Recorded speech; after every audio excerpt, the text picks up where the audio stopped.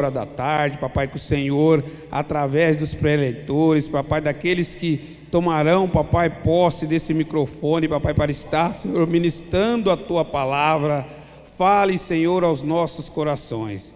Que as tuas palavras, papai, aqui, Senhor, usado, papai, seja, Senhor, de forma, papai, no qual possa nos convencer daquilo que precisa ser mudado, daquilo que precisa, papai, ser realocado, que a sua graça, a sua misericórdia, papai, seja conosco. Papai, agradecemos, papai, pela oportunidade no qual é nos concedida nesta tarde, que foi concedida nesta manhã, papai, que se entrará pela noite, Senhor, e agradecemos no nome do seu Filho amado, o Senhor Jesus. Amém. Glória a Deus, aleluias.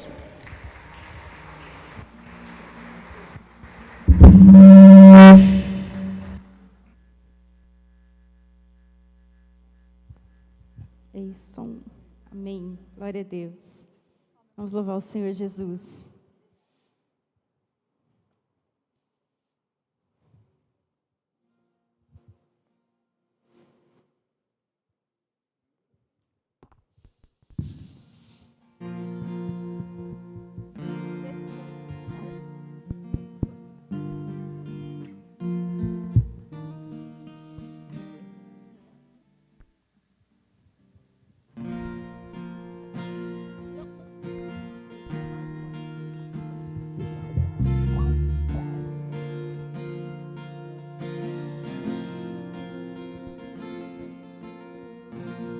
Que o Senhor te abençoe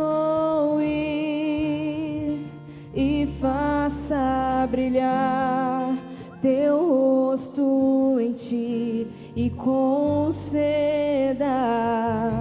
tua graça e te dê paz.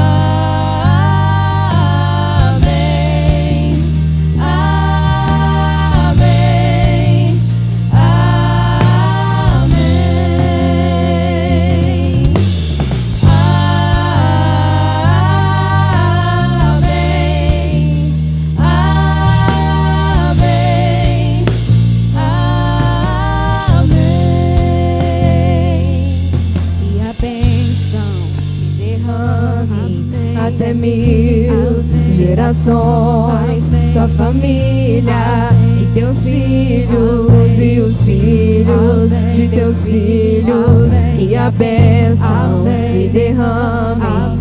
Até 1000 gerações, tua família e teus filhos e os filhos de teus filhos, que a bênção amém, amém. Amém, amém, amém, amém,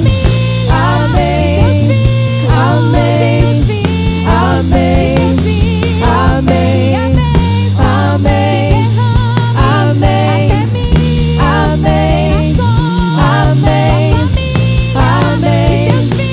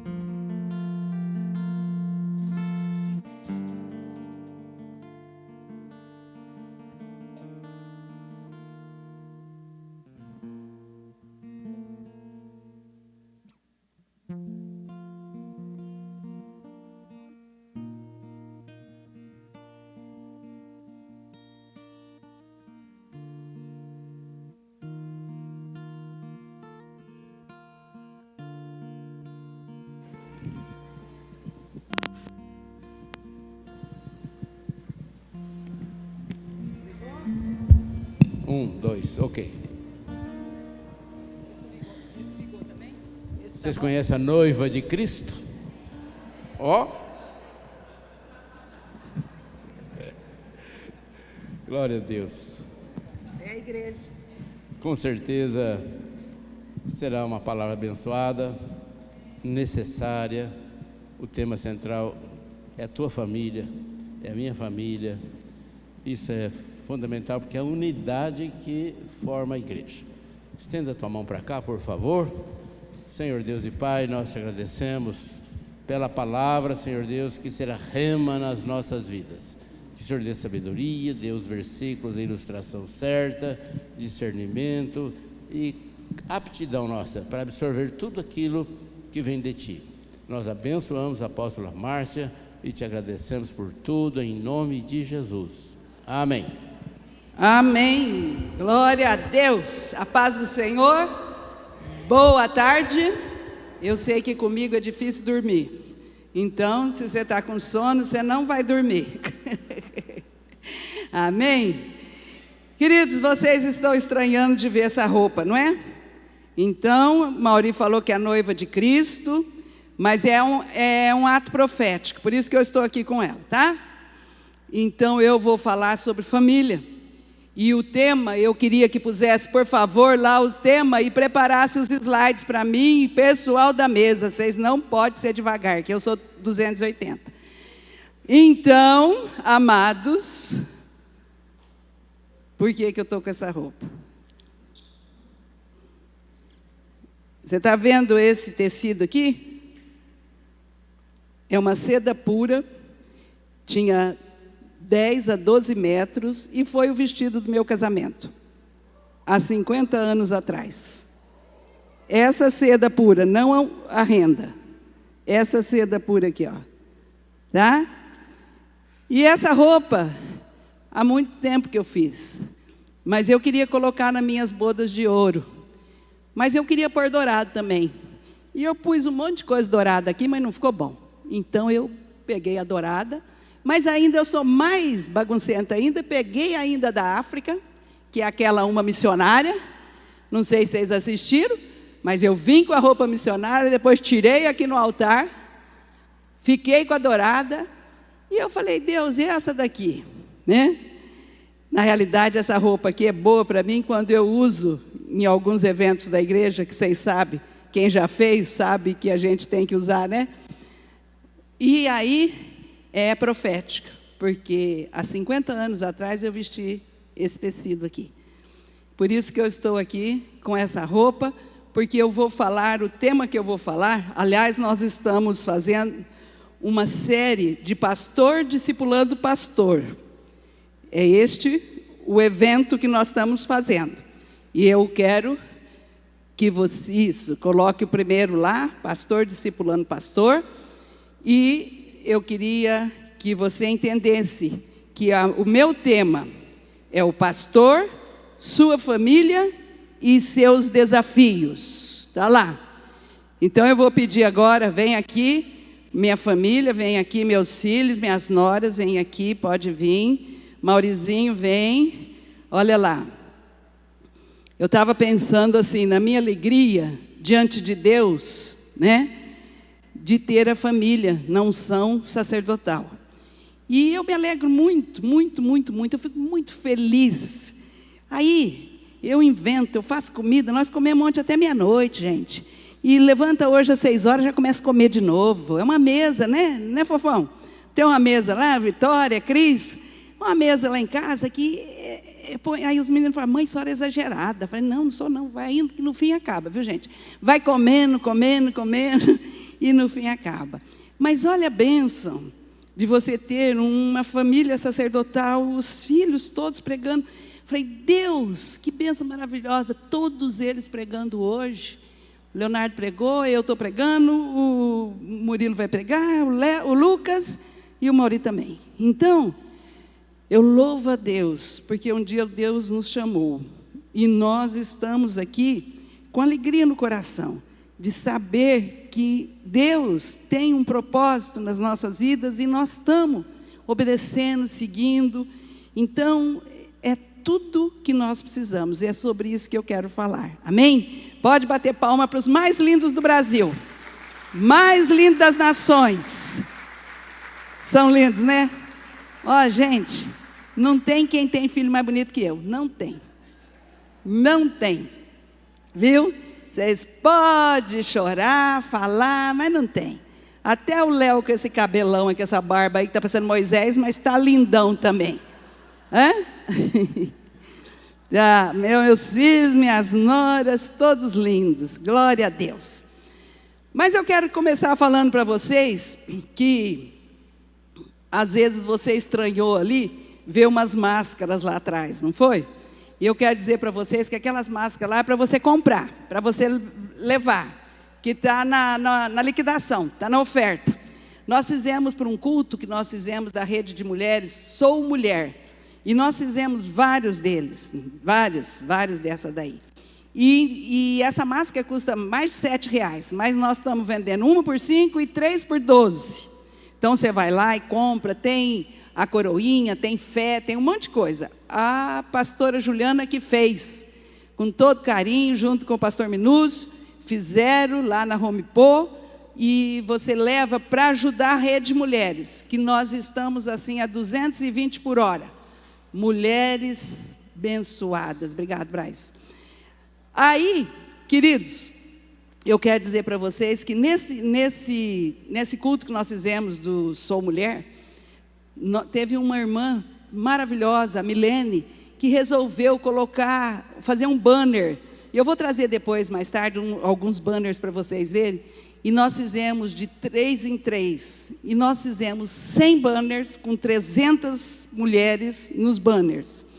E foi uma bênção. E nós fizemos comida, tudo para 300 pessoas. E vieram 300 pessoas.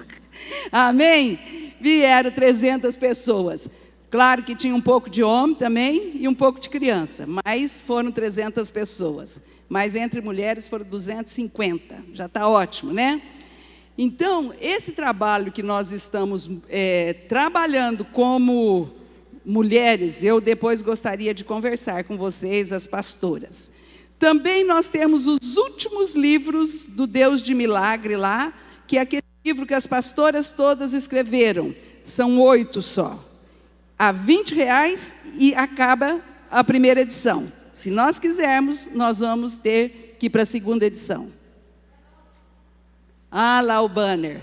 Ah lá, olha, eles são chiques, olha lá, ó. Tá vendo? Fizeram assim, as mulheres ficaram numa felicidade, gente. Parecia que tinha recebido o prêmio Nobel da paz, da alegria. Então, olha que lindo que foi. Isso daí foi uma beleza para nós. Agora eu tenho um convite para as mulheres também. Nós vamos ter as mulheres de joelhos lá em Campinas, com a minha mãe espiritual, a apóstola Cleide, e a ministra Damares, que vai falar, ela vai falar direto para nós, mas vai falar por videoconferência. Mas nós alugamos já um ônibus aqui, e se você quiser ir, nós vamos em 46 mulheres para Campinas. Então, tem 46 vagas, ok? Vai ser uma bênção, dia 20 de novembro, tá? E agora eu quero que você feche teus olhos um pouquinho, que eu quero orar por você.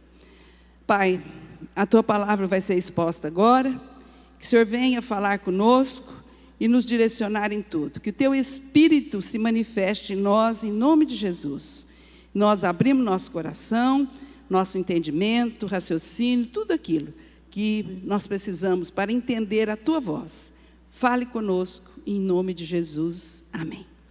Amém, queridos? Então, eu vou falar sobre o pastor, sua família e seus desafios. Claro que quando me deram essa palavra para falar, eu pensei, não é para mim, não sou eu que devo falar, porque eu deveria ser um homem, um pastor. Mas, no fim, Deus me deu uma chave assim, que eu falei, Senhor, o Senhor é tremendo. Olha, o Senhor vai na frente da gente, faz tudo que a gente nem entende. Então, vamos lá para a palavra, o pastor, sua família e seus desafios. O apóstolo Paulo já fala em 1 Timóteo que, como é o pastor, o bispo, que governe bem a sua própria casa, tendo seus filhos em sujeição, com toda modéstia. Porque se alguém não sabe governar a sua própria casa, terá cuidado da igreja de Deus? Essa palavra que eu vou passar para vocês, ela foi recomendada por um pastor que cuida quase o ministério dele há 30 anos só com família, que é o pastor Josué Gonçalves. Então, ele mostra aqui alguns caminhos que eu queria passar para vocês. Para os judeus, põe lá para mim. Os judeus, se você olhar para os judeus, o que eles mais trabalham? Em preservação da família. Porque eles sabem que se eles preservam a família, eles preservam todo um povo judeu e preservam toda uma nação. Então nós temos que aprender isso. Talvez no nosso meio, nosso país, a gente não tenha tanto o caráter do judeu, do tanto que ele trabalha com família. E nós precisamos entender isso. E isso é muito importante, porque a família é uma preservação muito grande. Agora eu estou falando para pastores. Vamos lá. Eu estou falando de uma forma geral, os pastores, né, são os sacerdotes, os pastores.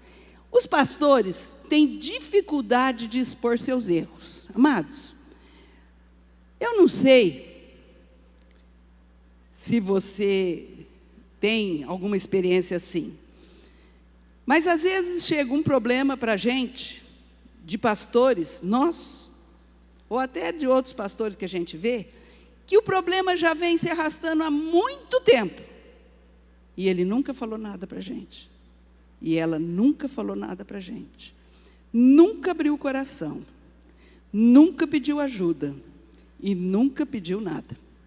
E a gente, às vezes, assusta. Por que aquela família bagunçou? Por que aqueles filhos estão daquele jeito? Por que tem algum problema tão sério? Aí você vai ver a dificuldade que os pastores têm de colocar os seus erros para fora, porque é o medo assim, se eu falo, o meu líder me tira, não deixa mais eu pregar, não me dá mais nada para fazer. Então ele esconde e tem uma dificuldade muito em compartilhar. O que acontece? Qual é a decorrência? Ficam doentes, escondidos, camuflados e não expõem. Agora são os pastores que pregam e no fim passa a ser réu de púlpito, porque prega uma coisa que não vive. Então o que eles fazem? Simplesmente esconde o seu, mas vai lá na ovelha, na primeira geração, nos discípulos e fala: confessai os vossos pecados uns aos outros para serdes curados. Isso é para você, não é para mim. Entende? Nós temos uma paternidade espiritual. Os meus problemas pessoais, eu levo tudo para minha mãe, a Cleide. Passo tudo para ela.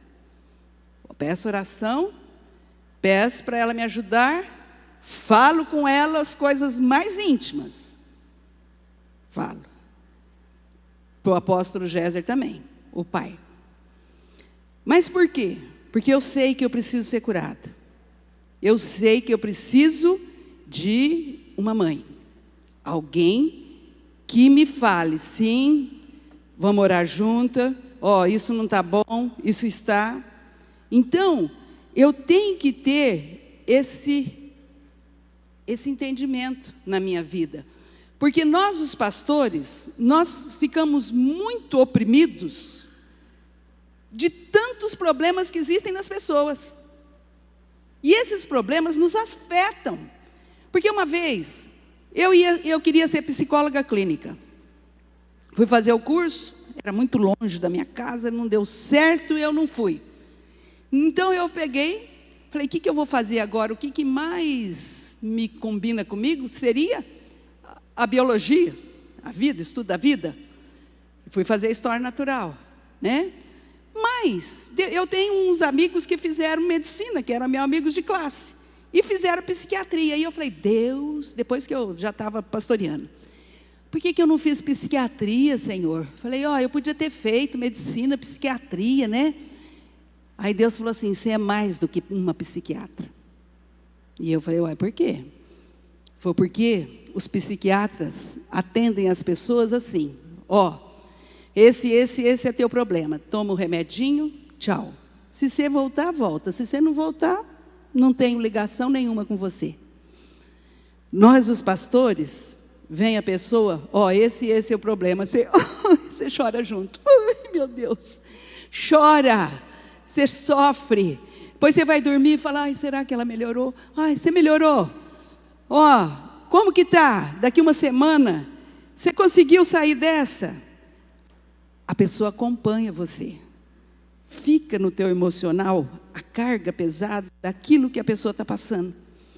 Um morre, você é o primeiro a saber. Um cai, machuca, você é o primeiro a saber. Um vai para o hospital, tudo. Então, nós precisamos entender que nós precisamos expor uns aos outros, os pastores, os nossos líderes. A gente precisa abrir o coração, a gente precisa ter a pessoa de oração com a gente, precisa estar ligado a isso. Por quê? Porque podemos sim ficar doentes. E aqui foi falado, quantos pastores estão doentes, quantos estão aí com problemas seríssimos, e a gente tem que saber. Então, olha só uma realidade distinta.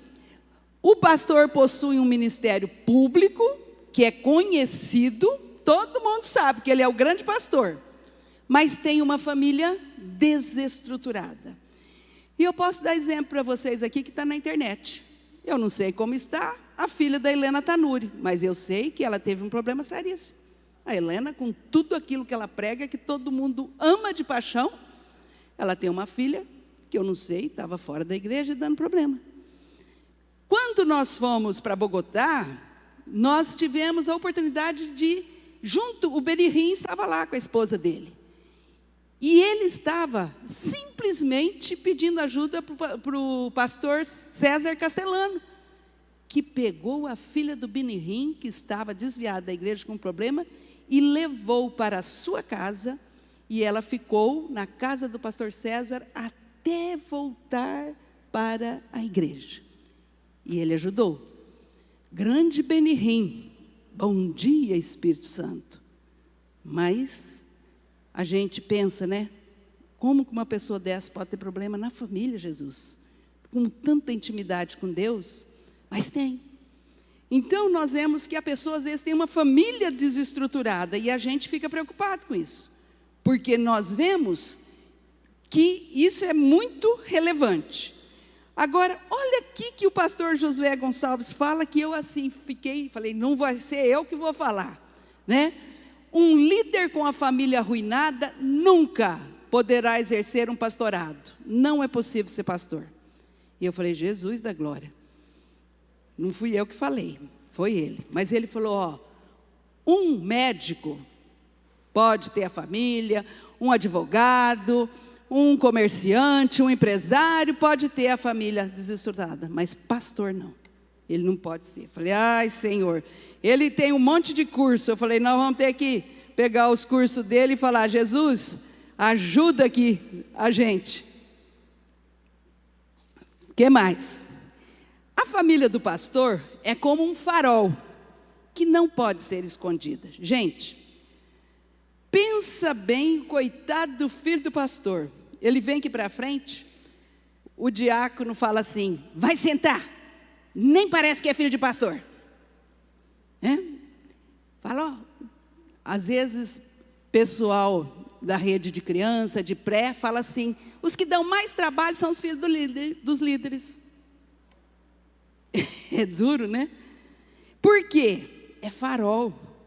A família do pastor não pode ser escondida. E aí vem o texto que Jesus disse, o que aproveitará o homem ganhar o mundo todo e perder a sua alma, e perder a sua família, e perder os seus filhos? O que adianta você ter tudo isso e perder teus filhos, teu marido? tua esposa, tua casa. E aí vem uma estatística. O Dr. Jaime Kemp é um pastor e é um escritor. Põe a estatística, pronto. Ele diz lá que 50% dos pastores possuem problemas familiares. Uma estatística foi feita. E esse Jaime Kemp, ele trabalha com família. O ministério dele é familiar. Trabalha com família. Então, nessa estatística, ele mostrou aqui uma coisa séria. Se casar ele com o pastor Josué, fica que não pode ser pastor e 50% tem problema, fala, meu Deus do céu, tem que arrancar 50% dos pastores então, né? Mas não, nós temos Jesus para nos cuidar, amém? Para nos curar e para nos dar o conforto. Outra estatística é do Instituto Fuller, olha lá, 80% dos pastores afirmam que o ministério pastoral afeta negativamente seus familiares. Então, as famílias estão sofrendo por causa do ministério do pastor. Isso é importante. 65% dos pastores sente que suas famílias vivem como vitrines e temem não serem bons para atenderem às expectativas. Então, olha lá, vê, ó, é o pastor, nós vamos copiar, nós vamos fazer igual, é uma vitrine, ó, está na moda, vamos lá.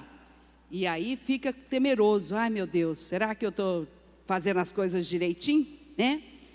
23% estão distantes de suas famílias, estão longe,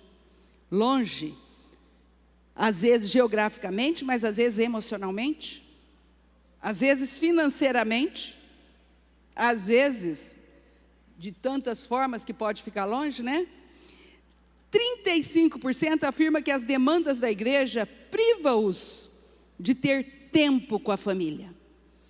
Aí vem a história do pastor Marcos, né? Ah, eu estou separando da mulher. Não, não vou não. Mas onde o senhor vai? Vou no cinema. Ouviram? Vou no cinema com a minha família. Hoje é o dia que eu tenho para levar eles. Aí, pensa bem, ele, nesse momento, não foi privado de estar com a família, porque ele foi.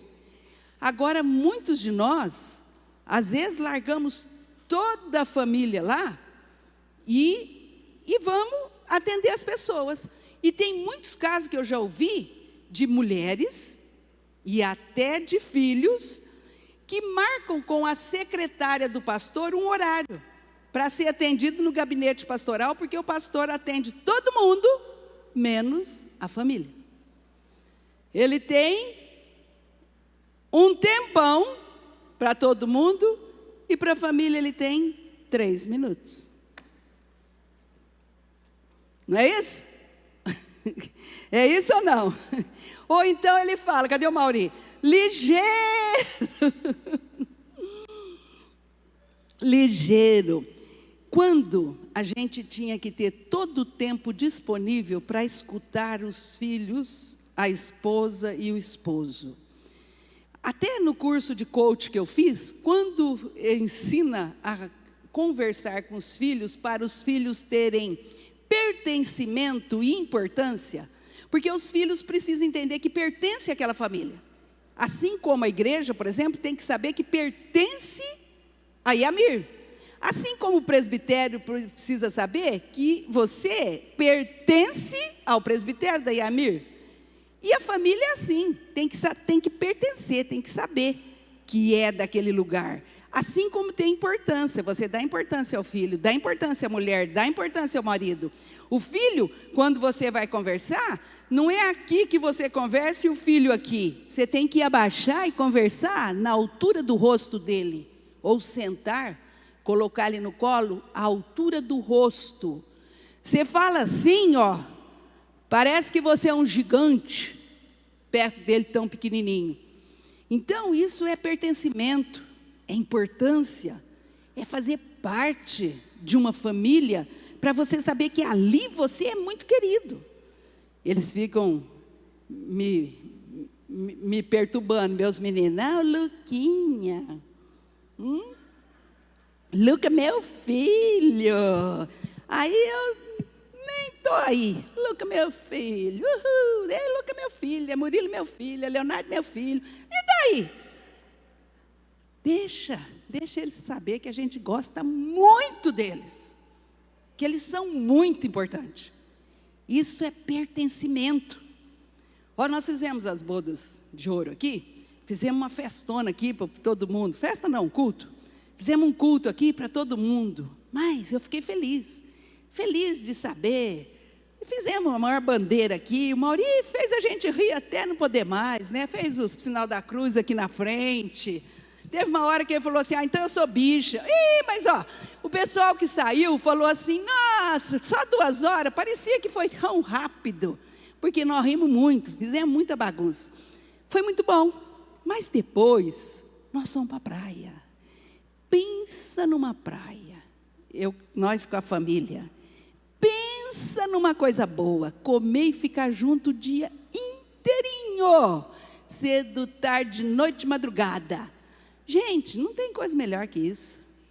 Ó, nós comemos de tudo, do melhor e do bom. Praia maravilhosa, casa maravilhosa, tudo. Tem coisa melhor que isso? Eu precisava ganhar um presente melhor do que esse nas minhas bodas de ouro? Não. Foi um presente de Deus.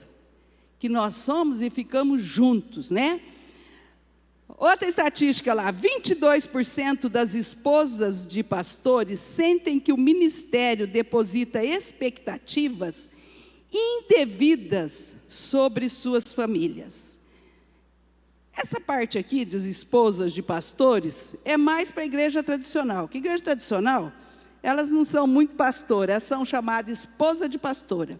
Aqui não, aqui nós somos chique. Apóstola Márcia, pastora Mercedes, pastora Luciana, pastora. Nós somos pastora mesmo. Nós somos pastora.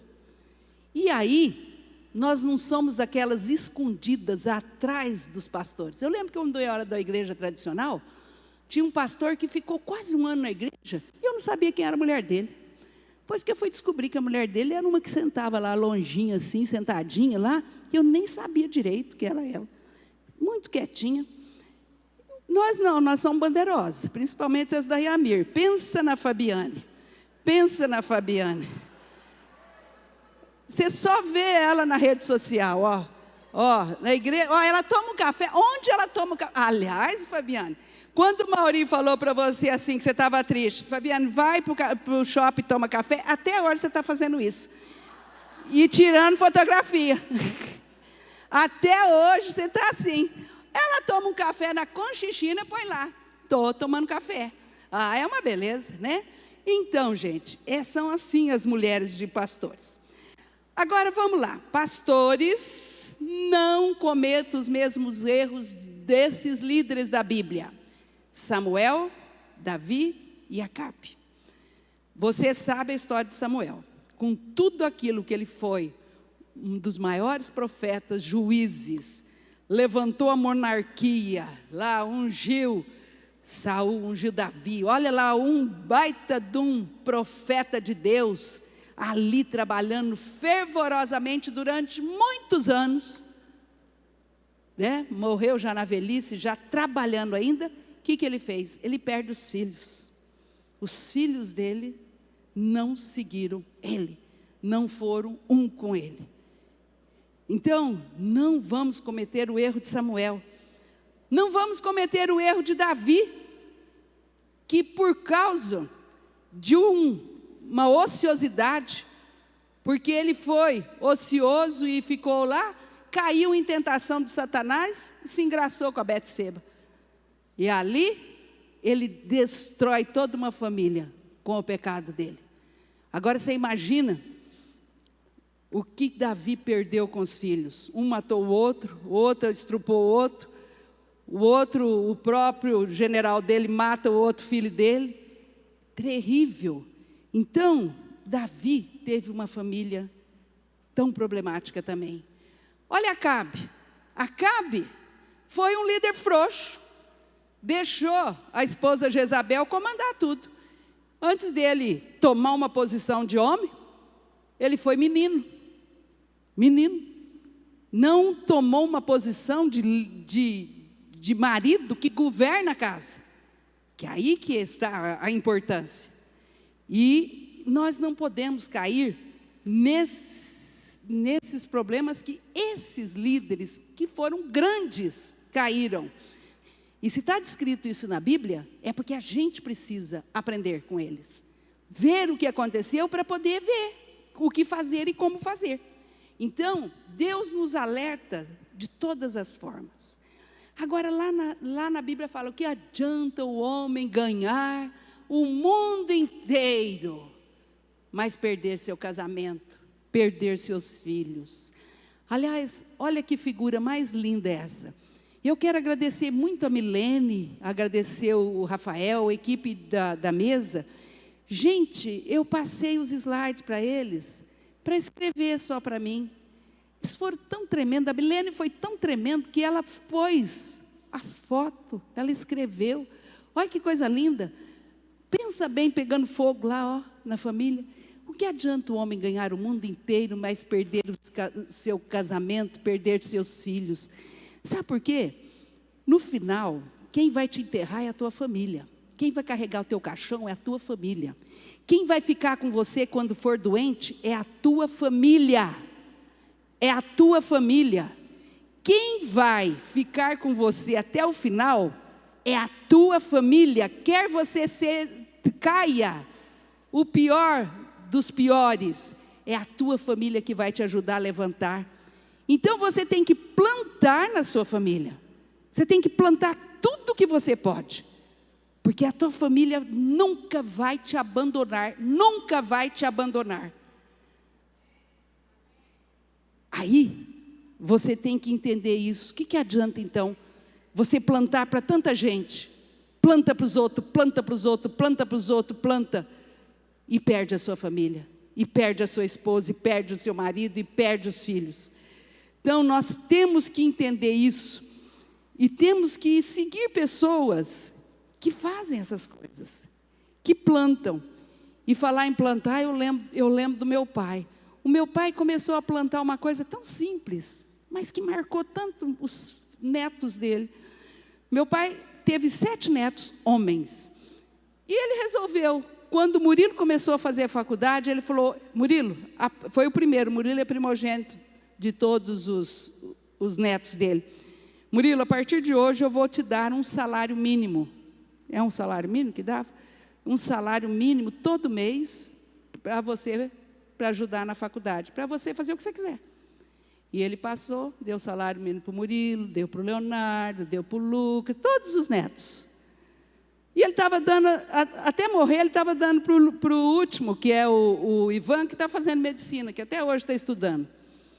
Então, ele plantou ali. E você vê que é muito importante isso, a gente plantar. Às vezes é tão pouca coisa, né, que você fala: mas é pouco. Mas o teu pouco é uma demonstração daquilo que você é, daquilo que você está pretendendo fazer. Então é importante isso. Agora, olha só, conselho aos pastores. Ele vai dar esse conselho agora para os pastores, tá? É a lista do pastor Josué.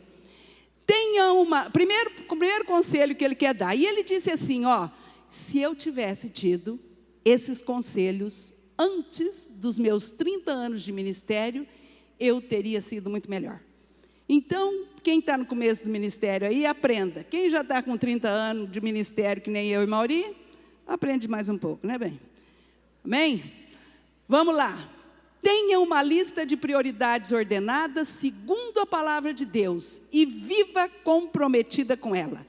Essa lista de prioridades, você tem que saber o que é a prioridade na sua vida. Olha bem, pessoas vêm antes de coisas, tá? O lar vem antes da igreja. O cônjuge vem antes de si mesmo. Está difícil isso daí? Vamos lá. O cônjuge vem antes dos filhos. Os filhos vêm antes dos amigos. Então, a prioridade nossa é entender quem vem antes. O que é prioritário?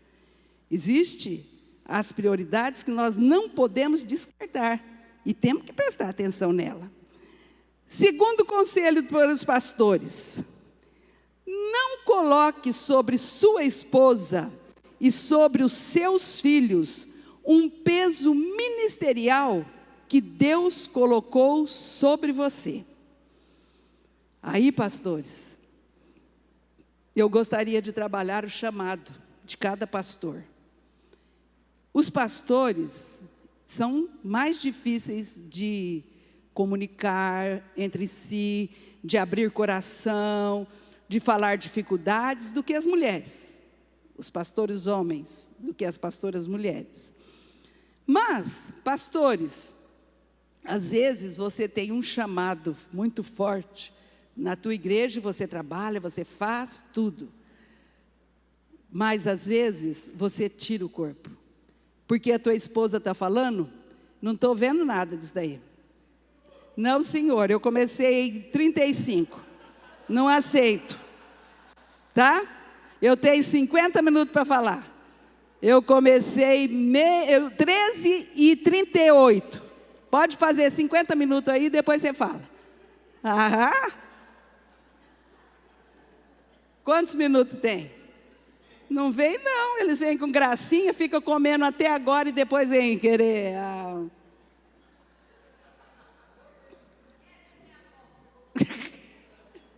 Aliás, vai lá. 14, 11, 38 são 40, 20, 30 minutos. Eu falta 20 ainda. E você fica quieto, senão você apanha. É 19. Não, nem vou falar que eu ia falar. Então, vamos lá. Bom, terceiro, não coloque sobre a sua esposa, tá? Terceiro, não negocie seu tempo de qualidade com a sua família. Isso daí foi o que o pastor Marcos fez. O teu tempo com a família é aquele que acabou, né? Espera um pouco e fique firme com a sua família. Quarto, invista no crescimento da sua esposa. Ninguém cresce na sombra. Isso está falando para uns pastores tradicionais, tá? Porque nós, as pastoras avivadas, nós temos um pique. Não é, pastora Juliana? Se você olhar para o presbitério da Iamir, as pastoras são um rojão. São ou não são? Pastora Maria, nos predinhos. O Senhor abençoe ela que está doente agora, em nome de Jesus. Pastora Nilza, lá na sede. Pastora Mercedes, lá em Rio Preto. Cadê? Pastora Fabiana é um foguete. Se deixar, ela sobe em cima de todo mundo. Olha lá, ó. Vai lá. Você vai vendo, são uns foguetes. A pastora Nice, ai Jesus, deve estar na glória cantando. Mas é demais da conta, né? Pastora Célia está lá em Nova Mutum. Você vê pastoras, né? Então, invista no crescimento da sua esposa. Nós estamos investindo, mas os pastores, líderes de igreja, precisa dar sim oportunidade para as pastoras, porque elas não podem ficar na sombra, elas têm que crescer. Quinto conselho, cuidado com o seu tempo livre. Davi caiu por não saber lidar com seu tempo livre. A ociosidade pode ser um tempo propício para as investidas de Satanás. Aí está o perigo, tá? Aqui está mostrando o perigo de cair em tentação. E o sexto complementa, cuidado com o poder destruidor de uma paixão proibida. Gente, vou falar aqui para vocês. Nós estamos entre pastores, está online, mas para vocês que estão online. Pensa numas mulherzinhas separadas com problema com o marido e moças na igreja que correm atrás de pastor. Ai, pastor, né? Ai, faz o maior caloramento. Claro, gente. É um pastor, ela quer carinho, ela não tem atenção do marido, não tem atenção de ninguém, tem família. Então, essas pessoas correm atrás e, às vezes, elas confundem um pai com um marido. E aí é perigoso, porque elas começam a adocicar, né? A voz, a boca, para poder cantar o pastor. Cuidado, pastor. Cuidado com essas investidas, porque existe dentro da tua igreja isso. E as mulheres, não só as pastoras, detectam. Eu aqui é uma beleza. Eu tenho diácono, eu tenho pastoras, falam assim, ó, fulana está correndo atrás do pastor Mauri.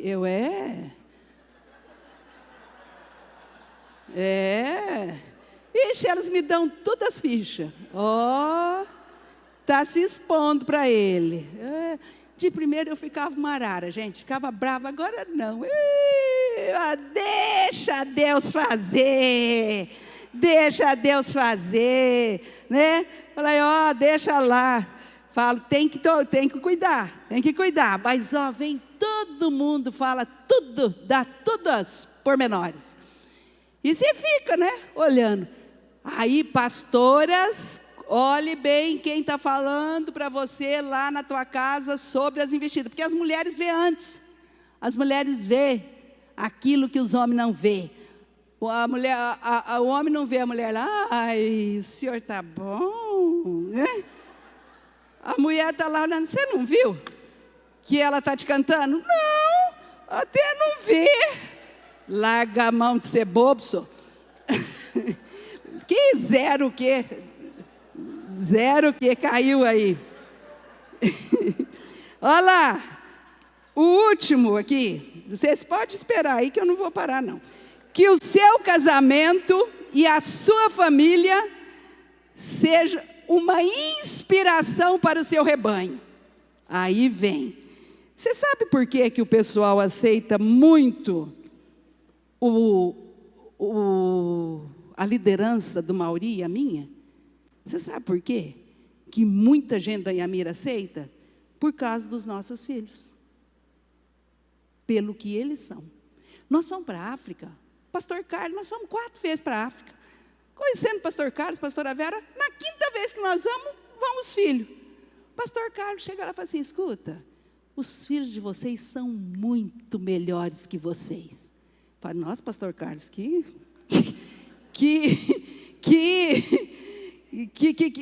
isso é elogio, o que é, né? Eles são muito melhores. Então, o que acontece? Você tem que mostrar o fruto. Pela árvore se conhece o fruto. Então, eu oro muito para os meus meninos não cair, não, em nome de Jesus, pelas minhas noras, ficar firme ali até o fim. Firme. Oro todos os dias. Na segunda eu jejuo por eles.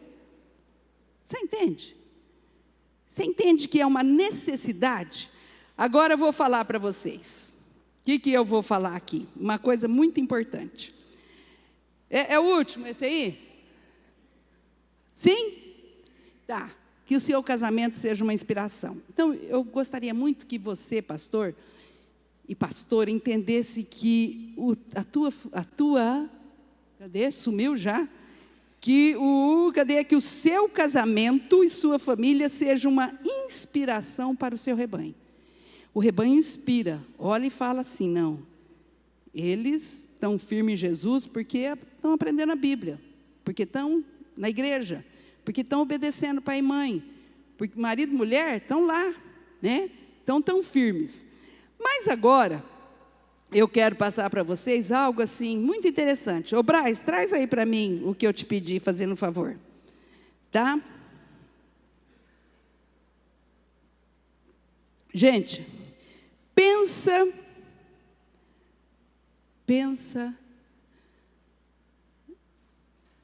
que os polos opostos se atraem. Enquanto Mauri cuidava de 4 empregados para limpar o quintal, eu correndo com a minha empregada para poder limpar a casa inteira, porque eu recebi. Levanta aí, Fofão, Vitória. O Fofão e a Vitória são lá de Mutum. E Cris, levanta também. Tudo isso daí está enfiado lá em casa, gente. Pode sentar. Cada um num quarto. Olha lá, enquanto nós estamos arrumando, Mauri cortou lá a árvore. Olha o que ele fez. Você sabe o que é isso? É uma Bismarck, uma palmeira azul. Ele cortou ali, fez isso daqui, ó, fez 3, pôs lá dentro de casa. Gente, eu não gosto nem de pregar botão, nem botão eu gosto de pregar. Artesanato, 0,0. Sabe meu marido? Ele gosta disso. Olha, e eu tenho que deixar dentro da minha casa, olha que lindo.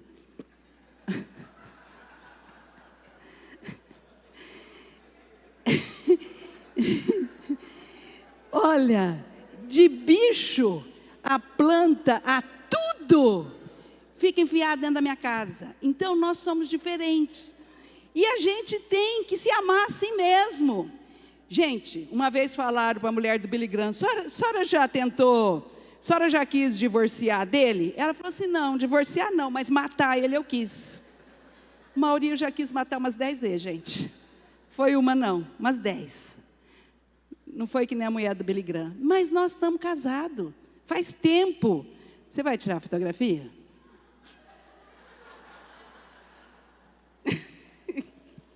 Pronto. Aí, pronto. Capricha, hein? Faz Photoshop. Aí, gente, o que acontece? Totalmente diferente de mim. Totalmente diferente de mim. E eu fui estudar o perfil comportamental. Gente, Mauri é dominante. Mauri é aquele que fala 3 minutos. Você tem que falar em 3 minutos. E eu sou aquela que falo muito. Aí eu vou para a África, 48 horas andando, com um homem que não fala. Não, eu saio para a rua, não, saio para o avião. Conheço todo mundo do avião, falo com todo mundo, sei quem é da Austrália, quem é não sei de onde, sei quem tem problema, sei tudo. Porque eu sou daquela que gosta de falar, daquela que faz amizade fácil, que falo. Então, nós somos totalmente diferentes, mas mesmo assim, nós temos que viver em conjunto e pegar as qualidades dele com as qualidades minha. Pegar os defeitos dele, levar para a cruz. Pegar os defeitos meu, levar para a cruz.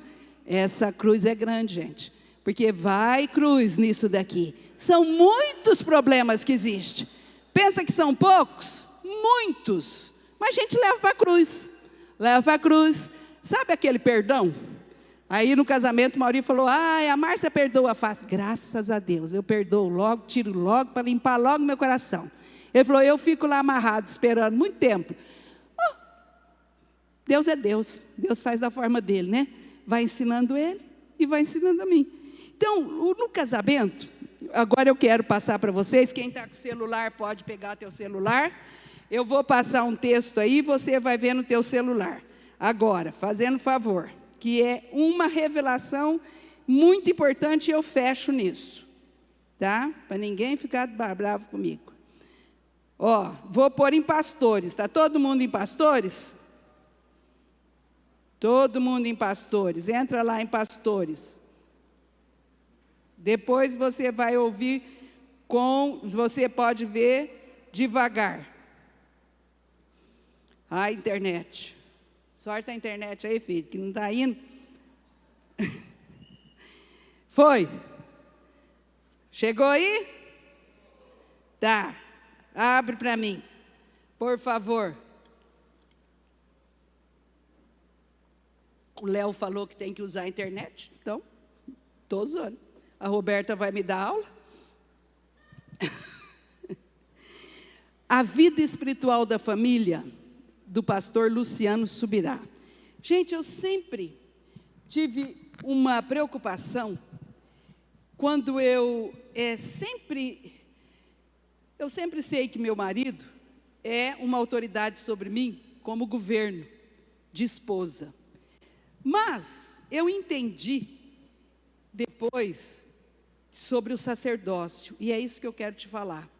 Porque eu não posso falar, o Mauri é meu pastor, e nada me faltará. Não posso falar isso. Porque vai faltar. Eu sei que vai. Mas é Jesus que é o meu pastor e nada me faltará. E dentro desse contexto aqui, olha só o que você aprende aqui dentro desse contexto que eu queria que você soubesse. Vai seguindo, está num texto assim, ó, de 1 Coríntios 11:3.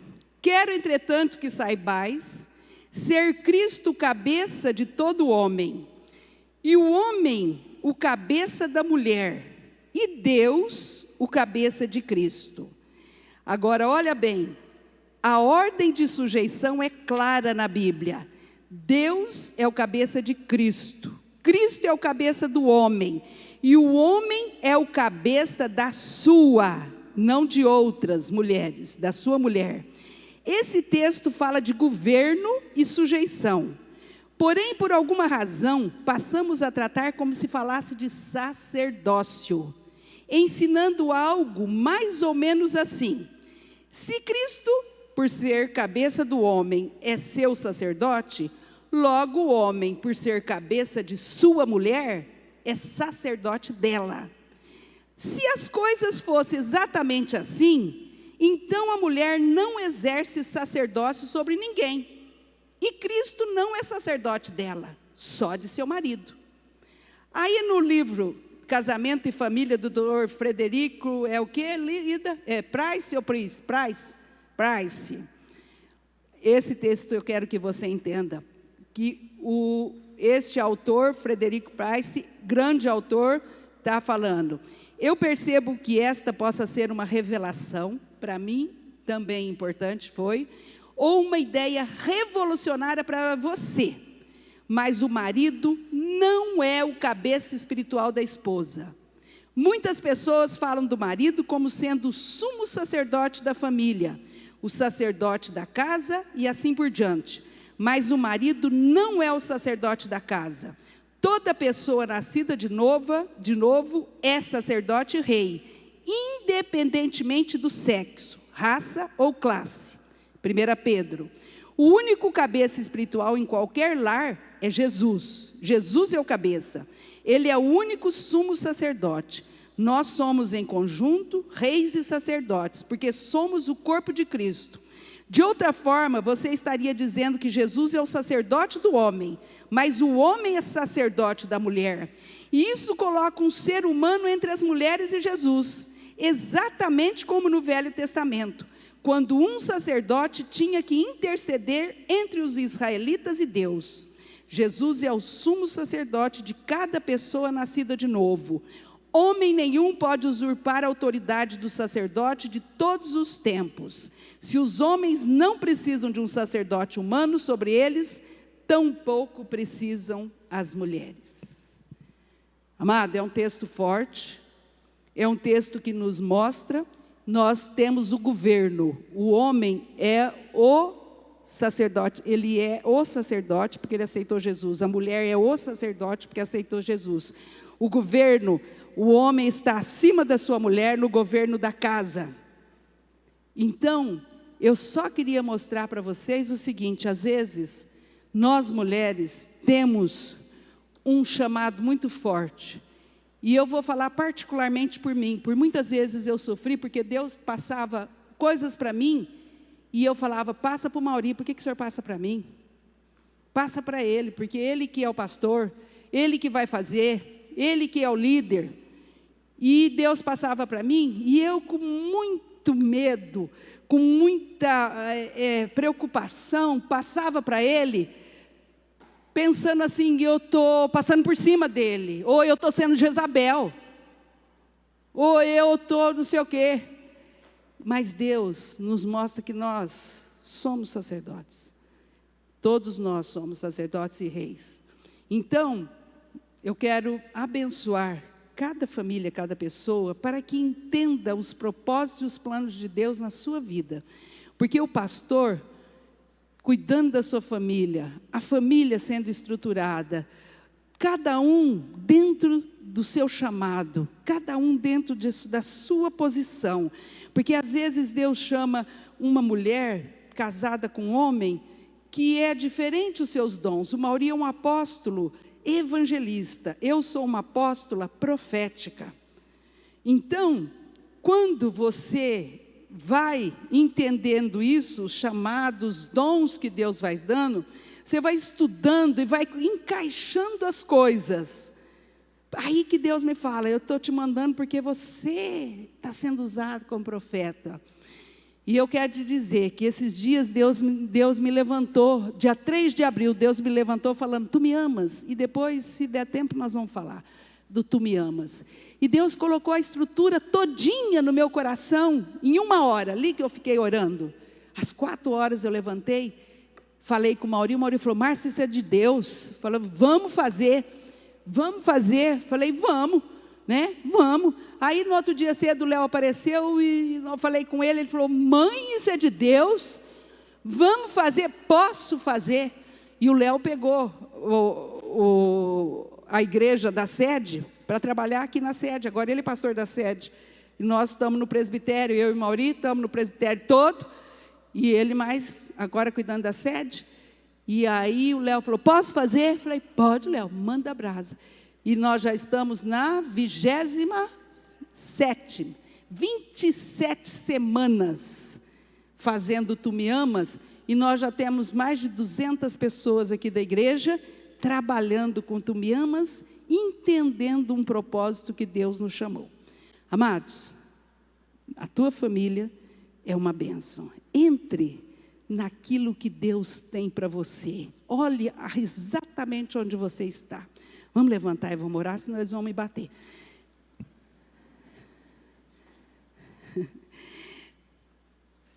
Põe a mão no teu coração. Se você está com a tua esposa, pega na mão dela. Se você quiser abraçar, você pode abraçar. Pensa que você é uma família. Pensa que Deus nunca errou. Embora você possa até pensar, acho que está errado isso, mas não está. Pense que Deus tem um grande propósito na tua vida. E esse propósito, Deus não te chamou sozinho. Deus te chamou com uma família.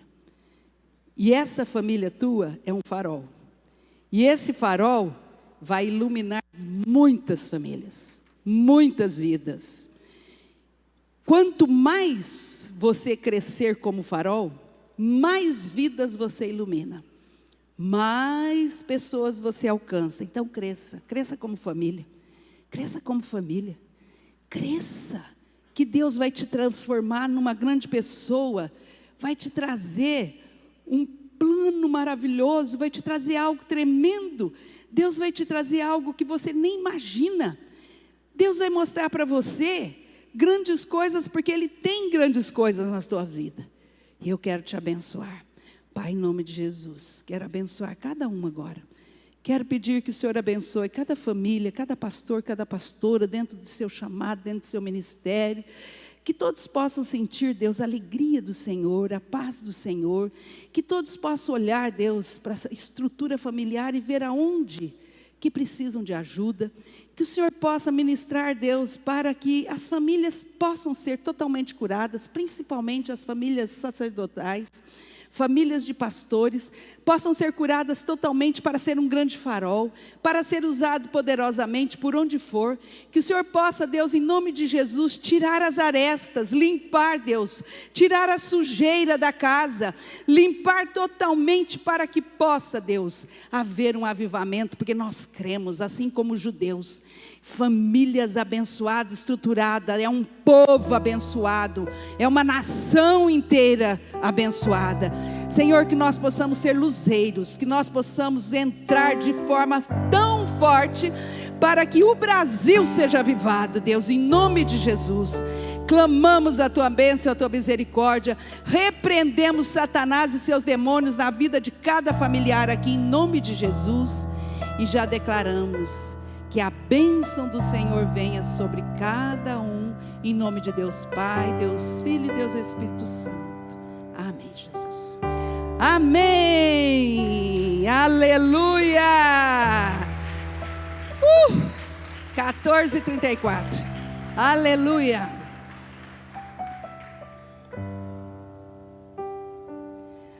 Pode sentar, queridos. Deus abençoe.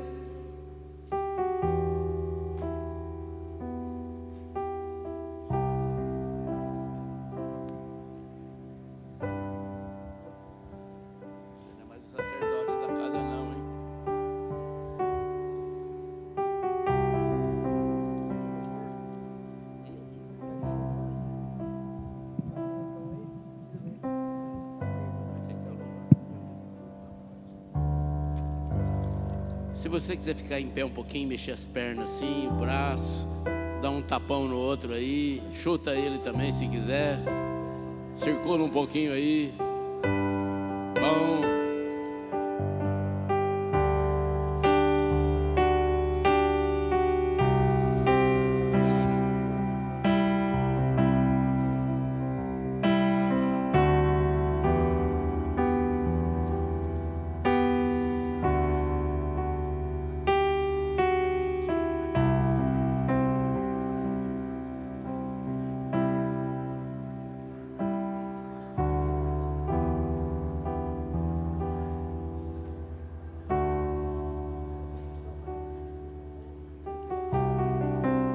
Tudo bem? Preparado aí para a próxima? Que bom.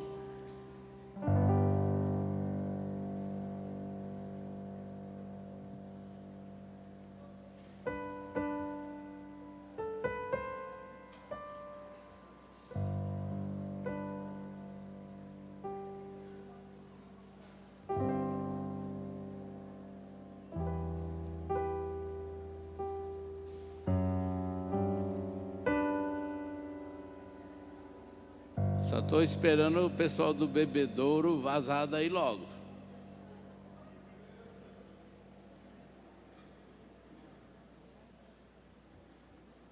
Come demais, né? É de graça mesmo, então come, agora dá sede.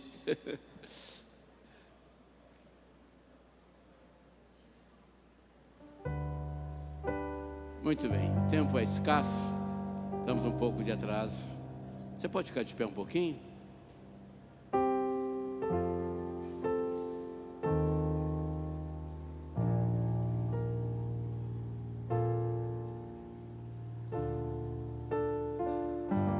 Vitória, vem cá abençoar teu pastor, por favor.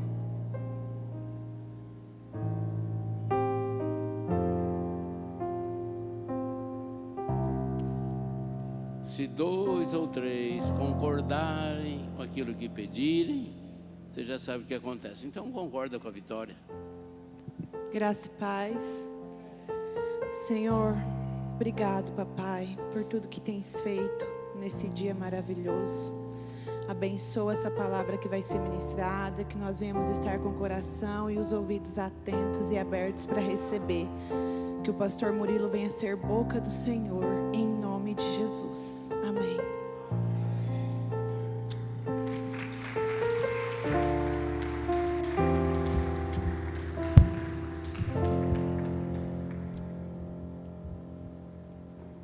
Paz do Senhor, queridos. Pode sentar. Uma alegria, um prazer estar nessa casa, nesse tempo, tá ligado?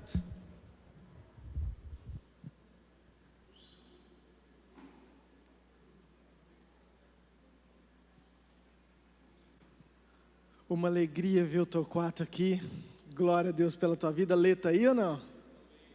Manda um beijo para ela. Saudade desse lugar, tenho histórias, emoções, unções, momentos preciosos. E eu gosto muito de aprender, e a gente sempre está aprendendo. Hoje eu aprendi que a pastora Célia está lá em Nova Mutum e eu nem sabia. Aprendi que pela árvore a gente conhece o fruto, eu achei que fosse o contrário, mas está certo também. E assim nós vamos crescendo na graça e no conhecimento do nosso Deus. Amém? Obrigado, querido. Por favor, quero ser rápido. Pessoal da direção, a próxima vez vocês me colocam para ministrar antes da apóstola Márcia, por favor. Efésios capítulo 2, versículo 19. Quero compartilhar algo para os nossos corações, e eu quero ler esse texto. Sabe aquele recurso do WhatsApp, quando você vai escutar um áudio, que você pode colocar uma vez e meio, ou 2 vezes? Eu vou tentar falar entre 1 vez e meio e 2 vezes, para poder conseguir, entendeu, queridos? Mas vocês me ajudam, então fiquem atentos, porque eu sei que tem algo precioso para mim e para você, amém? Efésios 2, versículo 19 diz: assim já não sois estrangeiros e peregrinos, mas concidadãos dos santos, e sois da família de Deus, edificados sobre o fundamento dos apóstolos e profetas, sendo Ele mesmo Cristo Jesus a pedra angular, no qual todo o edifício bem ajustado cresce para santuário dedicado ao Senhor, no qual também vós juntamente estáis sendo edificados para a habitação de Deus no Espírito. Pai, fala conosco, Senhor. Eu quero te louvar por esse tempo tão precioso, por cada palavra, pastor, líder, por essa tarde maravilhosa e tudo aquilo que o Senhor começou a fazer desde ontem, que o Senhor possa continuar e completar a obra que o Senhor tem para esse ministério, para cada igreja, para essa hora, em nome de Jesus. Amém. Amém, queridos. O tema da minha ministração, pelo qual fui incumbido, é Igreja Profética, Apostólica e Pastoral. Eu li esse texto porque Paulo ele faz uma definição muito importante e que vem muito a tudo aquilo que a apóstola Márcia acabou de ministrar. No versículo 19, ele fala que nós não somos estrangeiros e peregrinos, mas nós somos família de Deus. Ou seja, aquela carta que Paulo está escrevendo aos Gálatas, ele define o ajuntamento do povo de Deus como família de Deus. E é sobre isso que eu quero falar, é sobre esse tema que nós vamos estar discorrendo. Algumas características que envolvem a igreja. A apóstola Márcia falou família específica, pai, mãe, filhos, e agora Paulo está falando eu e você, ministérios, um pessoal que vive longe, mas que também nós somos famílias e nós partimos das mesmas características e conceitos de uma família. E a primeira coisa que nós temos que entender é que ele diz: vocês não são peregrinos, estrangeiros. Ou seja, você não é aquele que está fazendo uma visita, mas você pertence a um lugar. E se nós estamos aqui é porque nós pertencemos a uma família, hoje chamada Iami. Amém, queridos? E nós temos que ter esse entendimento daquilo que nos rege, dos princípios bíblicos. Às vezes nós confundimos igreja como uma simples organização empresarial, onde tem funções, onde tem deveres. Mas não, família, a igreja é muito mais do que isso. Igreja não é um lugar que você vem, igual um mercado, pega a sua bênção, escuta a sua palavra, pega a sua porção e volta para casa para digerir tudo aquilo lá. Não, família, igreja é um lugar para se pertencer. Amém? E dentro disso tudo, se você parar para pensar, queridos, desde a criação, tudo aquilo que Deus se importa, a analogia de Jesus como noivo, da igreja como noiva, quando Deus colocou Adão e Eva, quando falou, os dois vão se unir e tornar uma só carne, todo o princípio, a tipologia, a metáfora da família, tem tudo a ver com o conceito igreja, com o conceito noiva, com aquilo que nós somos, com aquilo que nós devemos ser. Se você pegar Adão e Eva, ele tinha um princípio. Se você pegar Noé, a Bíblia fala que Noé era justo, mas quando foi para entrar na arca, falou, pega toda a tua família. Se você pegar Ló era um homem de Deus, mas falou assim, pega toda a tua família, até os teus genros, vamos sair todo mundo. E quantas histórias você sabe da importância? Abraão, Deus chegou para ele e falou assim, em ti serão benditas todas as famílias. Não falou todas as igrejas. Por quê? Porque a forma como que Deus olha para mim e para você é muito maior do que um CNPJ. É muito maior do que uma instituição, mas é uma família de Deus. Amém, queridos? E é necessário nós termos esse entendimento. Agora tem 3 tipos de igrejas, ou de famílias, igrejas. Mas eu vou falar igreja para você entender. Nós temos um tipo de igreja que é uma igreja festa. que ela é movida pelas celebrações, que tudo aquilo que está vinculado a ela, ou toda a sua estratégia, ou todo o seu fundamento, está muito mais com celebrações, com a modernização, com as estratégias daquilo que nós podemos oferecer, e não que de certa forma isso tudo esteja errado, mas eu estou falando como fundamento, ok? Nós temos uma outra igreja, que é uma igreja fábrica, que é aquela igreja que tem metas. Você precisa apresentar um resultado, você precisa até o final de 2022 ter dobrado de tamanho, ter alcançado até aqui. O pastor, ele fala exatamente igual àquele, ou seja, nós temos um engessamento, parece que é feito em série. Mas eu não vou ficar gastando tempo, porque a terceira igreja eu dei o nome de igreja Yamir, amém, queridos? Porque nós não somos nem igreja fábrica, nem igreja festa. Nova Mutum é diferente de Barretos, que é diferente de Rio Preto, que é diferente de Olímpia, porque o Espírito vai falar com cada um conforme lhe apraz, e cada um vai sentir aquilo que Deus quer, o momento que Deus quer, a forma como que Deus quer conduzir, amém, queridos? Agora, a forma correta é justamente isso, a forma bíblica de igreja. É nós entendermos um padrão família, que se tem uma hierarquia, se tem, queridos, a mesma autoridade de pais, de filhos, você vê e você sabe que Deus é um Deus geracional. Deus, ele não está preocupado simplesmente com você, com a sua vida, mas ele está preocupado com a sua geração, com os seus filhos, com os seus netos, com tudo aquilo que vai vir depois de você. Então às vezes é muito pequeno nós ficarmos preocupados somente conosco. Minha mãe acabou de falar, queridos, eu fico em crise quando eu vejo Samuel. Quem foi Samuel? E todo o povo fala assim, teus filhos não condizem, você não conseguiu passar um legado. Eu tenho falado, querido, que sucesso é ter sucessor. Nós temos que estar cuidando disso, nós temos que ter esse entendimento. Se você pegar Josué voava em Deus, era um homem de Deus, mas a Bíblia fala que levantou-se uma outra geração que não conhecia o Senhor. Como assim? Olha quem foi Josué, olha quem foi Samuel. Agora, se nós não tivermos a preocupação, os olhos voltados também para a próxima geração, se os nossos olhos estivessem somente em nós, por que nós vamos ser diferentes de Josué e de Samuel, que também foram homens de Deus? Então, sabe, queridos, o conceito família, ou a necessidade de você enxergar além da sua vida, é muito importante para esse tempo, para esses dias, e Deus tem ministrado muito sobre isso nesse tempo, amém, queridos? Mas eu quero falar alguns conceitos importantes sobre uma família saudável.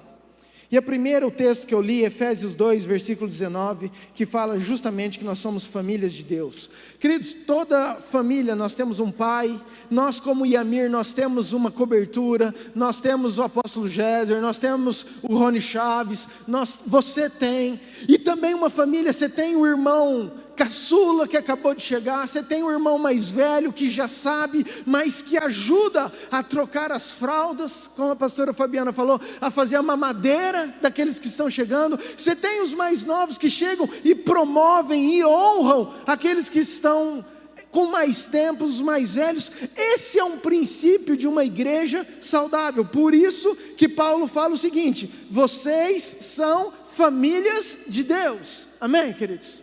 Agora, toda família tem atrito. Eu tenho 2 filhas, elas brigam, elas discordam. Você viu aqui, eu pego os pecados do Mauri e ponho na cruz. Eu pego os pecados meus e coloco na cruz. Mas os do Mauri lá na cruz, de tanto pecado, cara. Queridos, são diversidades, mas comemoraram 50 anos juntos, de unidade, dentro de um propósito. Então, queridos, o que eu quero dizer? Que nós, como família de Deus, nós também temos atritos, mas nós temos que ter a maturidade tal de entender que nós somos famílias, nós não somos apenas conhecidos. E quando você entende que você é família, você pode brigar, você pode discordar, mas à noite você tem que estar de mão dada, brincando de novo, orando junto, brincando junto, celebrando junto. É assim que acontece, amém?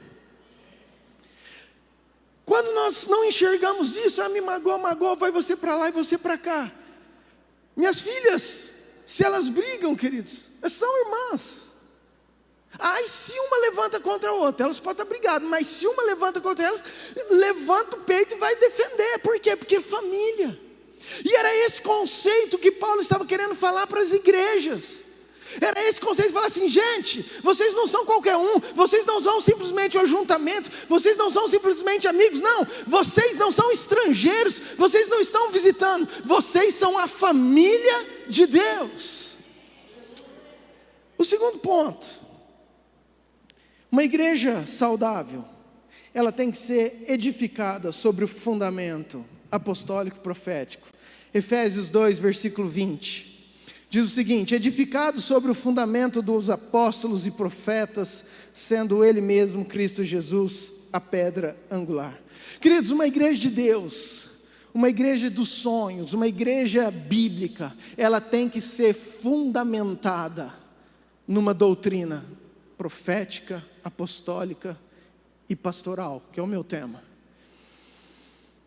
Não existe doutrina humana que vai dar certo. Pode dar um resultado, às vezes pode ferir a rocha, sair água. Nem sempre os resultados quer dizer que Deus está dando um like para você. Nem sempre a tua promoção significa que Deus está aplaudindo você. Nem sempre aquilo que aos nossos olhos se torna resultado é aquilo que Deus quer. Então, queridos, é necessário nós entendermos que uma igreja bíblica, ela tem que estar sobre o fundamento. Nós acabamos de passar da reforma. Reforma tem os 5 solas. Todo mundo, a maioria de nós, compartilhou nas redes os solas de Lutero. Jesus falou assim: gente, eu vou deixar 5 solas para a minha igreja ser saudável. Apostólico, pastoral, evangelista, mestre, profeta. Está aqui, é o fundamento da igreja. E nós temos que caminhar sobre isso. Amém? Agora, o que é uma igreja profética? Porque às vezes nós falamos o nome, mas nós não entendemos. Então, de uma forma muito rápida e clara, o profético é aquela igreja que traz o sobrenatural de Deus para a terra. É aquilo quando eu uso o poder de Deus, os dons de Deus, aquilo que é o mover do Espírito Santo, e nós cremos e somos frutos de um mover de Deus. Amém, queridos? O que é o apostólico? O apostólico é a expansão do reino. E eu não preciso falar muito sobre isso, porque nós somos uma igreja apostólica. Nós caminhamos sobre esse fundamento. Você faz discipulado, você faz célula, GPS, você tem igrejas.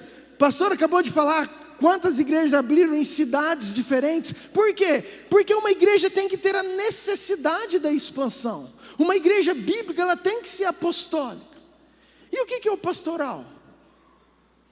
Uma igreja que cuida, que vai atrás, que ensina, que discipula, que passa a mão, que exorta e etc.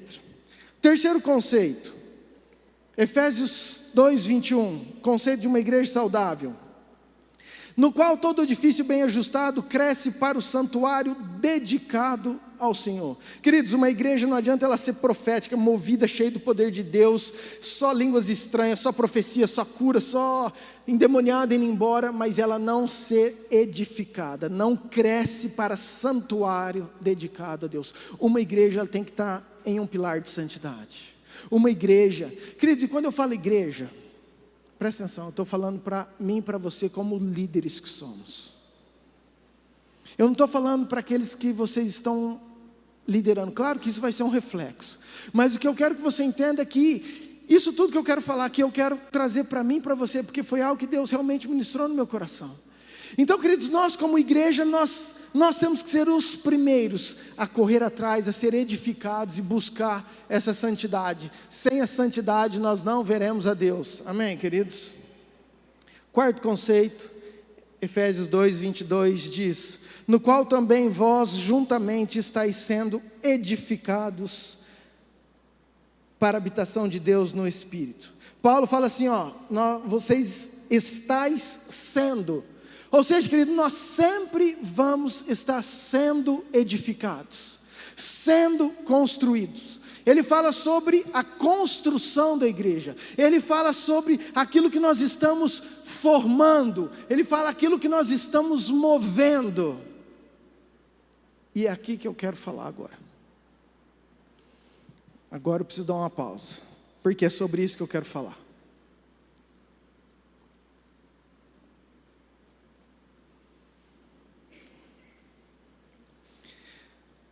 A maioria de nós somos líderes. Deus deu uma incumbência para mim e para você, um chamado para mim e para você, um privilégio para mim e para você. A função de um líder é mover pessoas.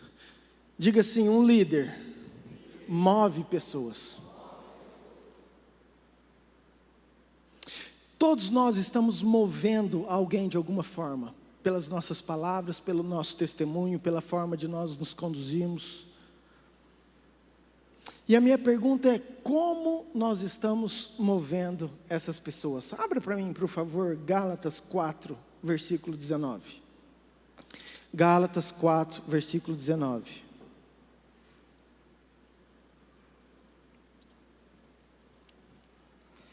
Eu falei que Paulo falou aos Gálatas, eram os Efésios, né, querido? Agora que é aos Gálatas. Gálatas 4, versículo 19, diz assim, queridos, olha como que Paulo conhecia, ele entendia os sois famílias. Ele chega para a igreja e fala assim, ó, meus filhos. Ele entende isso, e ele fala assim, ó, por quem de novo, ou seja, ele já havia feito isso, mas de novo ele continua fazendo. E o que ele continua? Eu sofro as dores de parto, até ser Cristo formado em vós. Vamos entender isso, porque eu acho isso sério demais.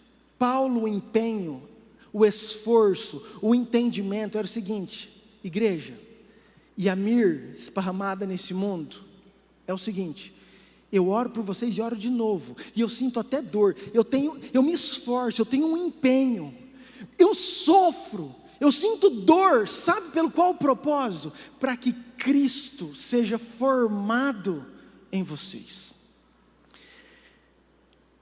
E esse é o nosso desafio. Nós como pastores, queridos, nós gostamos de resultados, nós gostamos de igrejas cheias, nós gostamos de pregar para multidões, igual o pastor Léo falou. Isso é saudável, isso é bom, isso é bíblico, sim. Mas o que é Cristo formado em vós? E agora eu entro na parte mais incrível, que eu quero falar algo que agora eu preciso de uma pausa, porque eu quero que você preste muita atenção, porque não pode ser coincidência isso, queridos. Ontem, pastor André falou, pastor Leandro falou, depois hoje o pastor Minari falou, sobre a palavra inspiração, sobre a palavra motivação. E o Léo, a hora que ele ministrou, eu virei para minha esposa e falei assim, o Léo pregou minha ministração. Agora eu não sei o que eu vou fazer. Eu falei, Léo, ele falou assim, não, essa não estava no meu script. Eu falei, pois é, você pregou a minha. E ele falou, mas estava na tua. Eu falei, também não estava na minha. Então, querido, é impossível, é muita coincidência, você está entendendo? Mas eu quero falar sobre nós como pastores, como líderes, formar Cristo nas pessoas. Como que nós estamos fazendo isso como igreja? E o pastor Léo falou, e é exatamente isso, só que eu quero esmiuçar isso. Tem duas formas de nós fazermos isso, por manipulação ou por inspiração. E quando eu vi isso, eu falei assim, nossa, mas parece tão pesada essa palavra, ser um pastor manipulador. Automaticamente eu já falei, serve para os outros, para mim não. Mas aí eu comecei a ver, comecei a aprender, comecei a estudar, e eu percebi que muitas coisas nós fazemos. Por quê? Porque na ânsia de nós queremos formar Cristo nas pessoas, de nós queremos ter resultados, de nós queremos promover o reino de Deus, às vezes nós agimos de formas erradas, não por maldade, às vezes é por ignorância mesmo. Sabe qual é aquela pessoa que erra tentando fazer o certo? E o que é isso? Quero falar sobre essa questão de manipulação. Preste atenção, queridos.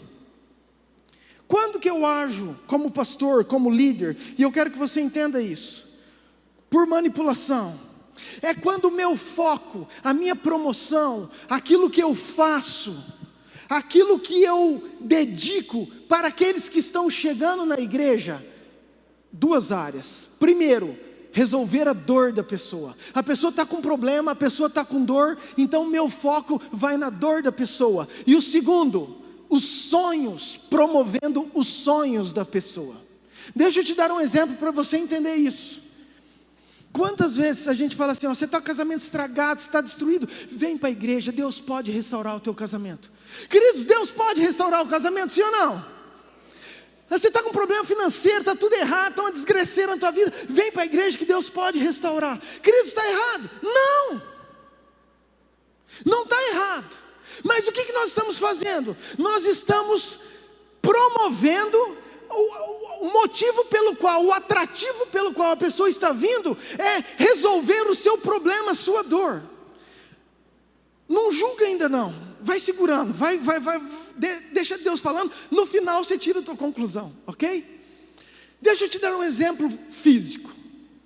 Dona Baunilha precisa vender, então ela fala assim, gente, esse mês vocês saindo daqui para todo mundo, quem comprar uma coxinha vai ganhar um merengue de sobremesa. Queridos, é só um exemplo. Escuta, tem alguma coisa errada ela fazer isso? De jeito nenhum. É uma técnica. Por quê? É um atrativo. Às vezes você vai lá, vai tirar uma foto, vai fazer uma publicação, vai experimentar a esfirra dela que é maravilhosa, entendeu? E ponto final, e vai ganhar. Ou então, Black Friday. Gente, Black Friday, você vai comprar, e você compra, por quê? Você sabe que vai ter um atrativo, vai ter um benefício, vai ter um preço melhor. Está errado nisso? Não. Mas o que acontece com isso? É isso que eu quero que você entenda. Vai chegar um momento que eu vou enjoar de comer a esfirra e o merengue, e eu vou esperar um pouco mais da Roberta. Fala, não, ela já embutiu o preço. Então o que ela tem que fazer? Ela vai ter que fazer uma estratégia nova. Agora você compra uma esfirra e um merengue e você vai ganhar 2 tortinhas. Ou você vai ganhar agora o frete grátis para não sei o quê. Então a pessoa sempre fica esperando uma estratégia nova, um resultado novo. Vem cá, Lucas. Eu fiz esse teatro. Queridos, falou tanto comigo que eu ministrei essa palavra lá na nossa igreja. E eu usei esse teatro, eu quero usar aqui. O que é isso? O pastor Lucas está aqui, eu estou aqui. Eu sou o pastor da Yamir. E eu quero trazer o Lucas para a igreja, porque ele não conhece a Deus. Então eu começo a incentivar e falar, cara, você tem problema. E eu começo a mostrar um monte de benefícios que Deus pode fazer, pode fazer. Mas o que acontece? Eu começo a trazer o pastor Lucas para mim. E ele sempre vai ficar aqui perto de mim. Por quê? Porque eu apresentei esses benefícios. E ele vai sempre querer um benefício novo. Porque vai chegar um momento que aquilo que eu fiz, pastor Léo falou isso. Ele já conseguiu a igreja, como que foi a igreja não? A casa, ele vai para outro lugar para conseguir um carro próprio. Por quê? Porque a pessoa, ele vai estar até mim, vindo, querendo um benefício que eu posso dar. Amém, queridos?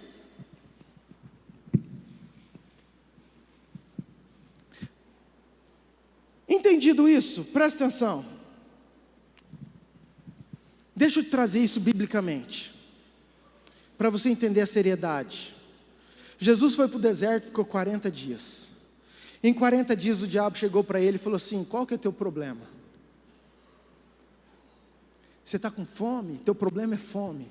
O que é teu sonho? Seria uma comida boa? Transforma. Olha a solução do teu problema, eu te dou. Querido, você entende que quem age por manipulação é Satanás? Porque numa hora que você precisa, você fica muito susceptível a fazer aquilo.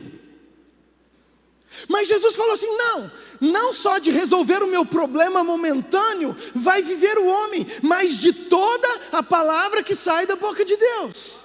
Amém? Então nós não podemos simplesmente atrair pessoas focado nisso. Por quê? Porque produz resultados, e é isso que eu quero te falar. Qual que é o resultado dessas pessoas que estão chegando nas nossas igrejas? Que tem os benefícios, que vem aquilo que Deus às vezes pode fazer. Querido, mas se o fundamento dele for simplesmente isso, o Espírito Santo pode fazer? Queridos, claro que pode fazer. Jesus fazia isso. Jesus curou 10 leprosos. Os 10 queriam o benefício. Um entendeu, valeu. Mas 9 voltaram. Então entenda com maturidade, nós estamos aqui falando para líderes. Como que nós estamos formando Cristo nas pessoas? Qual que é o resultado às vezes? Essas pessoas têm um tempo limitado. Essas pessoas, querido, elas são fiéis ao benefício, não fiéis à doutrina, não fiéis a Cristo, não fiéis àquilo que é a missão, o propósito de Jesus. Chega dificuldades, elas vão sair. E aí você percebe porque tem tanta igreja, que as pessoas vêm e saem.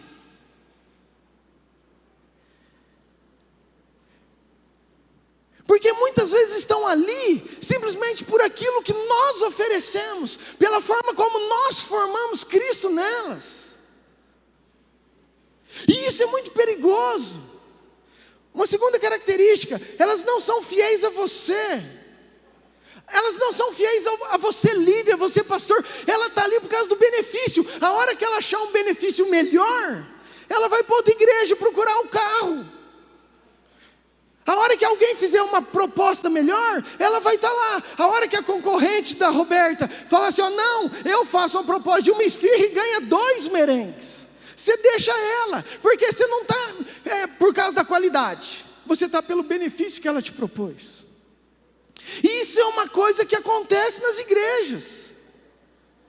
Terceiro, forma idólatras. Queridos, o que é uma pessoa idólatra?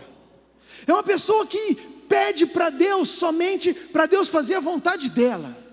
Você já viu algum idólatra ajoelhar perto de um ídolo e falar, ídolo, sei lá qual, o que eu preciso fazer para morrer para mim mesmo, para largar tudo que te desagrada, para pegar minha cruz? Não, você ajoelha lá e fala assim, eu preciso casar, pelo amor de Deus, arruma um casamento para mim, eu preciso de uma colheita. Então, nós somos treinados a pedir benefícios. Isso é uma visão idólatra. E às vezes a gente está dentro da igreja com a mesma visão, entendeu? Querendo pedir para Deus tudo aquilo que nós precisamos, e somente aquilo que nós precisamos. E mais um monte de coisa. Pessoas dependentes, que só dependem, pastor, ora por mim, intercessão, pelo amor de Deus, tem 20 anos na igreja, querido, e não deslancha, porque está preso nisso. Mas muito bem. Essa é manipulação. Eu quero falar o outro já para eu concluir, porque eu estou no modo FF. O pastor Léo leu o texto de Pedro. E eu quero usar esse exemplo que o Léo ministrou. Vamos lá para Jesus. Quem estava aqui de manhã? Todo mundo? Quem não estava aqui de manhã?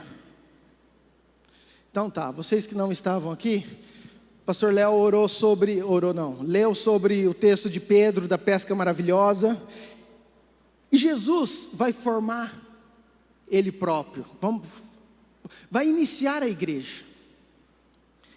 Então Ele vai falar sobre aquilo que regeria tudo, sobre os discípulos. Então Ele escolhe Pedro, olha para Pedro, e Pedro pescou a noite inteira, não pegou nada, e você conhece todo o texto, e aí Jesus fala assim, Pedro, lança a tua rede, e Pedro vai lá e lança a rede, e ele pega 2 barcos cheios de peixe, aquela pesca maravilhosa, tudo certo.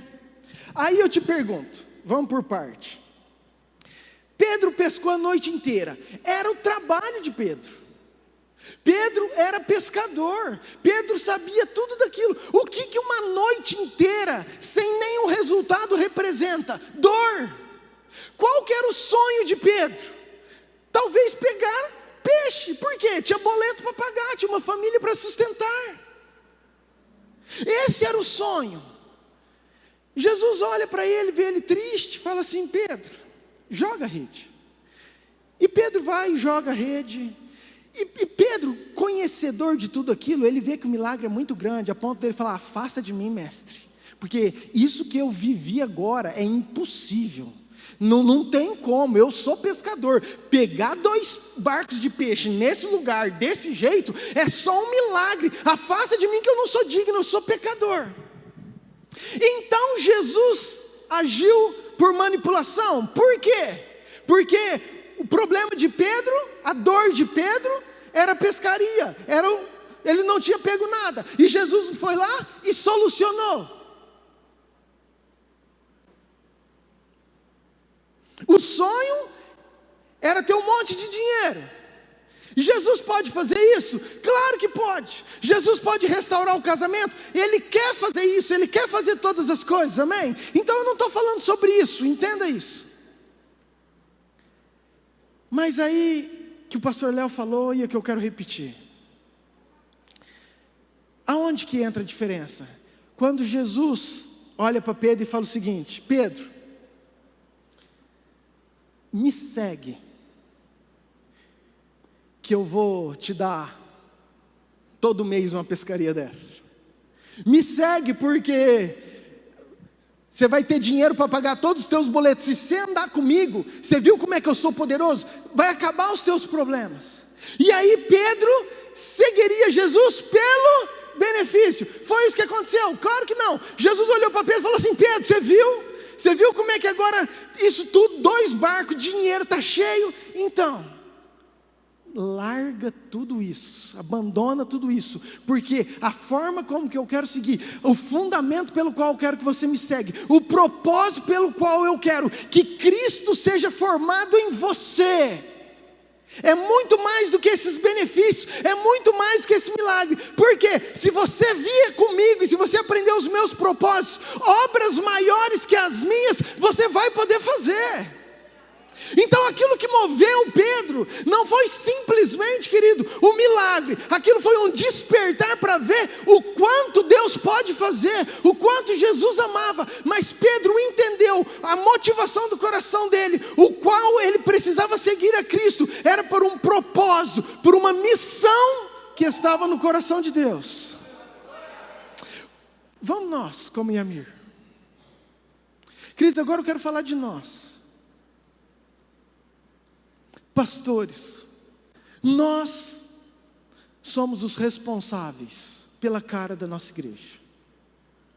Querido, teu coração tem que estar queimando por Deus. Só assim você vai conseguir passar o propósito que você tem, que você carrega, para aquele que está do seu lado. Se nós não entendemos, nós como ministério, como igreja, que nós somos aqueles que vamos estar carregando algo, movendo algo, que nós temos uma função de mover pessoas, e se nós não movermos da forma correta, a nossa igreja, o nosso ministério, aquelas pessoas que estão comigo, estão em risco. Quais são os resultados? Escute bem. Eu falei o resultado de mover por manipulação, mas eu quero te falar o resultado de você entender essa inspiração.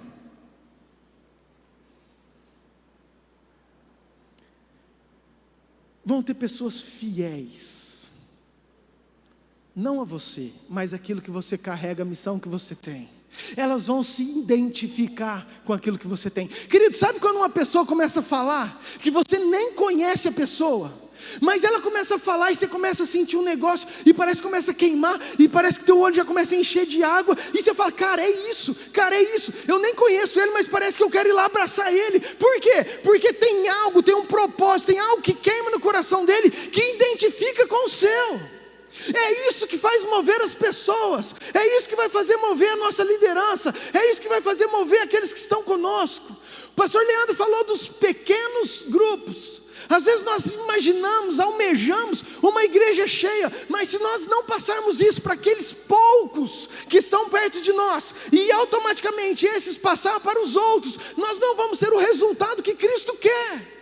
Mas quando nós temos esse entendimento de identificação, de missão, de propósito, querido, pode fazer chuva, pode fazer sol, essa pessoa não larga você, porque ela não é fiel a você, a sua igreja, mas ela é fiel àquilo que você carrega, o propósito que você tem, a missão que Deus te confiou.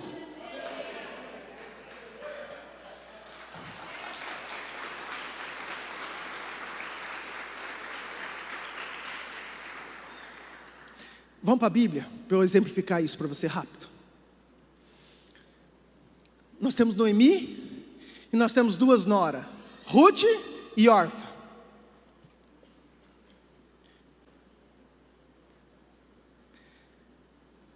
Não vou gastar tempo contando a história, porque todos nós conhecemos. Mas vamos lá, morreu todo mundo, as duas não têm mais benefício nenhum. Noemi chega para as duas e fala o seguinte: queridas, não vou poder ter filhos, vocês estão liberadas, vocês podem ir, vocês podem seguir o seu caminho.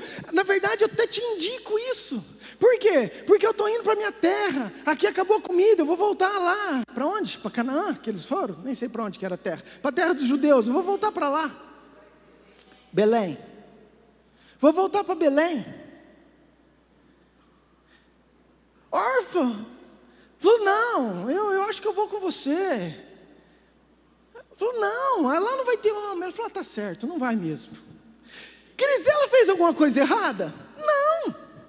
Era direito dela? Era. Não tinha benefício? Não tinha. Ela pegou e ficou. Mas dá uma olhada em Ruth. Ruth chegou para ela e falou assim: Noemi, você não está entendendo. Eu sei que você não tem mais benefício para me dar. Eu sei que não tem nada, mas tem alguma coisa dentro de você que identifica comigo. Tem um propósito que você carrega, que eu também quero carregar. Então, por onde você for, eu vou estar com você. O seu Deus vai ser o meu Deus, o seu povo vai ser meu povo. Eu não vou desgrudar mais de você, porque tem algo em você que queima dentro de mim, e eu me identifico, eu quero isso para mim. Essa é a diferença, queridos. Quando Jesus pregava, ele atraía uma multidão. Por que a multidão? Jesus falou assim: gente, vocês vêm em mim porque eu multiplico o pão. Tem comida, então vocês vêm. E esse povo vinha mesmo. E a forma como Jesus atraía aquele povo era pelos benefícios. Mas a hora que Jesus tinha que ser bruto, tinha que ser verdadeiro, falar assim: gente, a porta é estreita, tem que negar assim mesmo, tem um preço, tem uma renúncia, tem que viver em santidade. Não é assim, tem que ser assim. A multidão,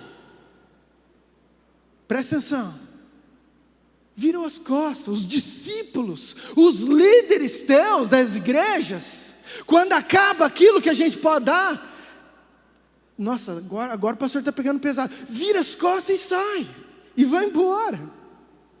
E aí Jesus chega e fala para os 12, mas e vocês? E vocês? Aí Pedro: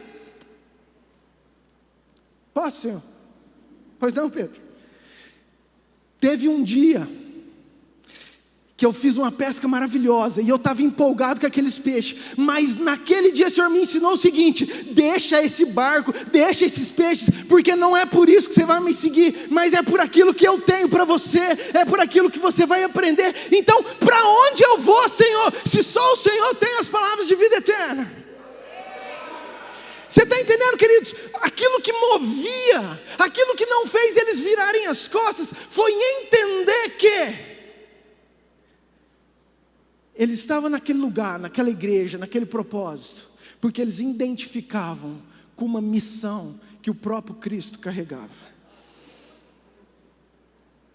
Eu e você, como pastores, sabe quando nós vamos ter uma igreja forte? Quando nós tivermos líderes, pessoas que identificam com o ministério, com a missão, com o propósito que você carrega. Agora, como que eles vão identificar? Como eles vão queimar se você não queima mais? Como que eles vão espelhar se o teu desejo hoje não é mais estar com Ele? Se o teu desejo é simplesmente estudar porque você está escalado para a próxima pregação do domingo que vem? Como que eles vão olhar para você e querer identificar se nós como pastores não estamos priorizando estar com Ele num lugar secreto, num momento de adoração junto com o Pai? Preocupado somente naquilo que o povo vai ver, nos resultados. Vai acontecer uma igreja fragilizada, e é um tempo de renovo, é um tempo novo daquilo que Deus quer fazer, um tempo que o Espírito Santo quer nos encher de novo, e nós precisamos, como pastores, como líderes, primeiro, estar buscando, crescendo, intimamente ligados com o Pai, para depois poder passar toda essa missão, essa inspiração que você carrega para os teus liderados. Amém. Escute, não forme uma liderança pelas habilidades, forma pelo propósito, pela identificação do teu coração com o coração dele, porque habilidade você treina, você tem que perceber quem que está com você. Às vezes, queridos, nós temos dificuldade, nós precisamos, nossa, está faltando uma pessoa aqui na intercessão, no louvor, e a gente pega pessoas com certa habilidade, mas que não tem uma identificação, mas que não queimam da forma que você queima, e é essa pessoa que lá na frente vai te dar problema. Por quê? Porque ela está ali pelo benefício, ela está ali pela promoção. Agora, se você coloca uma pessoa que arde, que queima, que está junto com você, igual uma Ruth, que olha e fala assim: eu não sei o que vai acontecer, mas eu não sou de você, eu estou com você, porque eu identifico aquilo que você carrega.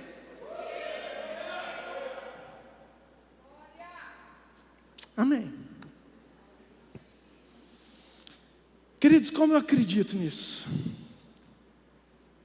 Como eu acredito nesse ministério, como eu acredito nesse tempo novo, como eu acredito numa restauração do profético, principalmente do profético, do poder sobrenatural de Deus sobre nós. Amém? Fique de pé, eu quero orar com você.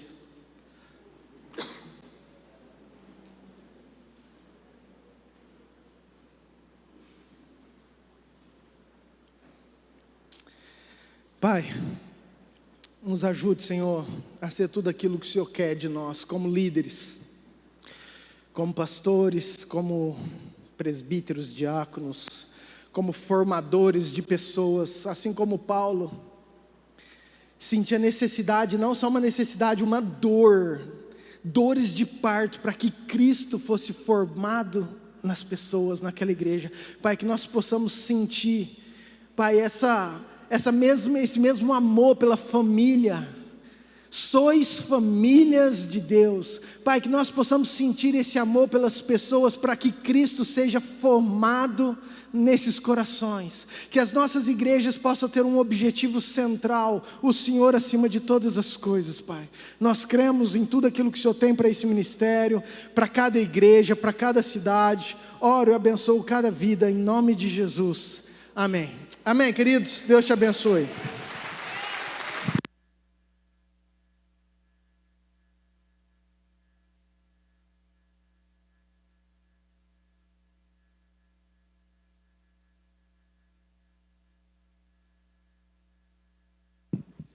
Ei, intervalo, café, vocês têm 10 minutos, não sei se é isso, mas é 10 minutos, café, xixi para você acordar e volta para cá.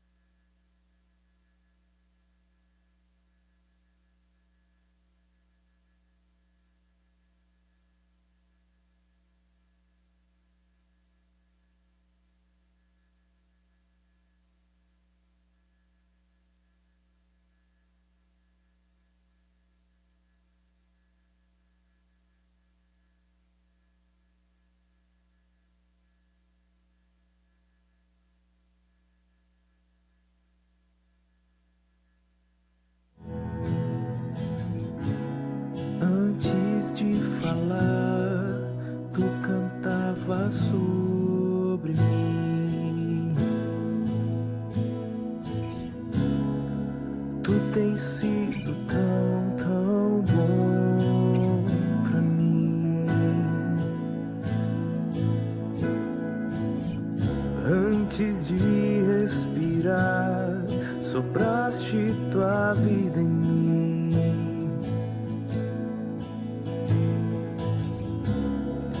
Tu tens sido tão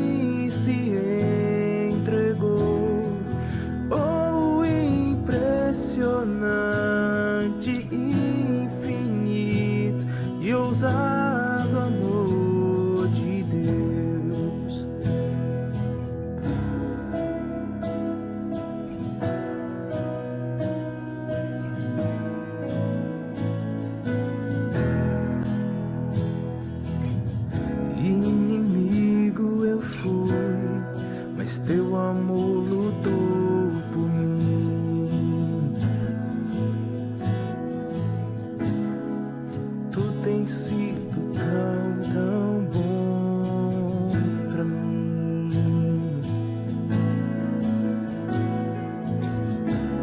Não tinha valor, mas tudo pagou por mim.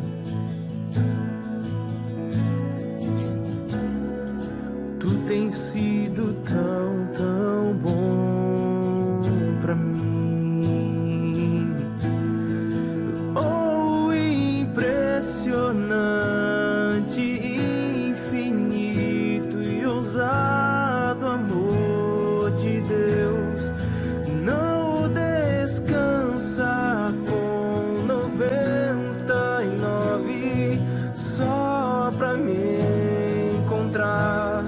Não posso comprá-lo e nem merecê-lo, e mesmo assim se entregou. Oh, impressionante, infinito, ousado amor de Deus. Yeah.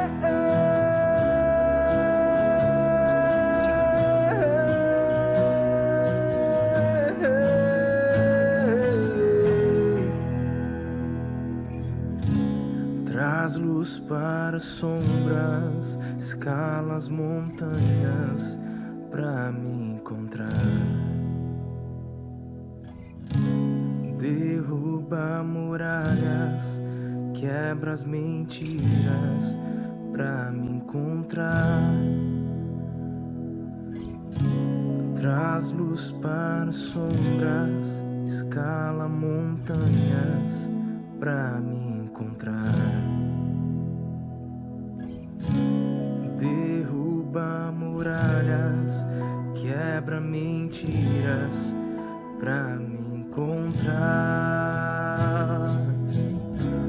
Traz luz para as sombras, escala montanhas pra me encontrar. Derruba muralhas, quebra mentiras pra me encontrar.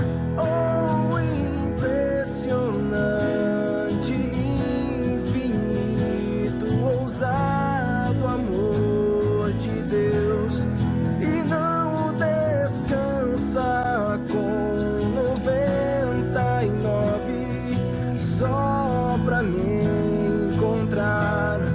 Não posso comprá-lo e nem merecê-lo, e mesmo assim se entregou.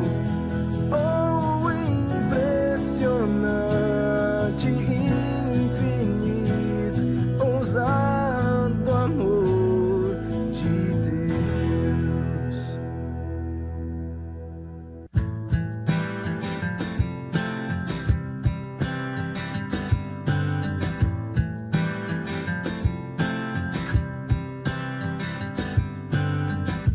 Disseste que nunca me deixaria.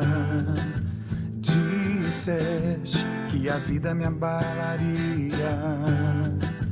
Disseste que no mundo eu teria aflições. Mas eu sei, quando o mundo cai ao meu redor, teus braços me seguram. Quando o mundo cai ao meu redor, és a esperança pra mim. E quando o mundo cai ao meu redor e as forças se vão, encontro abrigo em ti. Segura-me, segura em minhas mãos. Oh, segura em minhas mãos, Deus, Deus.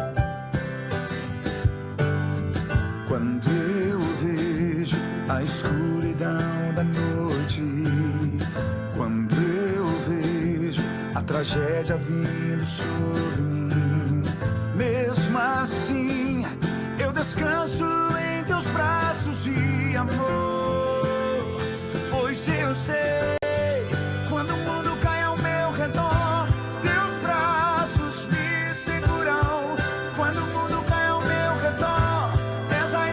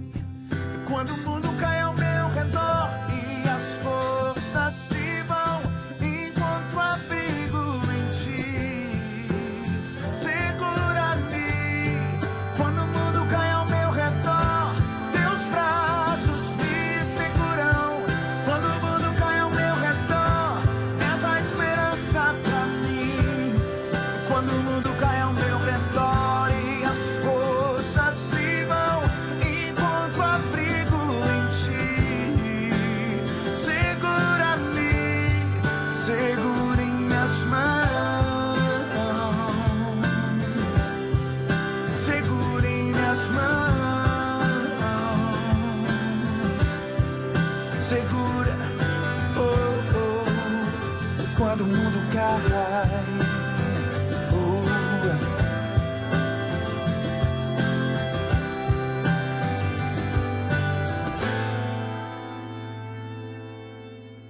Amanheceu, nada pesquei. Parecia ser apenas mais um dia como qualquer outro. Estava cansado, sem forças, desanimado, decidido a largar tudo e parar. Deus conhece tua estrutura, sabe o que está fazendo. Mesmo que esteja difícil, não pares, Ele está vendo. Colheu todas as tuas lágrimas e mandou a te falar. Pegue o que Ele te entregou e volte para o mar, que é o teu lugar. Quem mandou largar a rede? Quem mandou você parar? Volte para o mar alto, no lugar da tua vergonha eu vou te honrar. Quem mandou largar a rede? Quem mandou você parar?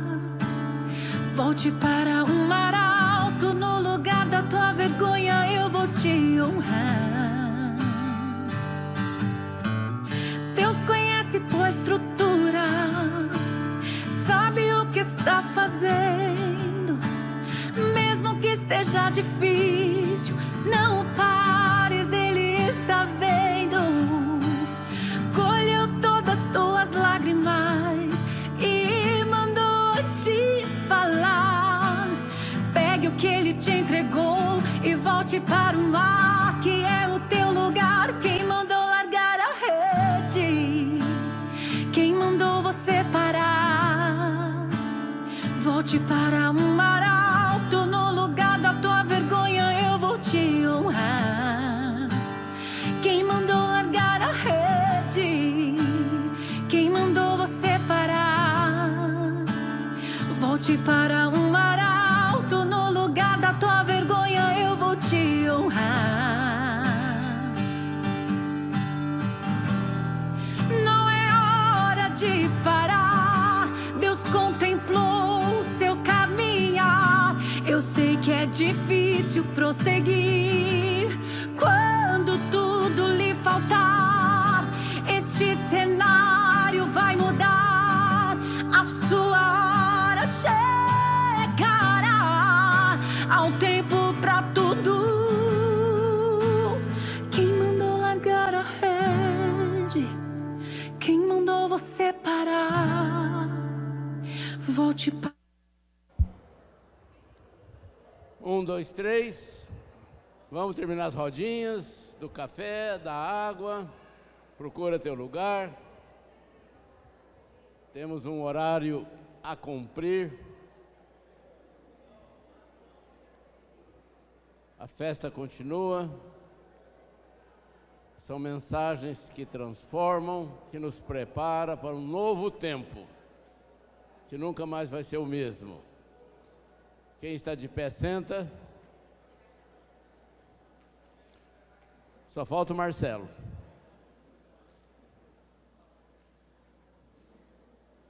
Ligeiro.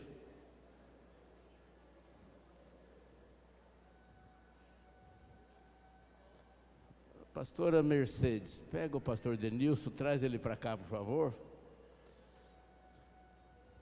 Vai ser bênção.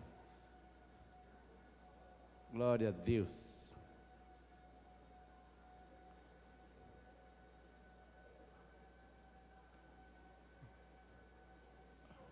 Ô Raul, dá um chute nesse bebedouro que ele para. Pronto. É que nem mulher de malandro. Amados, de todas as palestras, tem uma que é difícil, que é complexa. Precisaria de um homem muito sábio, muito inteligente, para transmitir para nós. Então eu falei lá na África, Senhor, quem que é um homem inteligente, sábio, capaz de comunicar, de transferir isso, esse conteúdo? Coitado. Eu já falei para ele, ó, eu estou com dó de você. Há uns 2, 3 meses que eu estou orando por ele, para que ele consiga transmitir a essência de uma grandeza. Abençoa ele. Amém, apóstolo, mas hoje meu coração está muito alegre.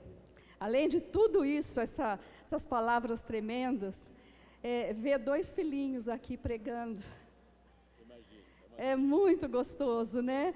Eu falo que a alegria do pastor, a alegria do líder, é ver o filho ir aonde você não chegou, aonde você não foi, né? Então é uma alegria, amém? Senhor, nós queremos, Pai, te agradecer, Senhor, por esse tempo precioso que estamos tendo aqui neste lugar, Pai, na tua casa. Muito obrigada, Pai, por isso. E colocamos agora o seu filho, esse vaso, diante do teu altar, para que ele seja diante de ti, Pai, um vaso de honra. E para nós aqui, como igreja, ele seja, Senhor, um canal abençoador. Que a palavra venha à sua boca com confiança, para fazer notório o mistério do teu evangelho, Pai. Em nome de Jesus. Amém.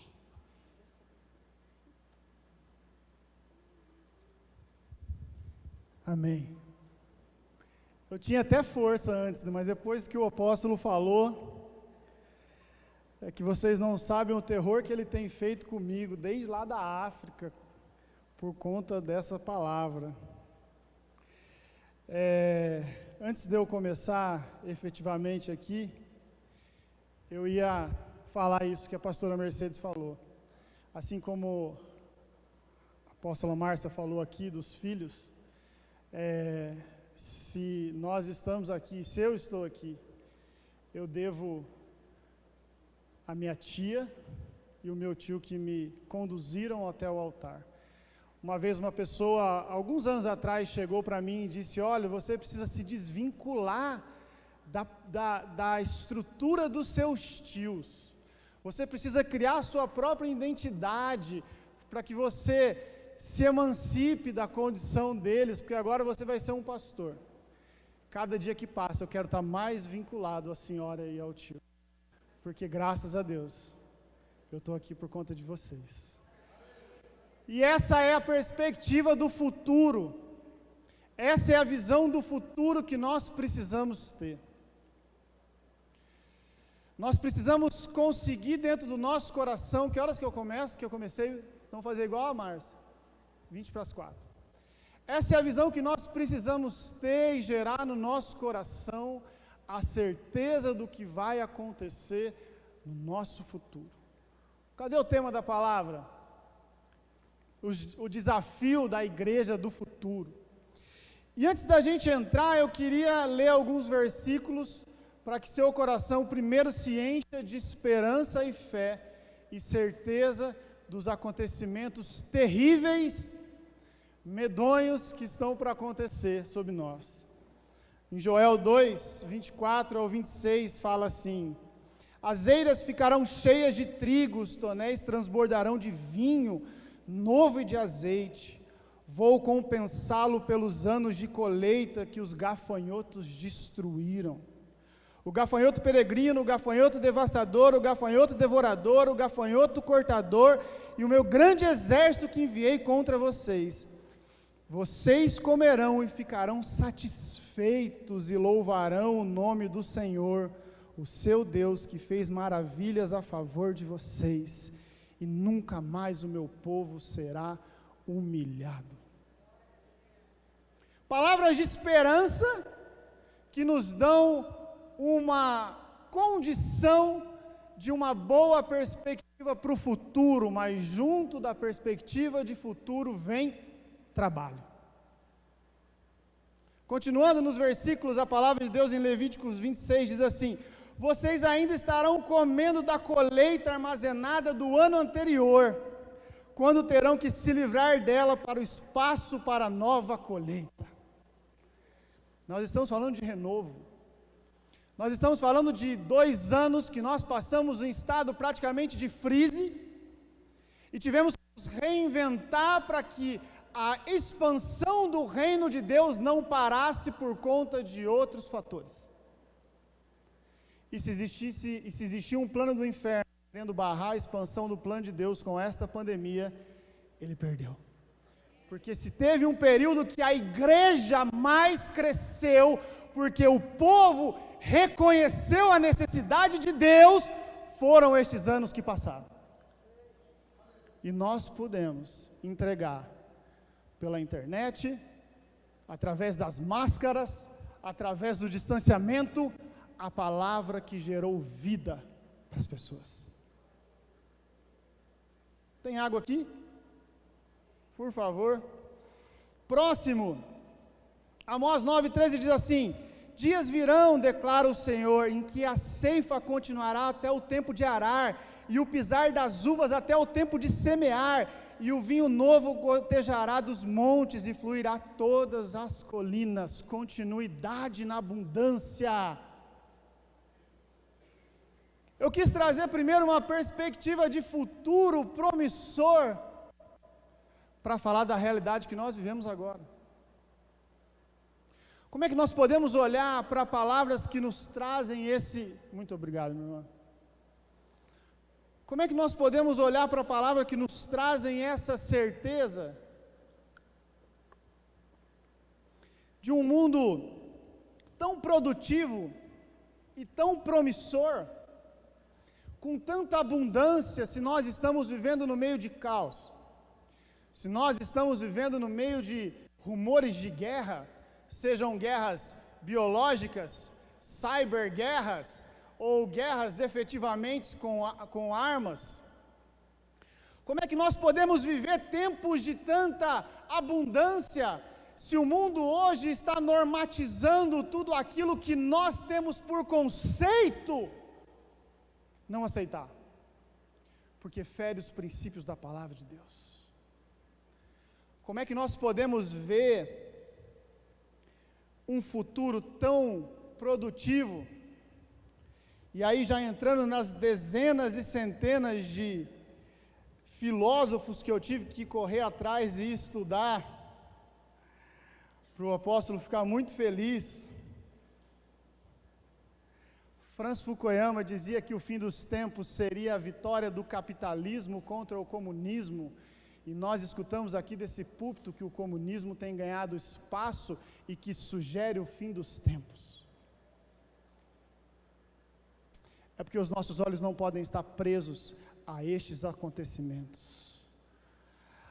O nosso fim, ou a continuação, não é ideológica. A nossa guerra, a nossa luta não é ideológica e não é conceitual. Nós participamos de evento extremamente e unicamente cristocêntrico, e o final nos anuncia um novo começo, que é a vinda de Jesus.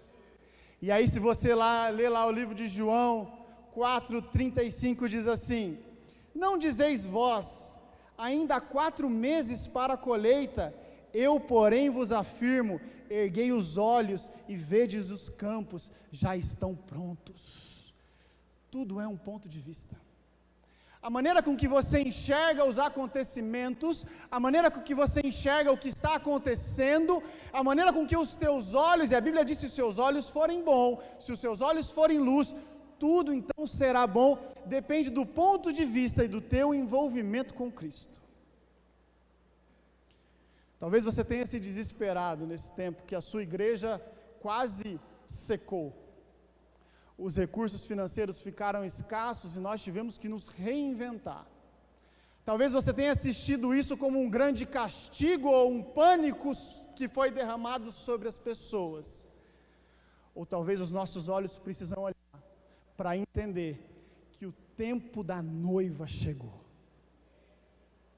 Nós falamos tanto da volta, e o tempo está chegando, e o que nós precisamos fazer, ao invés de lutar, ao invés de batalhar, ao invés de guerrear contra coisas que estão se levantando contra nós, não existe arma mais poderosa e eficaz, não existe nenhuma estratégia bélica mais preciosa do que tirar o espaço do inimigo. A igreja precisa se expandir. Porque quanto mais nós expandimos a igreja, menos daremos espaço para que o inimigo se expanda.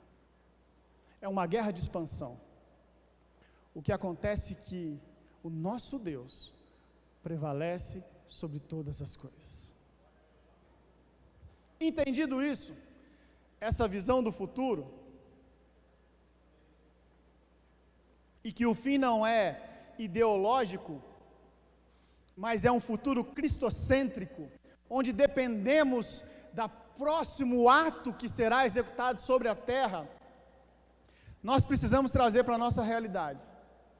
E precisamos entender o desafio da igreja para o futuro. Quando chegou essa palavra para mim, eu fiquei muito feliz, porque eu só li o tema, e eu trabalho com tecnologia, e eu falei assim, eu estou feliz demais, porque eu vou falar sobre tecnologia, né, apóstolo? Eu vou falar sobre o que nós temos hoje para oferecer para as igrejas. Eu jamais imaginei que seria algo assim. E aí o apóstolo me liga lá da África, junto com o Leandro, e eu tenho certeza que isso é a ideia do Leandro, e eu mandei um áudio para ele falando, você me jogou na cova com os leões, e não está aqui para assistir eu ser devorado. Então eu comecei a entender o que Deus queria dizer. Essa palavra ela não é difícil entendimento, ela é dura para nós, líderes e pastores, porque ela traz uma exortação que precisa gerar vida em nós, indiscutivelmente. Então, para que a gente consiga entender o grande desafio que nós temos à frente, eu preciso colocar duas histórias, dois momentos históricos, ou duas histórias para que a gente possa entrar dentro dela. A primeira história, ou o primeiro passado que eu quero contar aqui, é o passado bíblico. E esse é um passado que todos nós devemos conhecer de cor e devemos nos atentar a ele. É uma história muito viva dentro do nosso coração, ou deveria estar, que é a narrativa da redenção, que foi dividida em 6 atos. Olha o que diz essa história. No ato 1, Deus cria o homem. Esse é o nosso era uma vez. E Deus viu que tudo isso era bom, e Deus vivia em harmonia e comunhão, em relacionamento com a sua criação. E já no segundo ato dessa história, a criação decide viver por conta própria, e por conta da sua vaidade e do pecado, toda a estrutura que foi criada por Deus foi submetida à vaidade do homem, e houve então um processo de separação do homem com Deus. Todos conhecem essa história? Imediatamente nesse momento, no segundo ato da narrativa da redenção, quando o homem cai e submete toda a criação à distância de Deus, à vaidade, Deus inicia imediatamente o terceiro ato que vai trazer para nós o plano da salvação. Deus institui Israel, Ele promete um libertador, Ele escolhe um povo para chamar de seu, Ele conduz aquele povo para o deserto, Ele não abandona aquele povo meio em tantas murmurações e teimosia, Ele levanta profetas para anunciar aquele que virá, Ele levanta reis porque o povo pede um rei, Ele cuida daquele povo durante todo o tempo, e promete o Messias que traz a libertação para aquele povo. Fazemos parte dessa história. Esse é o nosso era uma vez. E no quarto ato da narrativa da redenção, que é o ponto auge dessa história, Deus abre mão de todos os seus atributos, e prestem bem atenção, nós não podemos nos esvaziar, porque em nós não existe atributo de santidade. Quem se esvaziou de todos os seus atributos foi Deus, e se colocou como um ser humano, e como um ser humano nessa terra, se fez servo para fazer a vontade do Pai. E nós encontramos nessa mesma condição. Não temos atributos de santidade para ser esvaziados. Somos apenas seres humanos. E na condição de seres humanos, precisamos ser servos. E esse é o ato que mais chama a atenção, porque é a vinda do Messias. É o clímax dessa história. Ele envia seu filho para nos salvar. Ele morre e ressuscita, inaugura uma nova realidade na terra que nós vivemos agora. Essa é a nossa história. Isso é o que deve povoar a nossa mente e o nosso coração.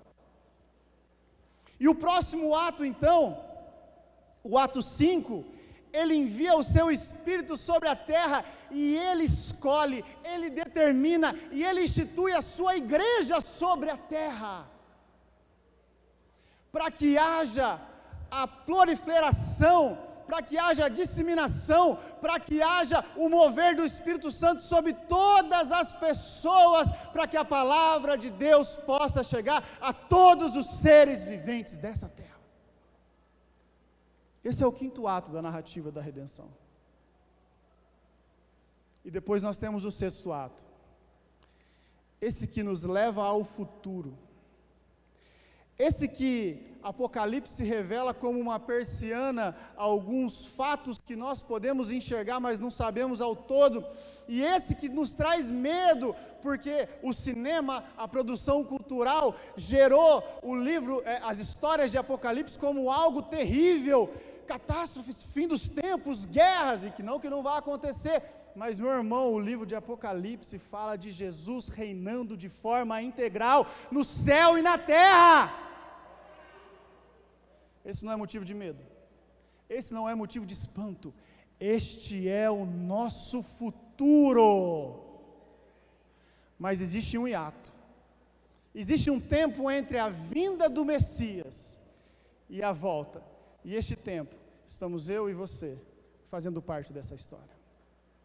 Essa é a primeira história que eu queria que ficasse fresca na nossa imaginação, no nosso coração e no nosso entendimento, porque esse é o meu era uma vez, é o seu era uma vez, essa é a história da nossa vida. Qualquer coisa diferente disso não faz parte do que você é, porque você se submeteu e você é chamado filho de Deus. Essa é a sua história, e esse lapso temporal entre a vinda de Jesus e a volta dele diz respeito a mim e a você, e nós precisamos romper todas as barreiras e as dificuldades, para que o reino dele se expanda até que ele volte. É isso. E seria só isso. E acabaria aqui, se não existisse uma segunda parte da história.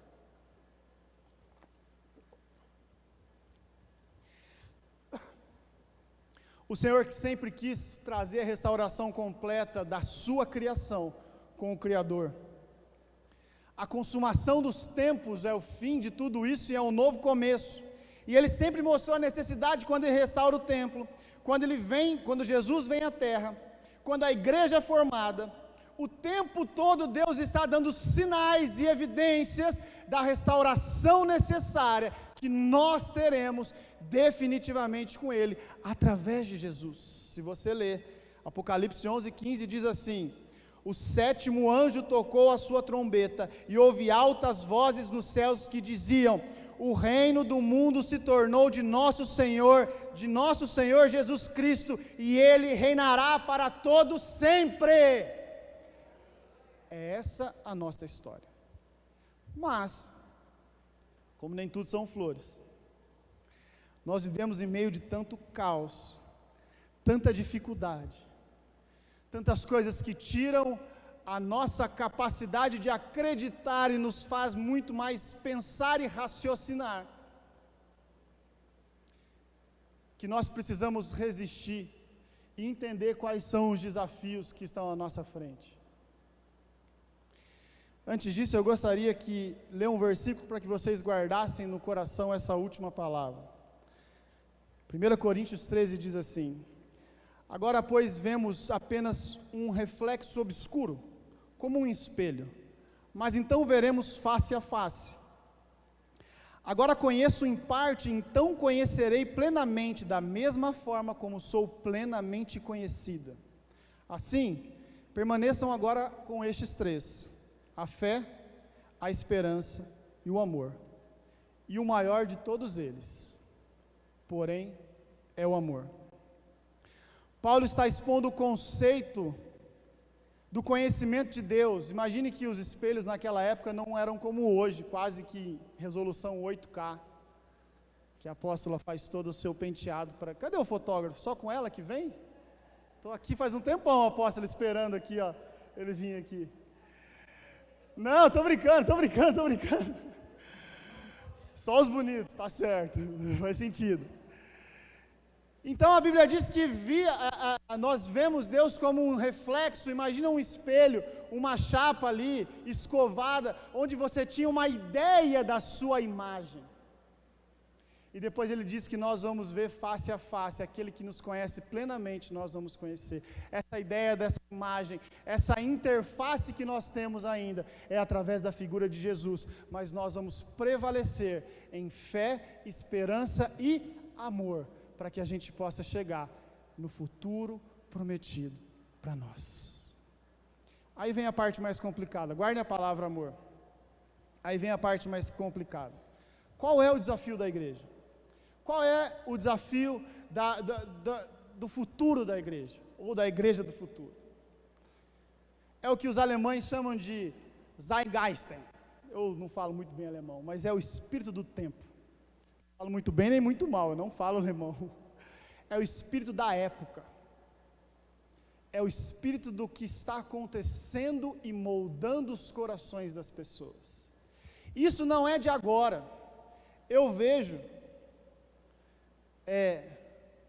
com todo o amor do mundo, como o pastor André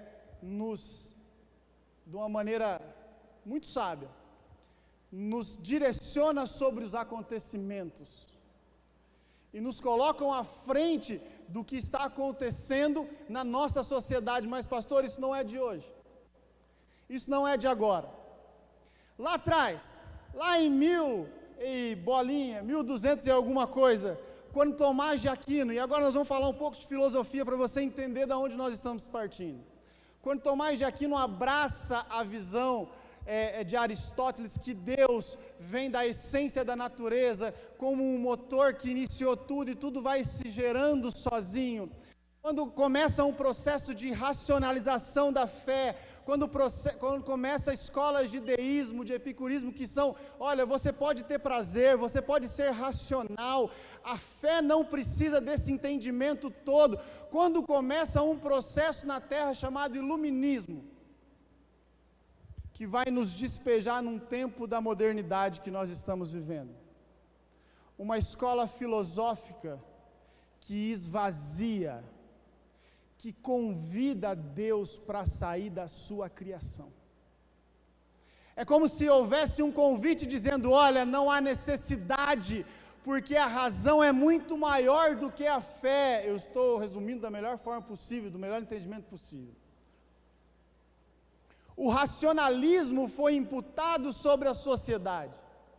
E aí, pastor, as visões de que Deus não é o centro e de que a igreja deve ocupar um gueto na sociedade, onde só aqueles que não são capazes, através do seu raciocínio, da sua intelectualidade, da sua condição social, conseguir alguma coisa, estes que não são capazes são direcionados à fé, porque para grande parte da sociedade, nós ficamos com a cultura, com a inteligência e com a razão. Isso não é de hoje que vem acontecendo. Nós estamos falando de 1.200 anos atrás, 2.000 anos atrás, 350 anos antes de Cristo. A igreja foi colocada num canto, pelas escolas filosóficas, pelos centros de estudos, pelas ideias, onde não havia necessidade do relacionamento. E depois veio uma teologia de Paul Tillich que diz assim, olha, a teologia não é assim. A Bíblia, na verdade, é como um conto da carochinha. São ideias, são histórias que colocam ali algum teor moral para você direcionar as pessoas. Não precisa levar essa ideia da sociedade judaica para dentro da sua casa. Isso é um livro de historinhas que te dão um senso moral, como do coelho e do sapo e sei lá, outras histórias que a gente escuta quando era criança. E a palavra de Deus foi esvaziada das escolas, foi esvaziada das faculdades, foi esvaziada da política, foi esvaziada da sociedade. Lutero disse assim: todas as vezes que Deus for tirado da escola, o inferno virá sobre os nossos filhos.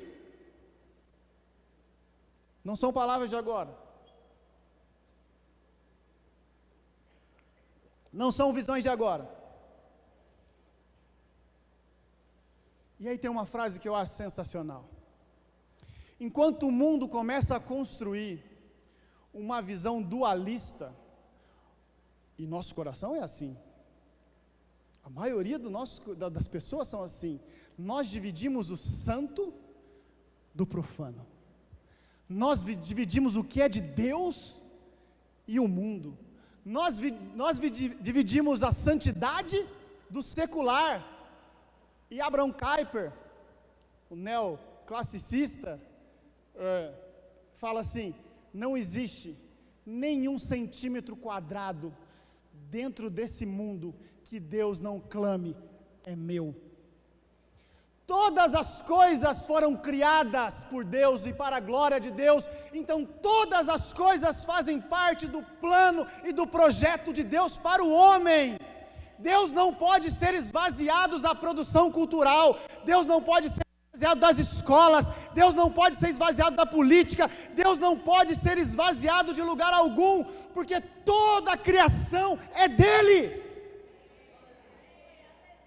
E nós fazemos a divisão do santo com o secular, do santo com o profano. Tem gente que muda até o jeito de falar quando passa pela porta da igreja, porque aqui é santo, como se lá fora não fosse, como se ele não fosse o templo do Espírito Santo, como se tudo que ele produzisse e todos os seus relacionamentos e tudo que ele fizesse não fosse para a honra e glória de Deus, porque seja o que comais ou o que bebais, para a glória de Deus.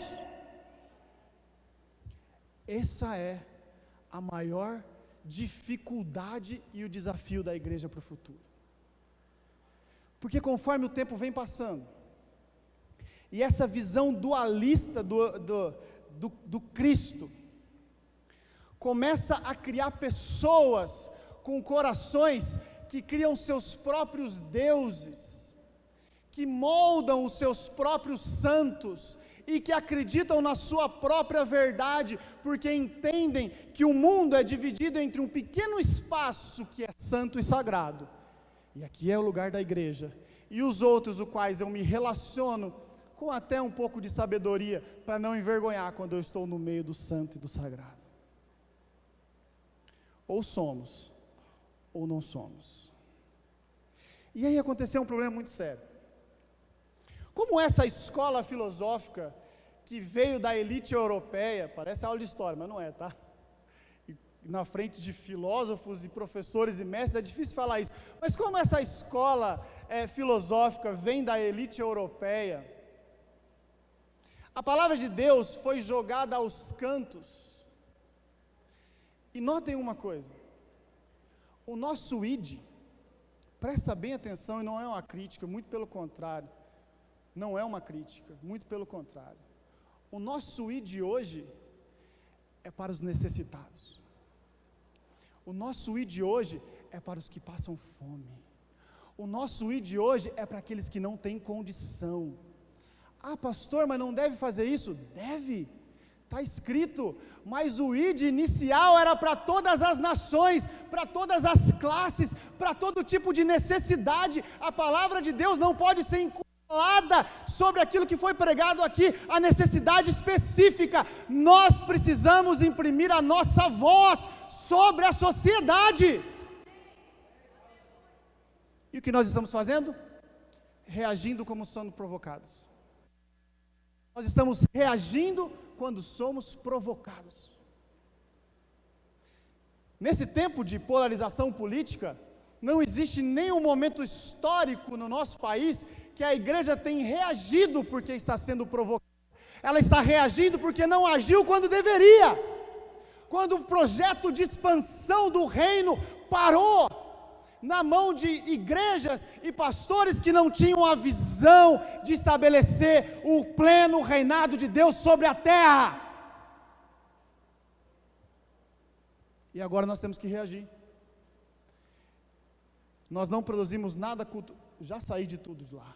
Nós não produzimos nada culturalmente, e quando produzimos algo culturalmente é para consumo nosso. Que isso?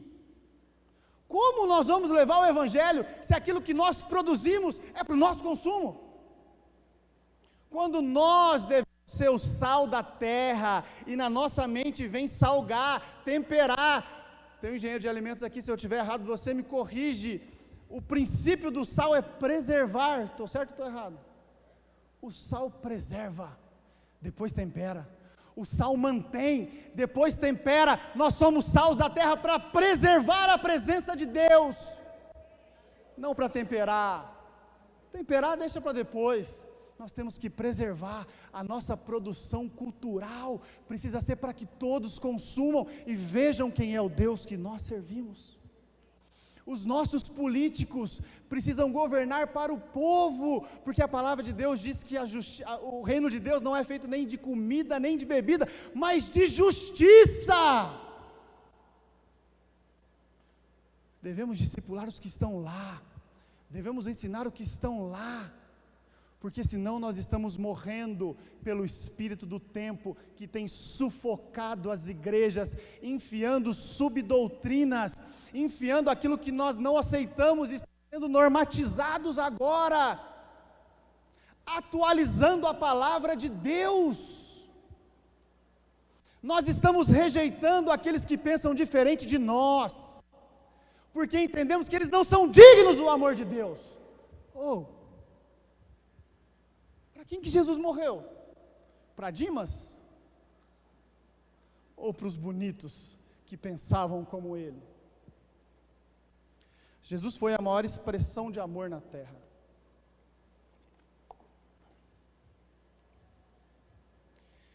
Vou voltar aqui.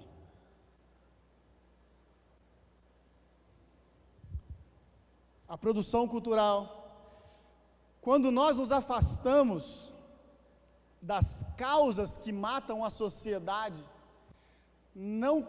gente, presta bem atenção, eu vou falar de novo o que Abraham Kuyper falou. Cada centímetro quadrado deste planeta e do nosso corpo foi criado por Deus, e não existe nenhum pequeno pedaço que ele não clame, é meu. Nós não podemos aceitar que outras culturas, que outras ordenações estejam doutrinando os nossos filhos e a sociedade, porque este mundo, ainda que jaz no maligno, pertence a Deus. A igreja não tem que combater, não me entenda mal, você que combate, não me entenda mal, mas parece um esperneio, obrigado, parece um esperneio. Enquanto nós estamos esperneando, eles estão olhando. A maior estratégia é ganhar terreno, é ganhar vidas, é juntar pessoas, é criar igrejas, é expandir o evangelho. Como nós estamos sendo vistos lá fora. Continuando.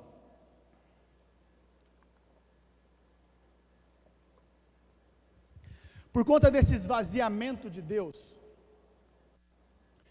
o homem começou a não ter a visão do futuro. Porque se tem uma coisa que precisa estar no nosso coração, é o sexto ato da narrativa da redenção, que é a volta de Jesus. Todos os dias pela manhã você tem que dar glória a Deus, porque está chegando. Nós cantamos Maranata, a hora vem. Então esse é o motivo da nossa alegria. Mas os que estão esvaziados da presença de Deus, vivem absurdamente cada segundo da sua vida, porque o amanhã não traz esperança nenhuma. E o papel da igreja é gerar essa esperança no coração das pessoas. Esse é o papel dos pastores, esse é o papel dos líderes, gerar essa esperança. Vamos continuar para uma reflexão agora.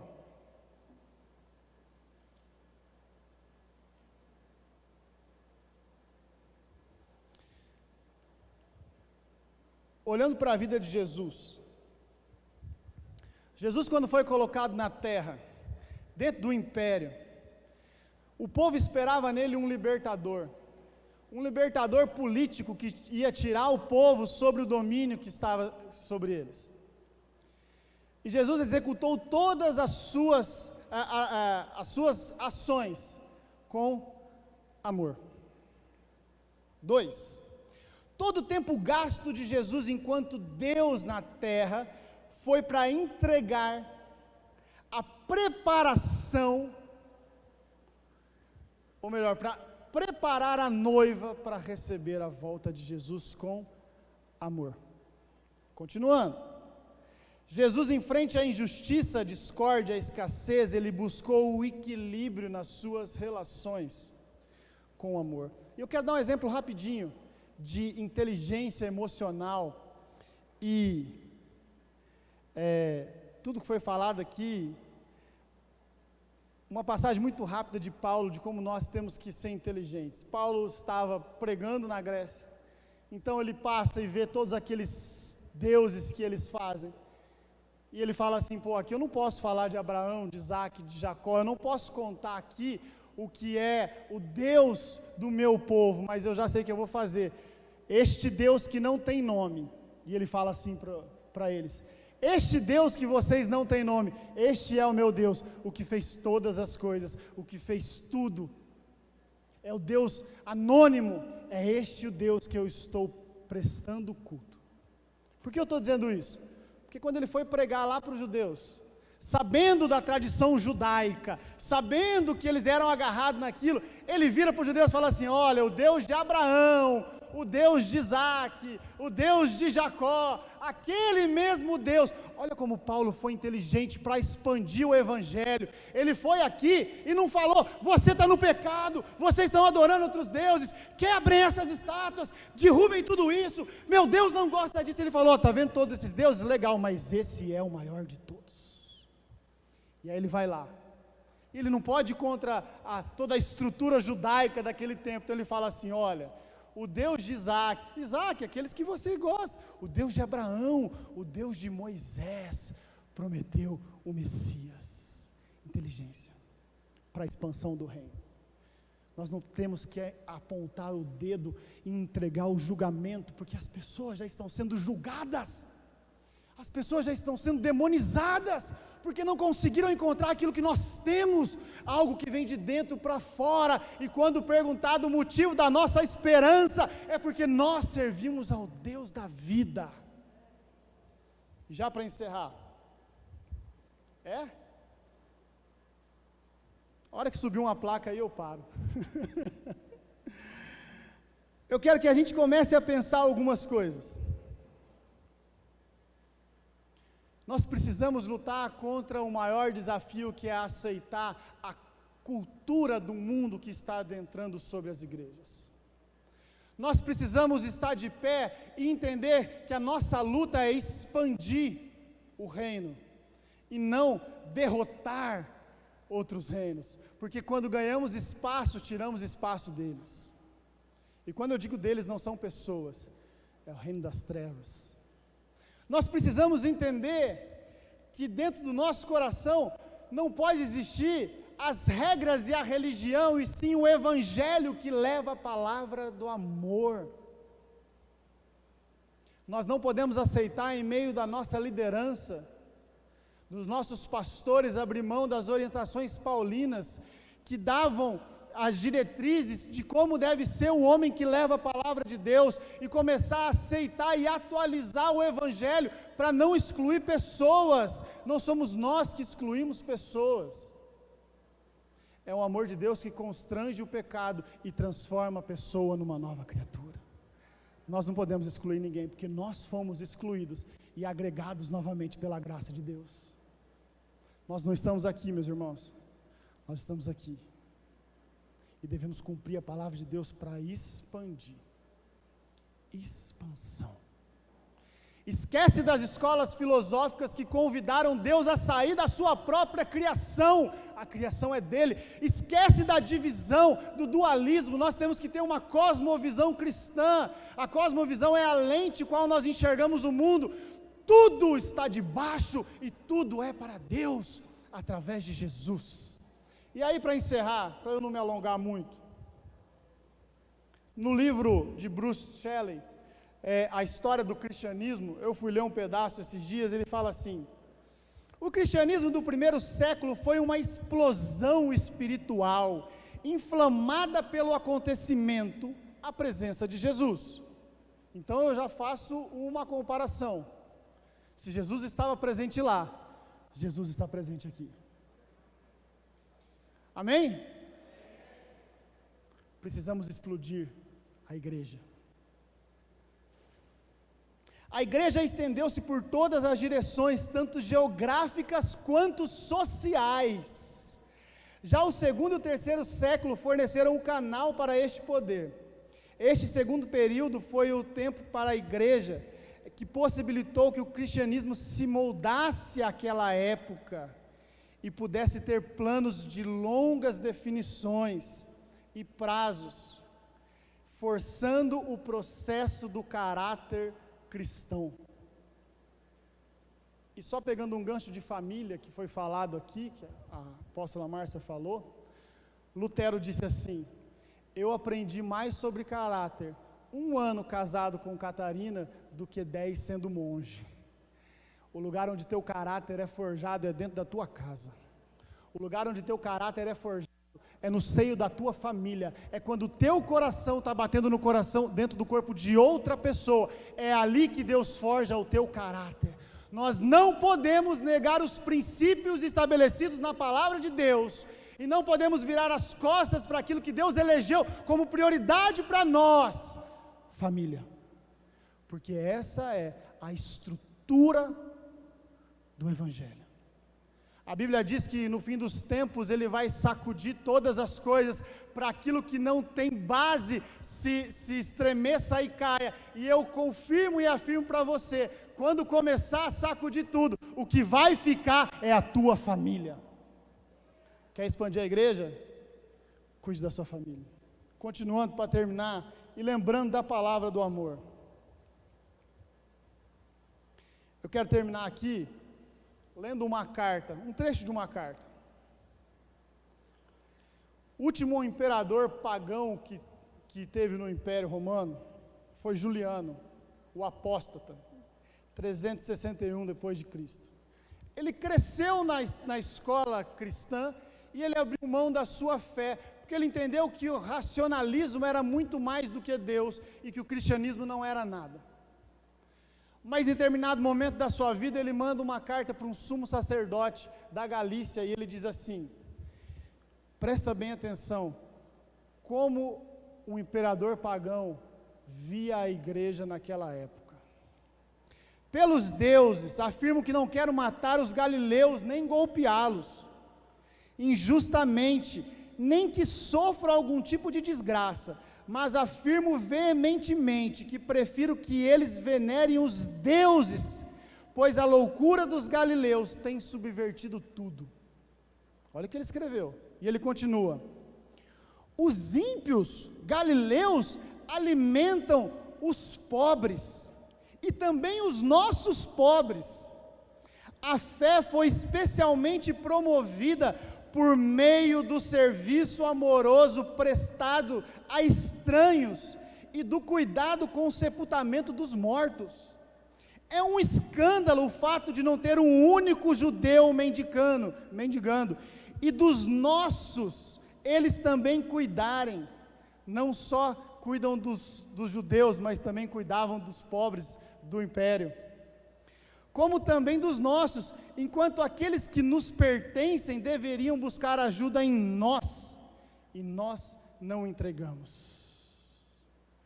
O imperador que apostatou da fé, olhou para a igreja de Cristo na terra e enxergou o amor.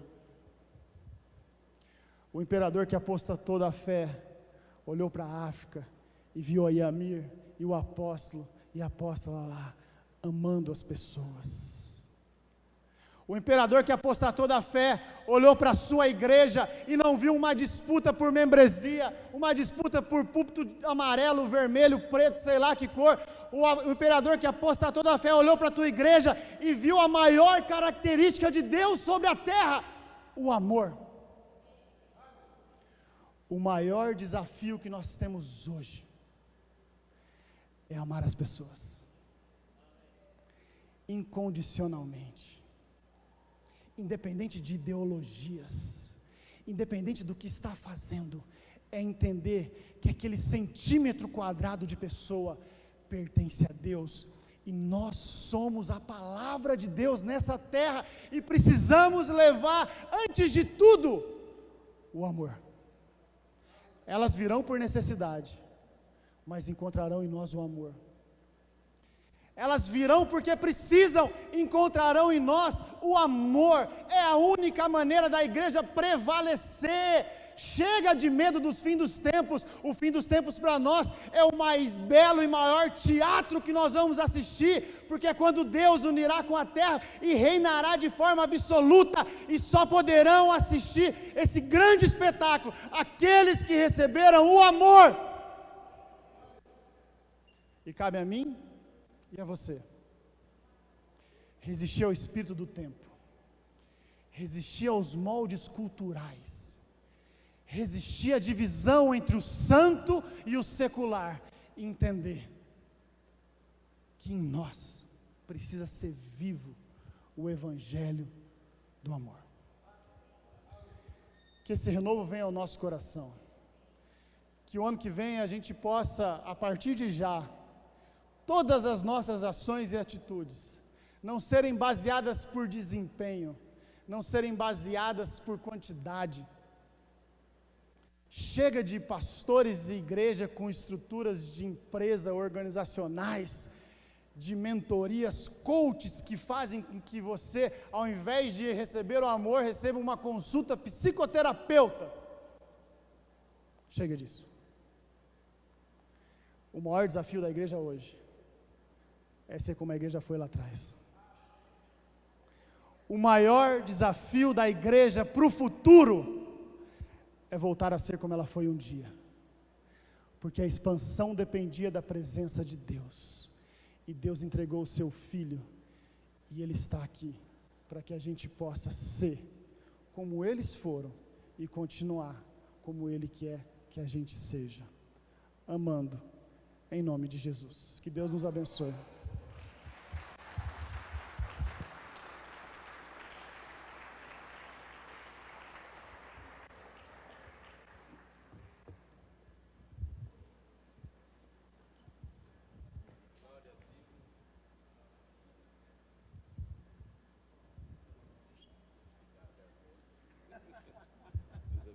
Querido, muito bom. Meu filho caçula, Lucas, suba aqui, por favor. Amados, deixa eu contar uma historinha que é edificante. Há muitos anos atrás, aqui em Barretos, havia uma presença mais ou menos de 4% de pessoas evangélicas. E o critério, o conceito que as pessoas tinham de pessoa crente era horrível. Que crente é um atrasado, crente é um ignorante, crente é aquela mulher que não corta cabelo, que não põe calça comprida. O conceito de crente era horrível. Mas graças a Deus, esta igreja, sua liderança e todas as oportunidades que foram nos dadas na faculdade, em encontros, televisão e coisas assim, graças a Deus hoje mudou-se o conceito. Hoje a gente tem um entendimento que o evangélico é uma pessoa próspera, inteligente, sábia, cheio de graça de Deus. A cidade mudou o conceito. Mas em Nova Mutum foi semelhante. Quando o Murilo, que foi o primeiro que chegou lá, a situação do crente lá era horrível. Você ia fazer uma ficha, um cadastro numa loja, se você falava que era crente, o teu cadastro não era aceito. Você não tinha crédito, porque crente era horrível. Mas, da mesma forma que aqui, Murilo, Leonardo, Lucas, suas esposas, sua liderança, foi conquistando espaço, conquistando tempo. Murilo foi presidente do Conselho de Pastores, o prefeito deu muita honra, inaugurava todas as coisas na cidade, dava a palavra para o Murilo, e o Lucas foi escolhido chefe de gabinete do atual prefeito, e as coisas foram mudando. Da mesma forma, hoje Nova Mutum vê o evangélico como uma pessoa inteligente, uma pessoa sábia, mudou o conceito. Isto é muito bom, é um desafio, e eu acho que o Lucas vai falar um pouco sobre essas coisas. Vem cá que eu vou orar. Estenda a tua mão para cá.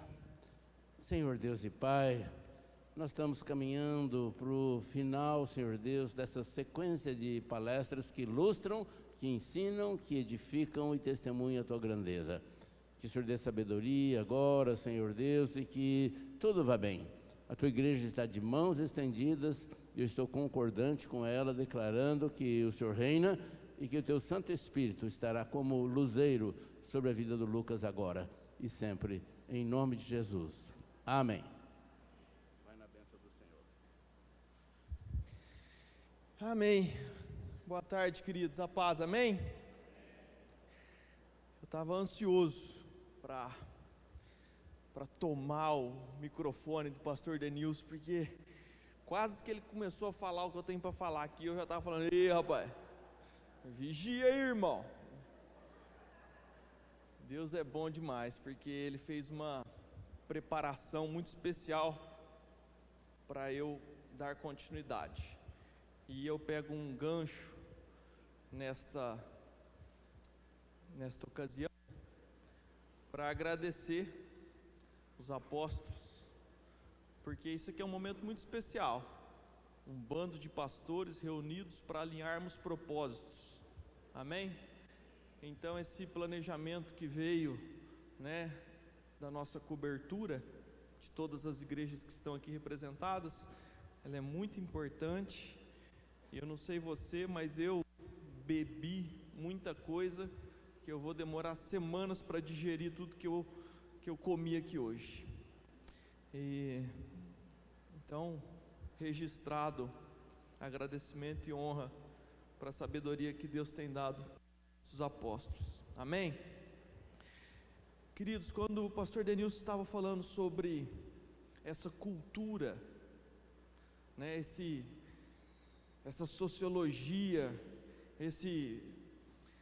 essa filosofia que veio escanteando o Evangelho, que veio colocando Cristo à margem, ele precisa ser resgatado por nós, e essa é a ferramenta. Essa é a ferramenta, é a política. E Deus tem me tratado muito nesse sentido, no sentido de nós agirmos politicamente, de nós sermos uma igreja que atua na política, e é por um motivo muito simples.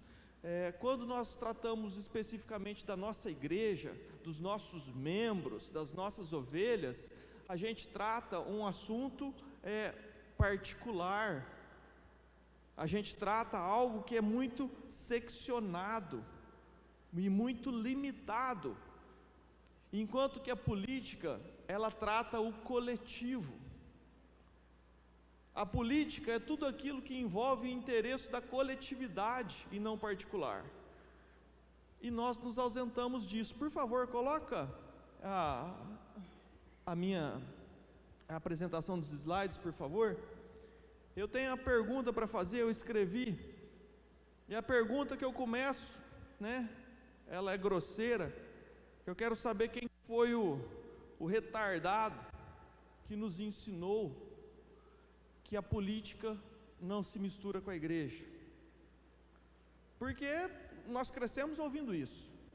Quem nasceu na igreja aqui aprendeu que política e religião não se mistura. E teve algum idiota que explicou isso pra gente. E eu falo idiota porque eu sei quem foi. Satanás e seus demônios, eles fizeram nós acreditarmos que a política e a religião não se misturavam. E a gente dormiu no ponto, a gente acreditou nessa mentira, nessa bobagem, e nós permitimos que os espinheiros governassem. Nós fizemos isso.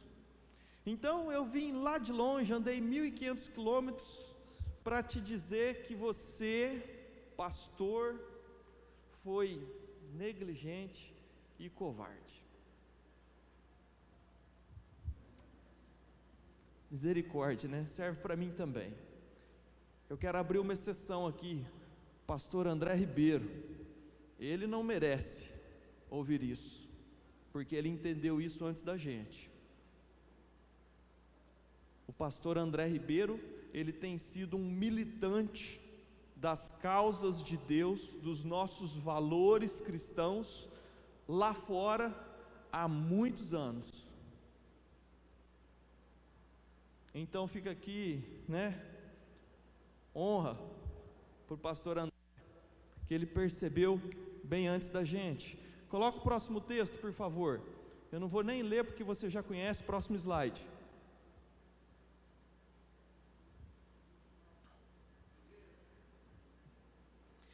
Próximo slide, querido, se eu não me engano, é um texto que eu quero te provar bem rápido, biblicamente, porque nós não temos aqui nenhum neófito, amém?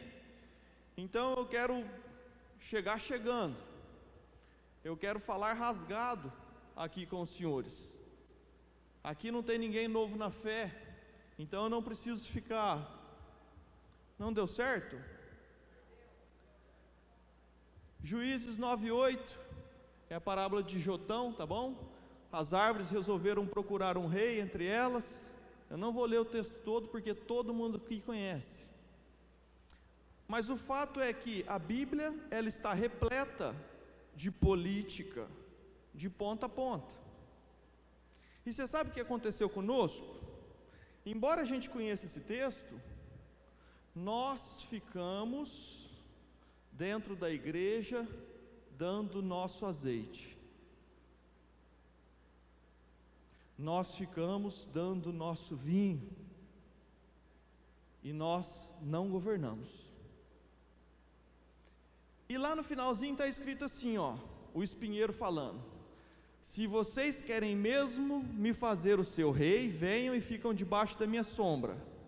Se vocês não fizerem isso, sairá fogo do espinheiro e queimará os cedros do Líbano. Por favor, querido, coloca a foto do jogador de vôlei. Eu trouxe uma foto de um caso recente para trazer para a nossa atualidade de agora, tá bom? Para te fazer entender a cultura do inferno que foi expandida enquanto nós dávamos os nossos azeites dentro da igreja. Quem sabe quem que é esse cara, levanta a mão. Quem não sabe quem é esse cara, levanta a mão. Tá bom, então vou explicar rapidinho.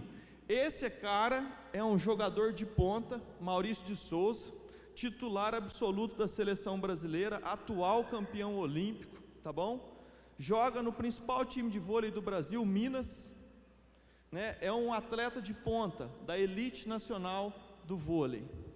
Esse atleta, essa semana, ele se manifestou de uma forma respeitosa, falando que ele não concorda que o Superman tenha se tornado gay. Caso você não sabe, as revistas em quadrinhos fizeram com que o Superman agora vire gay. Além disso, ele também falou que não concorda com o novo vocabulário de português que está sendo proposto, onde eles falam amigues, todes, para tirar o gênero masculino e feminino.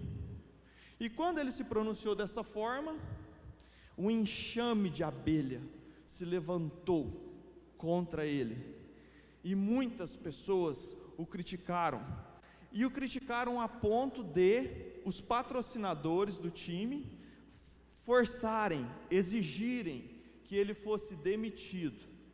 Ele é pai de família, tem 2 filhos, e pelo simples fato dele ter se posicionado dessa forma, os patrocinadores do time dele, do Minas, exigiram que ele fosse demitido. Ele foi demitido, ele está sem time.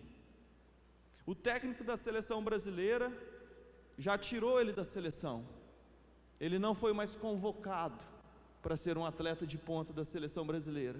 Sabe por quê? Porque ele se posicionou contra. Então, pode voltar lá no slide. Sabe o que está acontecendo?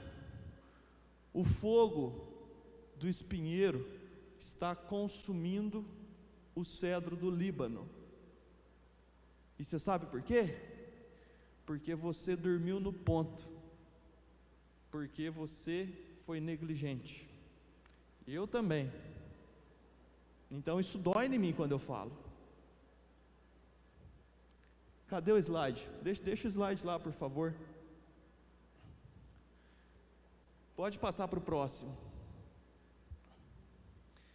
Então, querido, eu quero te dizer que a Bíblia, ela está repleta de política pura. Na verdade, a Bíblia é política, e a gente não percebeu isso. Sabe por quê? Porque o crente falou assim, política é corrupção, e como nós somos santos e imaculados, a gente precisa ficar aqui entre nós, pregando o Evangelho, e a gente não pode se misturar com essa corrupção. Então a gente deixou de governar por essa mentira que nos foi ensinada. Então nós estamos aqui hoje para quebrar esse conceito, amém? Então aqui tem um monte de exemplos de políticos na Bíblia, e eu quero te mostrar a importância deles. Tudo esse povo aqui foi político. José no Egito, ele foi um político, não foi? Moisés, ele foi um político, não foi? Josué, todos os juízes, o próprio nome fala, juízes, são 14 juízes, mais Samuel, e os reis. Rei não é um cargo político? Então da onde que a gente foi imaginar que nós não poderíamos misturar com política? Olha que burrice da nossa parte, olha como nós estávamos cegos. E daí eu quero te fazer enxergar algumas coisas.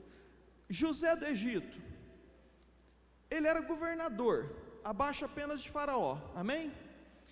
Enquanto ele tinha a posição, ele representava o seu povo. Então você sabe o que José fez? Ele falou assim, ei, povo de Deus, vem cá para o Egito, que está tendo fome no planeta. Vem cá, que eu vou garantir sustento para vocês. Vem cá, vocês vão habitar naquela terra ali, aquela terra é a melhor terra do Egito. Vai lá, meu povo, e habita no melhor lugar.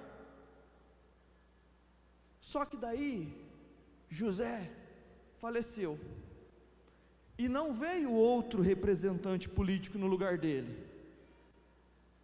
E o que aconteceu com o povo quando eles não tinham representante político? Você está entendendo?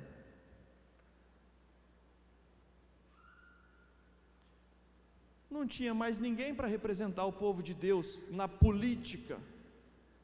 Então o povo que habitava, enquanto José era governador, lá na melhor terra, depois que deixaram de ter um governador que os representasse, eles viraram escravos. Então entenda a importância de um político. José de Arimateia era uma espécie de senador da época. Jesus morreu na cruz. Você sabe o que acontecia com quem era crucificado? O corpo do crucificado era jogado no deserto para que os abutres o comessem, para que não tivesse memória daquele ladrão. Se você, não quero me aprofundar nisso, mas dá uma pregação. Você já parou para pensar como seria se Jesus tivesse sido jogado? Como é que seria diferente a veracidade da história? Só que tinha José de Arimateia, um cara poderoso, e ele foi lá, bateu no peito e falou assim: ó, eu quero o corpo de Jesus porque eu quero colocar ele num túmulo de honra, numa caverna lá na pedra. E isso mudou a história. Agora, você acha que era fácil naquela ocasião José de Arimateia bater no peito e falar assim: ó, eu quero o corpo de Jesus? Porque Pedro negou Jesus, não foi à toa. Pedro negou Jesus porque estava morrendo de medo, porque eles estavam sendo perseguidos. Então bater no peito e falar assim: ó, eu quero o corpo dele, eu estou com Cristo, dá para mim que eu vou dar um funeral de honra. Se José de Arimateia fosse um qualquer, ele podia ir para a cruz junto, mas como ele era um cara que tinha uma posição política, ele era respeitado e pôde fazer isso para Cristo. Está entendendo? Então a política, gente, é assim, ela está na Bíblia de ponta a ponta, e eu quero me poupar de te convencer disso, porque você já entendeu, amém? Então pode passar.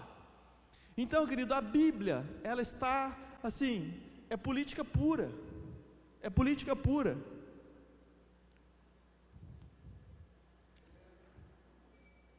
O slide. Eu vou ter muito slide, nós vamos ter que dar um jeito de melhorar isso aí.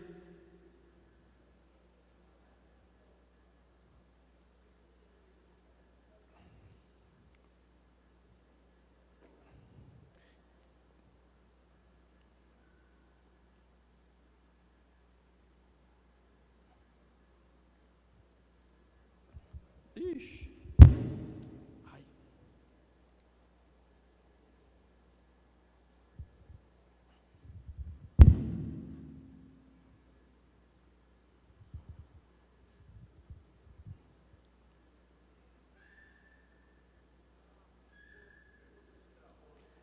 Pronto, tá aí. Esse aí. Isso aqui, na verdade, eu queria mostrar para vocês. Período, isso aqui é o ciclo de Juízes. Eu vou passar rápido esse slide. Esse período de Juízes, querido, ele é político. Os juízes tiveram um ciclo, né, de 7 vezes que eles pecaram. Depois que eles pecaram, eles sofreram. Depois eles suplicaram a Deus e Deus os salvou. E sempre Deus levantava um líder político para os tirar da sua aflição, sempre assim. Agora, se nós formos inteligentes, a gente não pode viver esse ciclo que os juízes viveram, que o período dos juízes.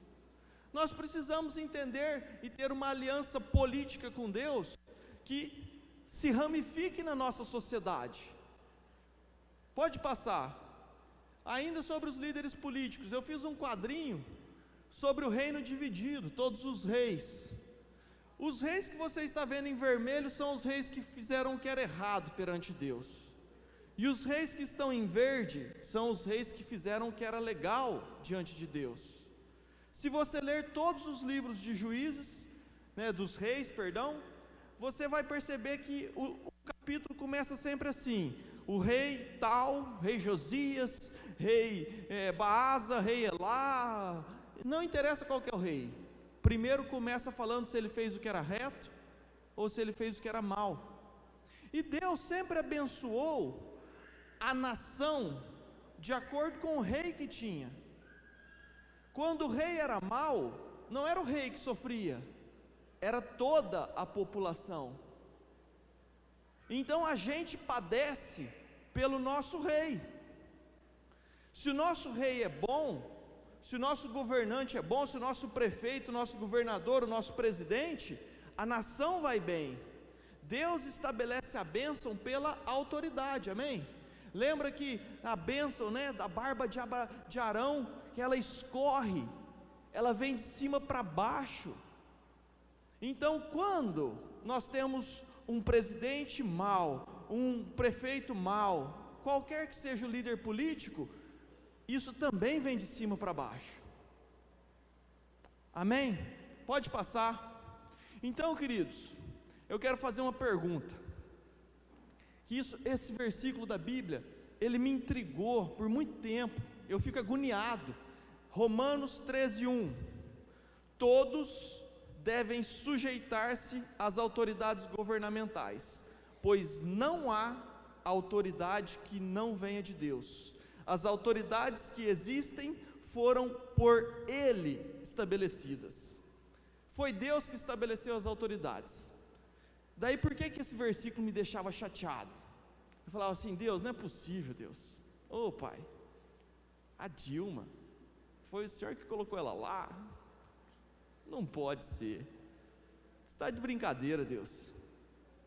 Como é que você permitiu uma mulher que não consegue completar uma frase ser presidente dessa nação? Não tem cabimento.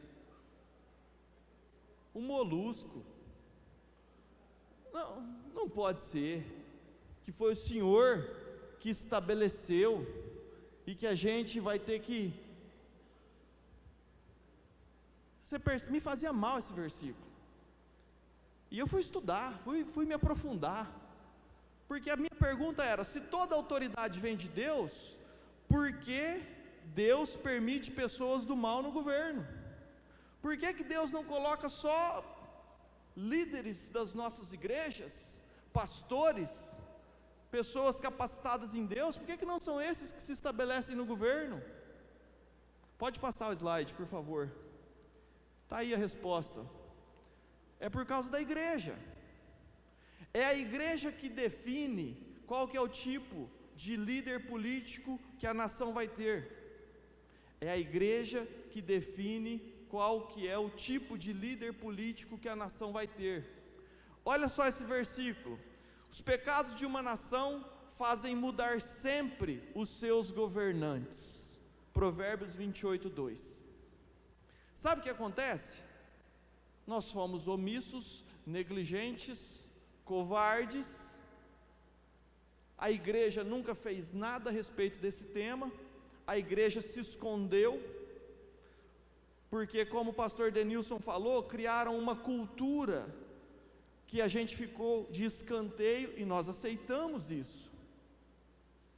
Então, a nossa negligência fez com que líderes pagãos nos governassem. Pode passar, por favor. Caio Coppola, esse menino é um gênio, que eu admiro demais. Ele tem a seguinte frase: dormimos na virada do século e entregamos o Brasil ao PT. Quando acordamos, tinha 17 mil sindicatos, 149 estatais, serviços públicos falidos, dívidas internas de 3 trilhões e o sistema mais corrupto da história. Mas tem uma coisa ainda pior: ainda tem quem defenda o PT.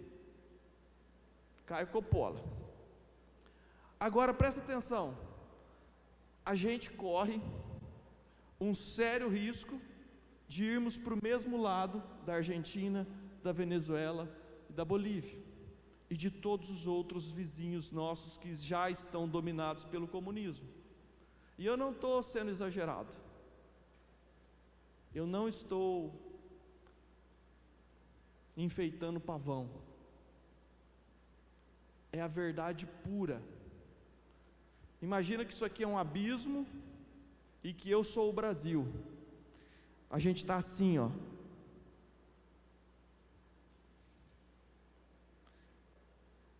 O comunismo precisa do seu voto para voltar ao poder. Se eles conseguirem voltar ao poder o ano que vem, eles nunca mais vão precisar do seu voto.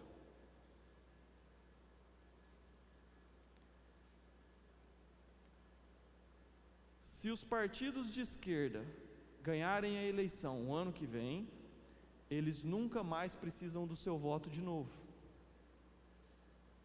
porque eles já estão enraizados, aparelhados, eles têm uma estrutura enorme, eles cresceram enquanto nós dormíamos. Então a gente corre um sério risco de ir para o mesmo caminho da Argentina, da Bolívia, da Venezuela, e lá está um terror que a gente não consegue fazer ideia, porque a internet está bloqueada, eles não conseguem transmitir, eles não conseguem fazer o seu grito ser ouvido, porque lá eles já estão dominados, lá já não tem mais volta. Pode passar, por favor. A Bíblia, ela nos ensina que bênção de Deus sobre um povo está diretamente relacionada com o líder político. Foi o que eu acabei de explicar. Então o que a gente não pode fazer é continuar a viver na nossa bolha, cuidando apenas da nossa vida, da nossa igreja, dentro das nossas quatro paredes. Essa bolha que a gente vive, ela precisa ser rompida. A gente precisa ser igreja fora da igreja. Esse é o desafio. Sabe o que acontece, que é muito comum? A pessoa se converte, ela está ajesusada, aleluiada, ela quer participar de algum ministério, ela fala, meu Deus do céu, qual ministério que eu vou participar? E daí ela fica pensando se vai ser a dança, ou se vai ser o louvor. Queridos, o louvor e a dança é uma bênção, mas os cargos disponíveis na igreja são muito menores eu digo em quantidade, perto daqueles que a gente precisa ocupar lá fora da igreja. Então você sabe qual que é o teu ministério? Às vezes é ser professor de vôlei para as crianças do bairro, é ser vereador. Por que as nossas igrejas nunca lançou um vereador? Por que não temos?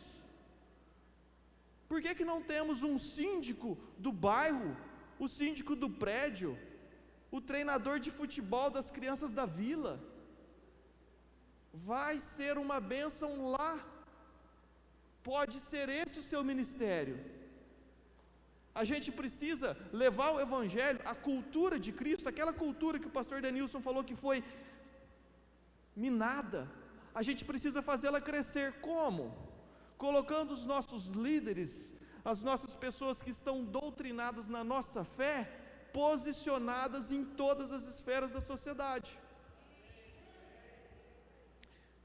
A última reunião que eu fiz como chefe de gabinete foi com 3 professores. Os 3 professores eram os líderes, né, de uma associação que representava os professores. Você sabe como que o professor chegou lá?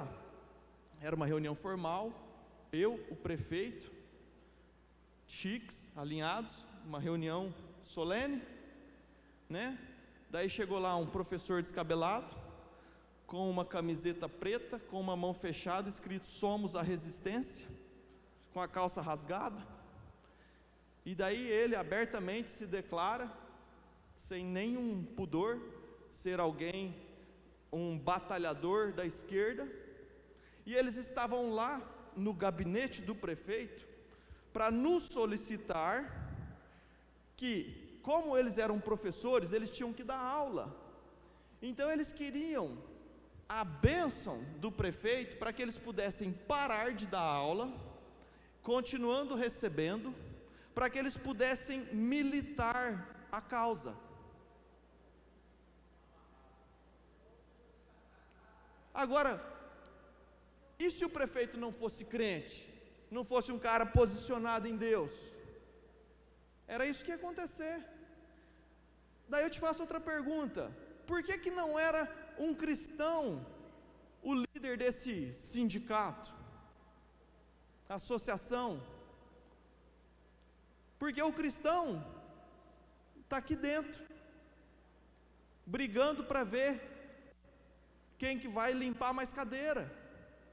Limpar cadeira é uma grande bênção, querido. Eu quero que você limpe 10 cadeiras, mas sem deixar de fazer a obra lá fora. Então nós precisamos vestir uma camiseta de Cristo lá fora. Por favor, coloca a foto do Jesus gay. Jesus gay, maconheiro, tudo. Está amarrado, está amarrado. Eu acho interessante, eu quero que você faça essa comparação. Eu mostrei para você o jogador de vôlei, Maurício de Souza. É caso recente, tá? É dessa semana. Ele foi demitido, porque foi levantado todo o inferno contra ele. Só que saiu na Folha de São Paulo essa semana o Jesus gay, maconheiro. Essa é uma foto de Jesus, ele está com uma camiseta vermelha estampada a foto de Karl Marx, fumando maconha com um saiote rosa. E daí eu te pergunto, o que nós fizemos? O Maurício de Souza, ele foi demitido. E a Folha de São Paulo? Aonde estava a nossa instituição cristã para se posicionar contra isso? Quem que reclamou? O que aconteceu com Gregório do Vidier, que postou isso aí? Não aconteceu nada. Sabe por quê? Porque nós somos covardes. Porque a gente tem medo. Porque se a gente se posiciona, a gente é atacado, assim como foi o Maurício de Souza. Então, crente gosta de ser tigrão aqui na igreja, e lá fora é tchutchuca. Aqui a gente não tem medo de colocar o dedo na ferida e falar assim: ó, você está pecando, você está fazendo errado, você vai ter que consertar a sua vida, se lava, né? Lava suas vestes. Aqui a gente faz. Agora lá fora a gente fica quietinho. Por quê? Porque se a gente se posicionar, vai vir pedrada. E daí a gente fica quietinho. E daí sabe o que acontece? Nada. O Jesus gay maconheiro está lá para todo mundo ver. Nenhuma instituição cristã se levantou contra. Nada vai acontecer com quem postou. E ao contrário disso, o jogador de vôlei, ou seja, quem for, que se posicionar contra, vai receber pedrada. Agora, por que é assim se nós somos a grande maioria? Se o Brasil é um país que mais de quase 90% é cristão, os evangélicos são 70 milhões. Por que nós não temos expressão, não temos voz? Porque nós nos acostumamos a pregar dentro da nossa bolha. Nós não somos atuantes do lado de fora, e isso precisa mudar agora. E eu estou lutando demais para isso. Essa pregação é para mim, tá? É para mim.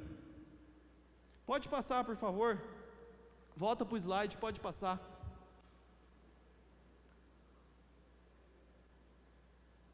Quando eu falo que nós estamos assim, ó, ao Brasil aqui, ó, na beirada do comunismo, um comunismo que, se o Brasil cair nesse abismo, não tem como voltar, não tem mais voto. Você já parou para pensar que você é um privilegiado por ter nascido no Brasil?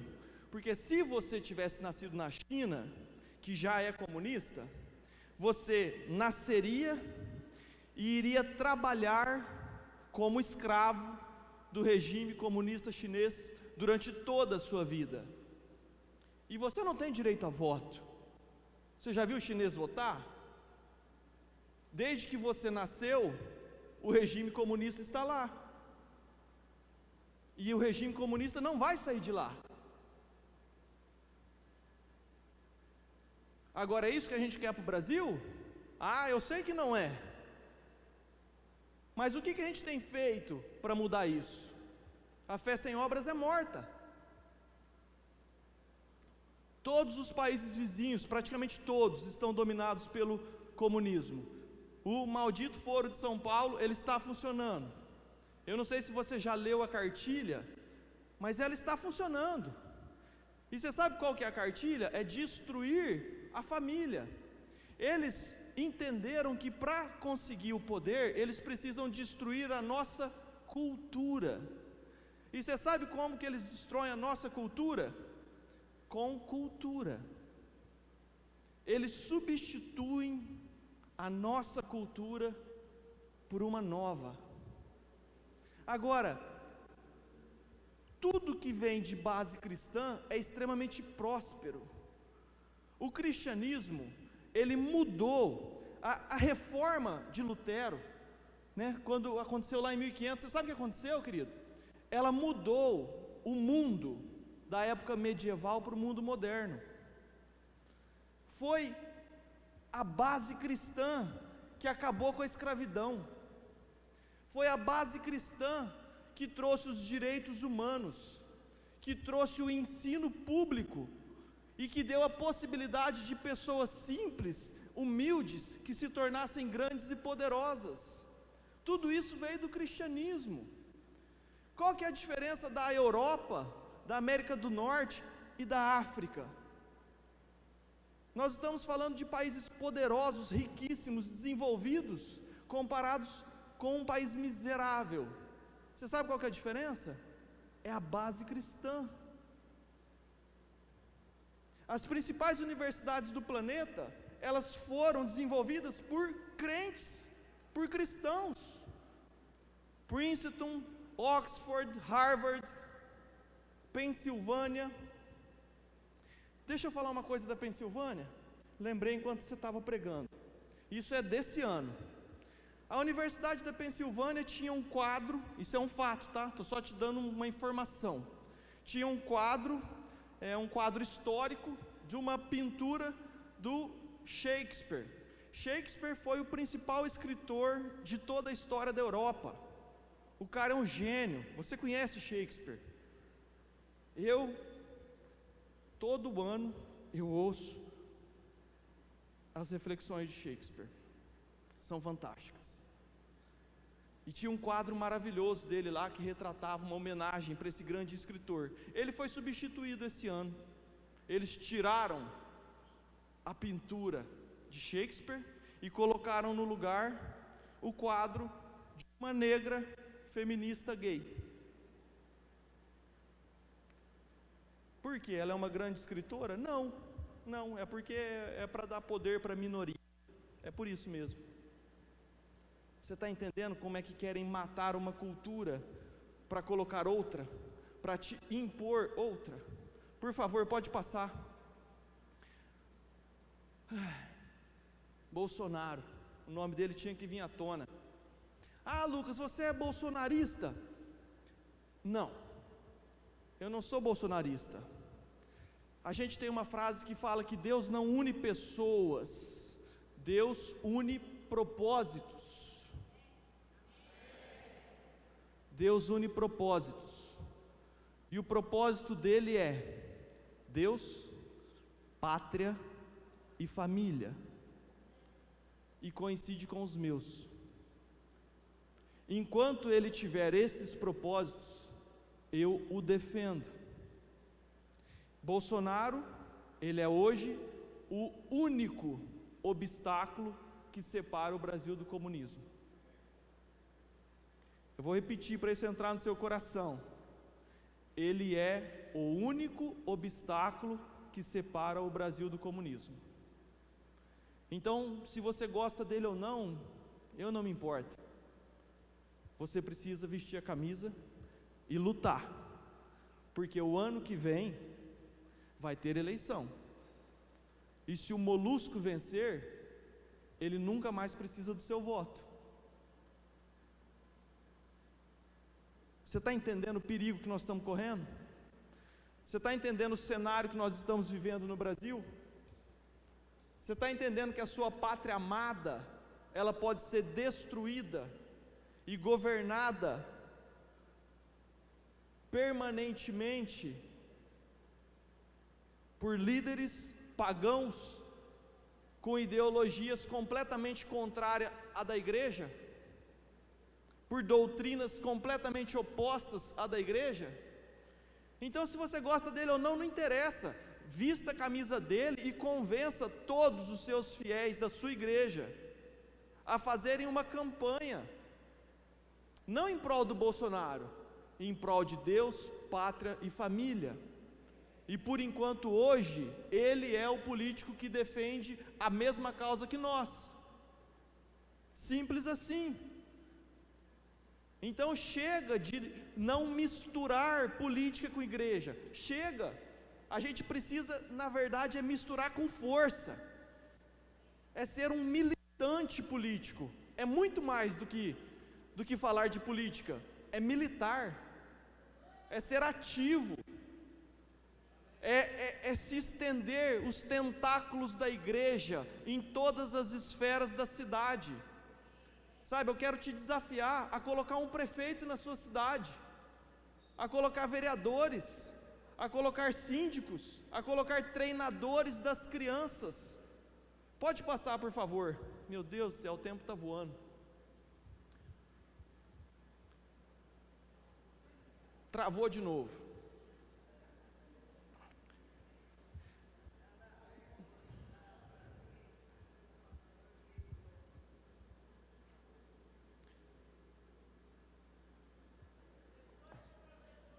Queridos, eu quero falar sobre as crianças. Ensina a criança no caminho que se deve andar, e no futuro ela não se desviará dele. As nossas crianças, querido, goste do Bolsonaro ou não, você precisa lutar essa batalha. Nós cristãos estamos falando de política hoje para não sermos proibidos de falar de Jesus amanhã. Pastor André Ribeiro, eu guardei o print que ele postou. Nós cristãos estamos falando de política hoje para não sermos proibidos de falar de Jesus amanhã. Você acha que é brincadeira? Você acha que eu estou brincando? Você acha que isso é mentira? Deixa o governo comunista vencer no Brasil para ver se você vai ter liberdade religiosa. Quantas igrejas eles destruíram ali na Venezuela? Não sei se você teve a oportunidade de ver eles destruindo imagens sagradas da igreja católica. Misericórdia. Na China já não pode. China, Coreia do Norte, se você falar de Jesus, você vai para o Chilindró. A China, agora, esse ano, ela exigiu que a Apple removesse o aplicativo da Bíblia. Então, na China não pode ter a Bíblia nem no aplicativo, esse ano. Pode passar, por favor. Então, aqui eu não estou pedindo voto, estou pedindo muito mais do que isso, amém? Porque caso contrário, a gente corre risco de ser governado por espinheiros e os cedros do Líbano serem queimados com o fogo do espinheiro, como já está acontecendo. Pode passar, por favor. O STF está colocando na prisão pessoas sem direito à defesa. Você tem acompanhado. Eu não quero entrar nesse mérito, porque você está vendo o que está acontecendo. Quando que você imaginou que no Brasil as pessoas seriam presas sem direito à defesa, sem julgamento, sem processo, simplesmente por serem conservadores? No Brasil, querido. Nem durante a ditadura as pessoas foram presas sem direito à defesa, sem direito a processo. Isso é um caso inédito na história da nossa nação. A Suprema Corte mandando prender pessoas comuns, que não são de foro privilegiado, cidadãos comuns como eu e você, que postou uma opinião no YouTube, sendo preso por isso, sem direito à defesa, sem direito a julgamento, e preso até hoje. Isso está acontecendo no Brasil, é agora. Os professores, como eu dei o exemplo, infelizmente, na grande maioria, é claro que existem exceções, eles são todos esquerdistas, e eles estão doutrinando os teus filhos a acreditarem nessa doutrina. Essa é a pura verdade. Eu tive aula com a minha mãe, lá no Paulina. A minha mãe chegava, professora de rede estadual, ela pisava na porta e não entrava, porque quando ela pisava na porta, todos os alunos da sala ficavam em pé e rezavam o Pai Nosso. Quando terminava o Pai Nosso, ela entrava para dar aula. Ô véia, hein? Deus meu. Você acha que hoje é como? Pode falar, Ida.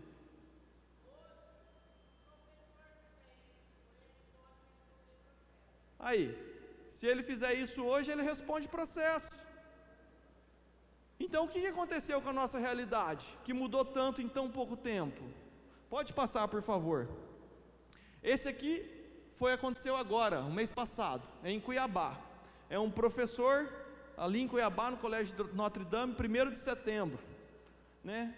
Ele escreveu Lula de novo com a força do povo, num quadro de colegial, numa escola de Cuiabá. Por que não tem um professor escrevendo de Cristo na lousa? Por que não tem um professor igual minha mãe rezando Pai Nosso? Sabe por quê? Porque a gente dormiu no ponto.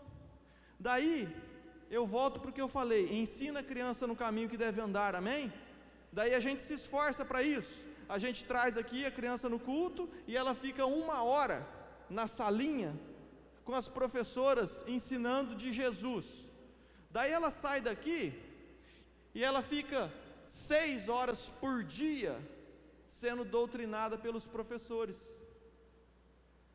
Então fica 1 hora por semana na igreja, aprendendo de Cristo, e 6 horas por dia, aprendendo o inverso, aprendendo a nova cultura. Agora, como é que a gente muda isso? Política. Não é dentro da igreja. Pelo amor de Deus, querido, eu não estou falando mal da igreja, entenda. Eu não estou falando mal dos ministérios. Eu estou falando que se nós não expandirmos para ser a igreja fora da igreja e atuar politicamente, nós corremos um risco real e verdadeiro de perder o Brasil e não ter mais volta, perder o direito de falar de Cristo, perder a nossa liberdade de defender aquilo que a gente acredita. Pode passar, por favor. Eu fiz aqui rapidinho, quero correr. Meu Deus do céu. Eu peguei a fonte, está ali. Eu fui atrás, eu entrei no BNDES, no Instituto de Engenharia, para ver, né, dados, para não correr risco de falar uma fake news para você. Então o governo, antes do Bolsonaro, eles somaram os 20 anos que o Caio Coppola falou, que nós dormimos no ponto, eles gastaram 86 obras de infraestrutura em outros governos, todos comunistas. Não tem nenhuma obra que o Brasil financiou que fosse num país de direita, todos países de esquerda. Essas 86 obras, elas somam 10,5 bilhões de dólares, tá bom? Então eu fui lá no BNDES para ver quanto que custa um hospital que nós estamos precisando. O BNDES avalia um hospital de ponta em 30 milhões de reais. Por que eu fiz essa continha? Porque 10 bilhões de dólares é um número tão grande que a gente não consegue mensurar. É grande demais para a gente entender esse número. Então, para facilitar o seu entendimento, né, eu peguei o custo de um hospital de ponta, 30 milhões. Daria para o Brasil fazer 1.750 hospitais de ponta. Isso significa 65 hospitais por estado, com o dinheiro que foi feito em infraestrutura lá fora. Dinheiro que foi feito em infraestrutura, que vai gerar renda para financiar o comunismo. Quem paga é o seu imposto. Quem vai pagar essa conta é o brasileiro. É imposto brasileiro que vai pagar. Então, imagina só, 1.750 hospitais de ponta que poderiam estar no Brasil, mas em vez de estar no Brasil, eles viraram empresas em países comunistas. Por exemplo, Porto de Cuba, que você já ouviu falar. O Porto de Cuba não foi apenas 1 bilhão que foi para lá. Porque, além de 1 bilhão, aquele porto vai gerar renda. E essa renda vai financiar quem? Bolsonaro? A renda que o porto vai gerar, ela vai para quem? Vai para as igrejas? Então você percebe que a gente precisa lutar essa luta? Pode passar, por favor. Eu quero mostrar algumas imagens da Argentina tomada pelo comunismo. Porque a Venezuela e a Bolívia você já conhece. Agora a Argentina é um fato novo. A Argentina é um fato novo, então eu busquei informação. Coloca as imagens, por favor. A Argentina anuncia estatização da maior empresa de soja do país, a Vicentin, e deve assumir a liderança na produção. Isso aconteceu em 2020, tá bom? Junho de 2020. Eu quero que você entenda, me dá uns minutos, por favor, a gravidade disso. O que aconteceu? O governo tomou para si, através de decreto, a maior empresa de soja do país. O que significa isso? O presidente foi lá e falou assim, ó, eu, sem aval de ninguém, por decreto, eu estou assinando aqui, ó, dando um canetaço, que eu estou pegando essa empresa, a maior do país, e agora ela é do governo. Então, empresário, sai fora daqui, eu estou, como é que fala o termo, amor? Quando você... estatizando, né? Virou uma estatal do governo. Amém? Entenderam? Agora eu quero que você coloque a seguinte situação. O governo tomou a empresa que era sua. Confiscou, pegou para si. Agora vamos supor que você seja um grande empresário e você tem uma empresa gigantesca. Você seja uma pessoa poderosa e a sua empresa está lá na Argentina. Você vai correr o risco da Argentina tomar a sua empresa? O que você, empresário, vai fazer? Não precisa ser muito inteligente. Quando o governo toma uma propriedade privada, todo mundo que tem alguma coisa, foge daquele lugar. Então vamos passando as fotos para você entender o efeito disso. Por favor, próxima foto. Fábricas deixam a Argentina e migram para o Brasil. Próxima. Walmart, você conhece o Walmart? Deixa a Argentina por causa da crise econômica. Passa. Grupo Latam encerra a operação na Argentina. Passa. Wrangler e Lee deixam a Argentina. Passa. Nike vende operações na Argentina. Passa. Empresa francesa fecha fábrica na Argentina. Passa. Qatar Airways deixará de voar na Argentina. Passa. Honda deixará de produzir automóveis na Argentina. Passa. MWM fecha fábrica na Argentina. Passa. Na Argentina a inflação sobe 50% em 12 meses. Passa. Alta de 74% em 2020 e menor consumo em 100 anos. A cruzada da carne na Argentina. Passa. Agora vamos para a Venezuela. Venezuela, a inflação ultrapassou 4.000%. Passa. Com 1 quilo de arroz por 1 salário mínimo, com 1 quilo de arroz por 1 salário mínimo, a hiperinflação dispara na Venezuela. Misericórdia. Isso aí é tudo jornal, é o país que é o jornal deles.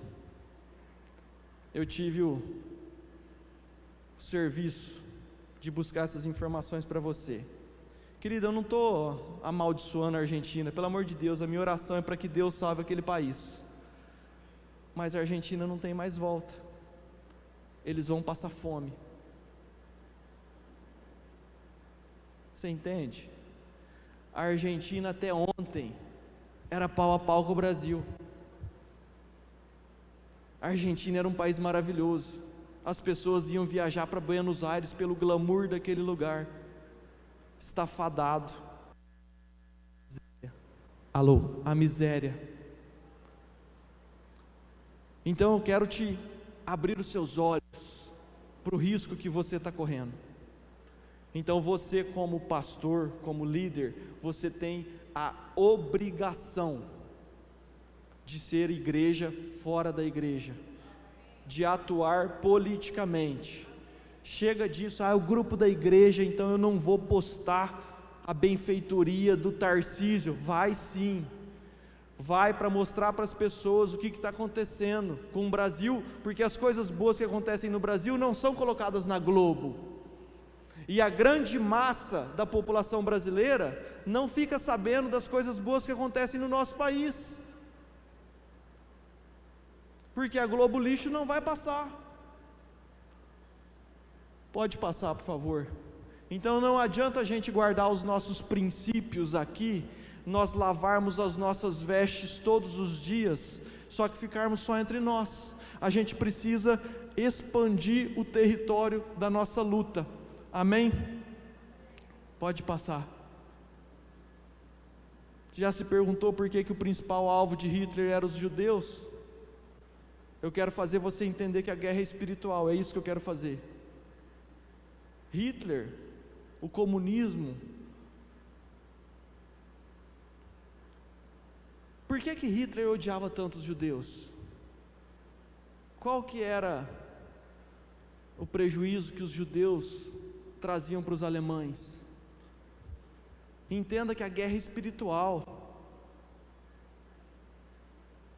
e essa mesma guerra acontece hoje. Ela só mudou o lugar do campo de batalha. O maior campo de batalha hoje do mundo chama-se Brasil. O maior campo de batalha do mundo chama-se Brasil, porque nós somos a menina dos olhos de Deus. Nós somos o país que tem promessa. Nós somos o país que pode alimentar o mundo. Nós somos o país que pode colocar todo mundo no bolso. Agora, o mundo espiritual sabe disso, a China sabe disso, o comunismo sabe disso.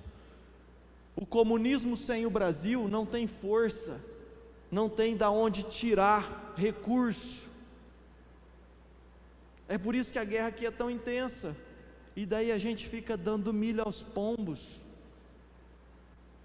vivendo na nossa bolha cristã, dentro da nossa vida maravilhosa, dentro do nosso santuário, e a gente esquece que lá fora o pau está quebrando. Então, sê tu uma bênção fora da igreja. Chegou o momento de vestir a camisa e colocar a cara a tapa, e a gente precisa se posicionar, a gente precisa ocupar os lugares altos lá fora, todos os lugares que são políticos e estratégicos, todos os locais que ensinam crianças, seja, enfim, pode passar que eu preciso terminar.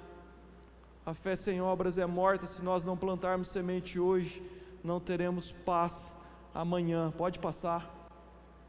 Verás que o filho teu não foge à luta, venha o teu reino, seja feita a tua justiça. É tudo isso aí que você já ouviu hoje.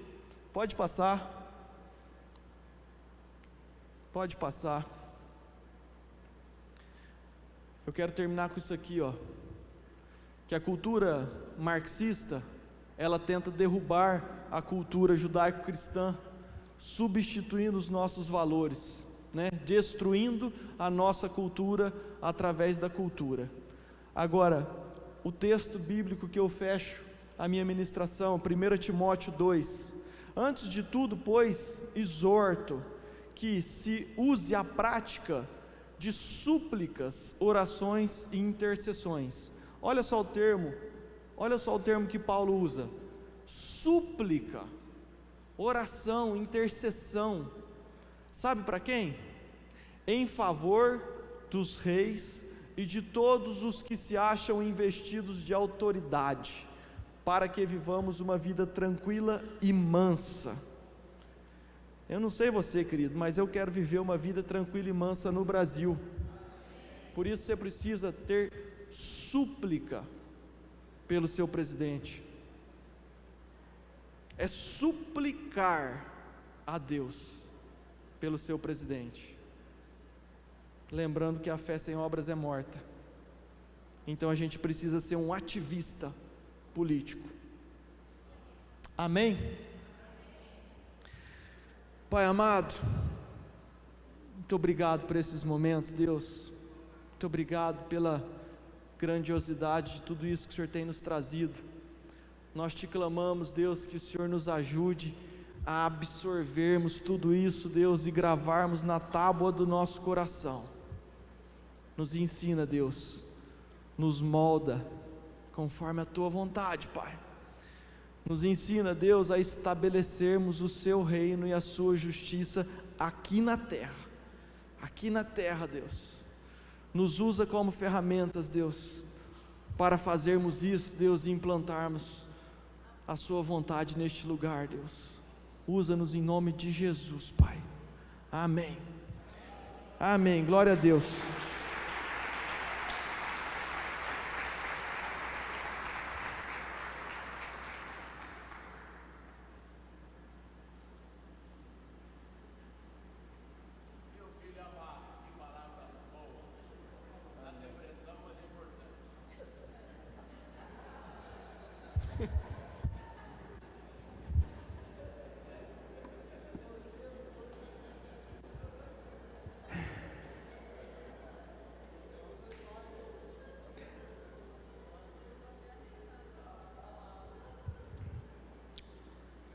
Eu sou suspeito para elogiá-lo, pastor Lucas. Não só porque você citou o meu nome, mas porque é o DNA da sua família. Alguns meses atrás, o pastor Leonardo ministrou uma palavra similar.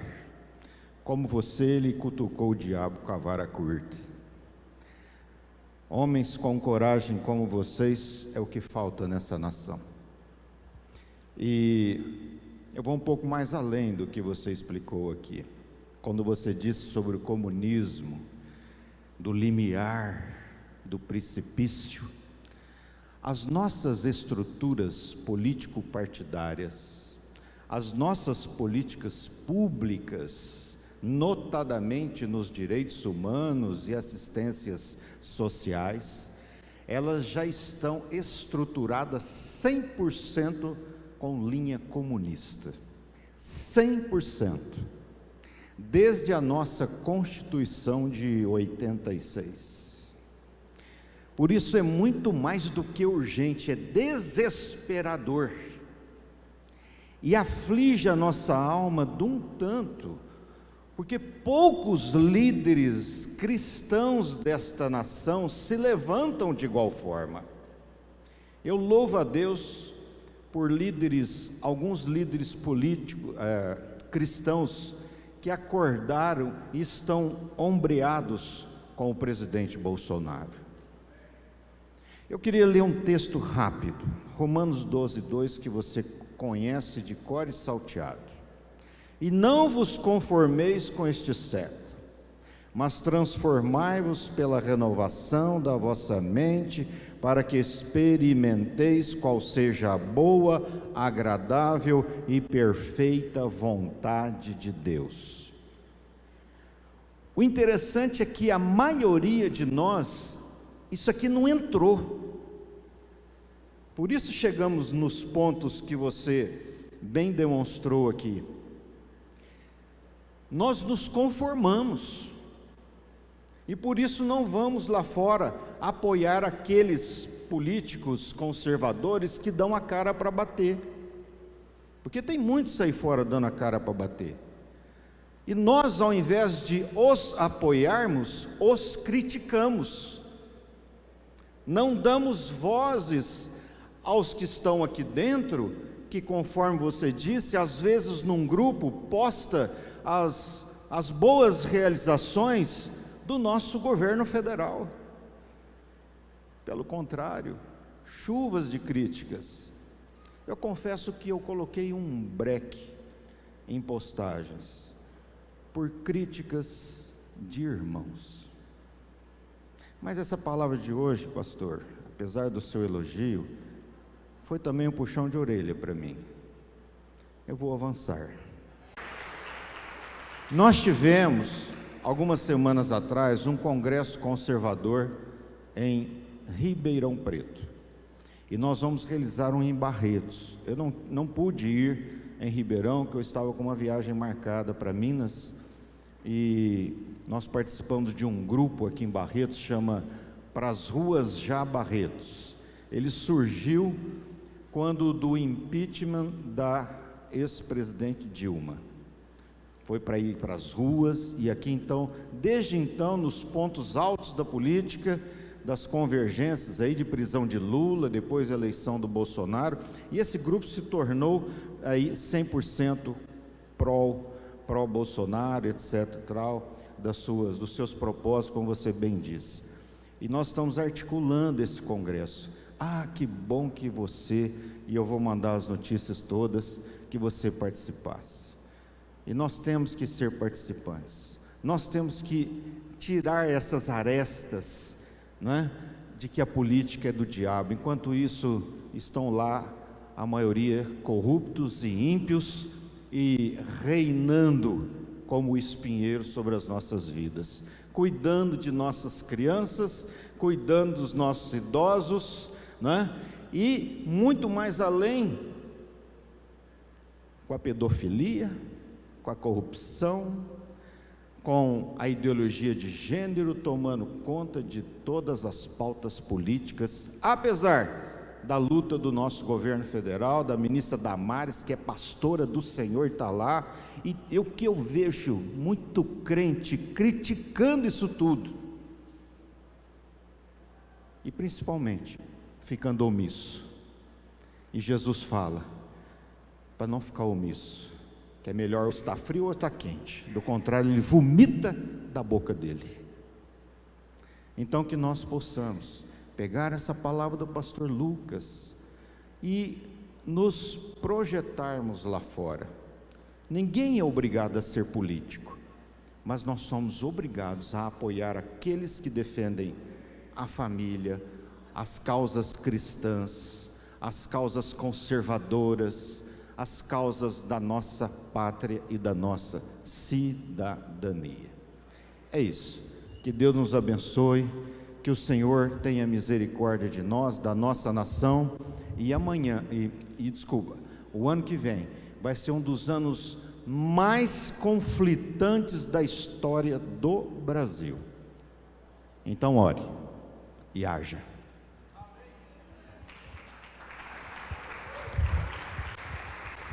Amém. Queridos, me dá mais 5 minutos.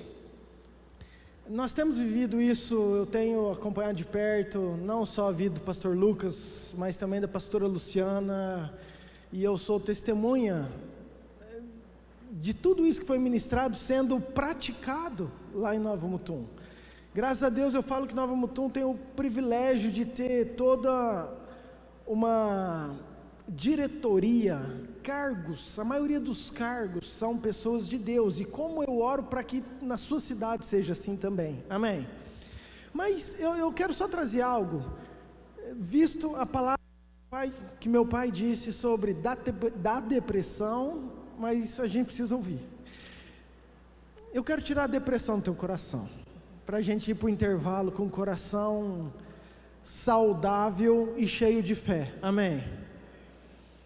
Deixa eu trazer algo que eu acredito muito para esse tempo, e eu quero te embasar rapidamente, te explicar algo.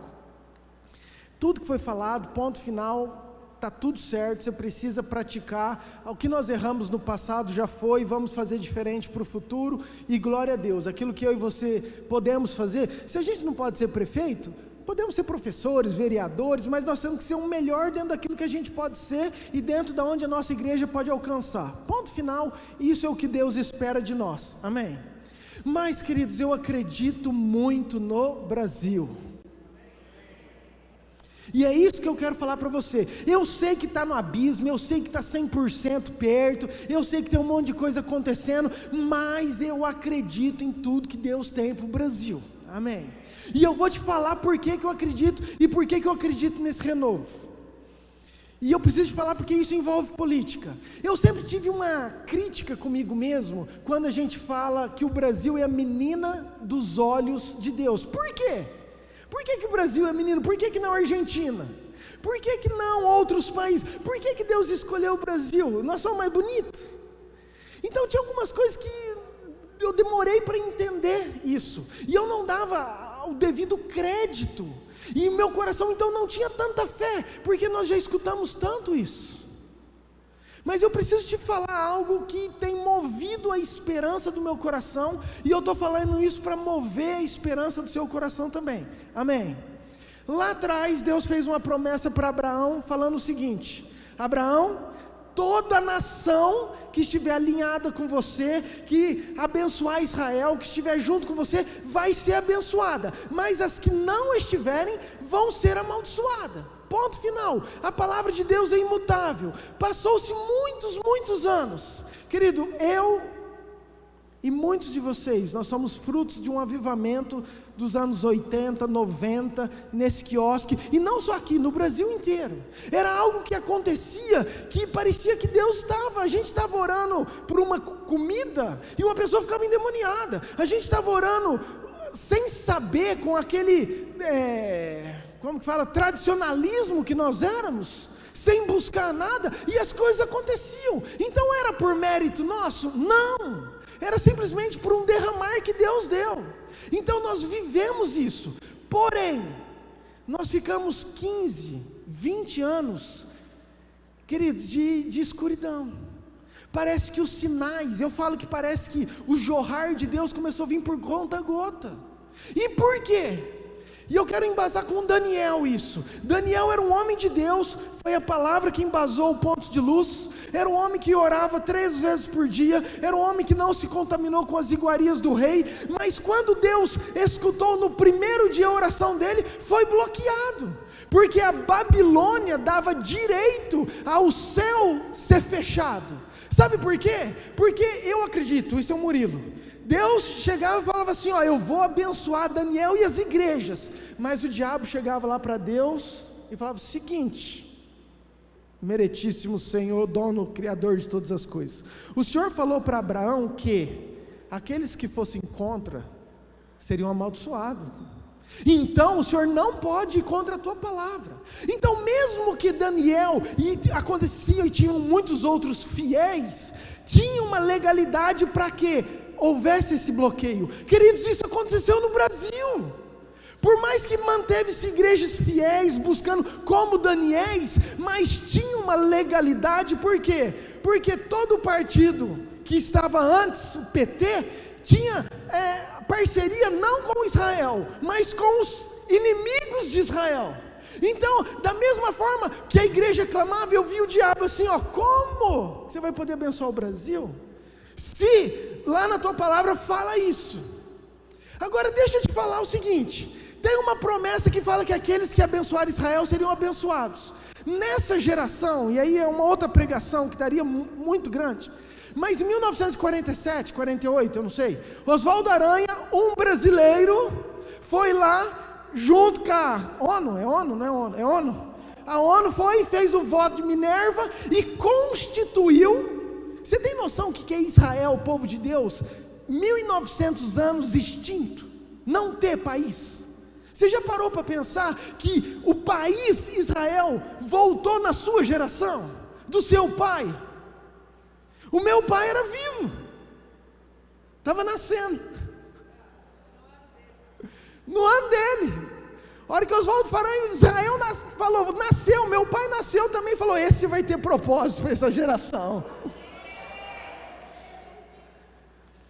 Queridos, na nossa nação Israel voltou, e quando Israel voltou, já anuncia os finais dos tempos, a conclusão, e a palavra fala que iria voltar pessoas destruídas, mulheres machucadas, e voltou Israel logo após Hitler, todo mundo destruído, massacrado, aleijado, mas formou-se Israel, teve a guerra dos 6 dias, e nunca mais Israel foi destruído, muito pelo contrário, é uma potência, um país desse tamanho, que não tem explicação, mas criou tudo que você conhece como tecnologia, tudo, querido, Intel, Waze, nossa, eu não vou citar que tem um monte de coisa, mas tudo foi Israel que fez. Como?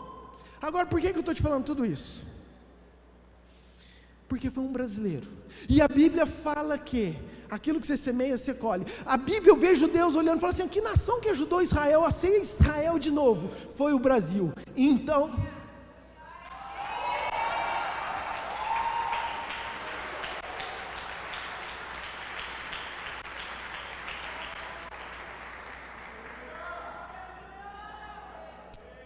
por isso que eu acredito.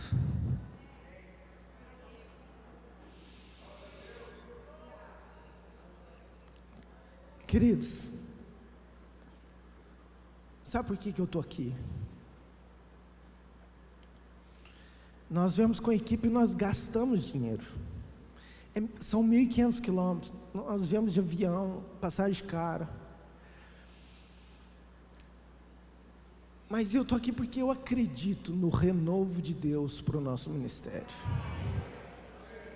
Eu estou aqui porque eu acredito que esses 2 anos que nós estamos vivendo, agora eu acho que a hora que o diabo vai falar assim, não tem direito, tem sim, agora tem um líder que está com uma aliança com Israel, está com uma aliança comigo, então agora eu posso abençoar a minha igreja, agora eu posso liberar de novo sobre a minha igreja. Queridos, e nós já estamos vivendo, o que eu estou querendo, abra os teus olhos, porque os nossos cultos não serão mais os mesmos, há uma porção diferente de Deus para mim e para você, querido, há mais conversão, há mais autoridade, há mais poder. Os cultos de quinta-feira nós estamos falando agora aqui, começando tudo de novo. Por quê? Coincidência? Não, porque Deus tem algo para nós. E queridos, e por que eu falei para parar essa depressão? Nós estamos falando, quantos profetas falaram sobre o Brasil? Um dia o Billy Graham estava orando por todas as bandeiras, a hora que ele chegou no Brasil, ele parou. E aí todo mundo, o que foi? Falou, cara, dessa nação vai vir a salvação, o evangelismo, o avivamento para o mundo. Queridos, então eu acredito, e eu quero que você acredite, com todas essas dificuldades, Deus está aqui nos levantando, porque há esperança, há um tempo, e Deus vai usar eu e você, aqueles que querem pagar esse preço, aqueles que querem estar juntos, para viver todos os propósitos de Deus para essa época, amém? Deus abençoe vocês.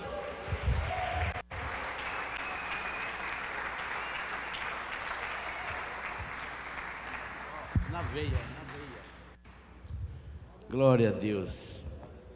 Nós vamos fazer um intervalo, mas primeiro você vai me ouvir mais um pouquinho, porque é uma continuação, nós não podemos parar este momento. Primeiro eu quero te lembrar de Provérbios 31:8, que diz: abre a tua boca a favor do mudo, pelo direito de todos que se acham desamparados. Então, estou reforçando a palavra do Lucas. Agora deixa eu te contar uma historinha que alguns daqui sabem, muitos não sabem. No tempo da presidenta Dilma, Deus, o Espírito Santo, falou comigo, dizendo assim: quero te lembrar que nessa época ainda não tinha o problema Lava Jato, não tinha o escândalo da Petrobras. De repente Deus falou claramente comigo: você vai para Paulínia, onde é a maior refinaria de petróleo, é a base da Petrobras. Ali é um epicentro da malignidade, onde vai até Brasília, e o problema todo de Brasília está ligado a Paulínia, a Petrobras.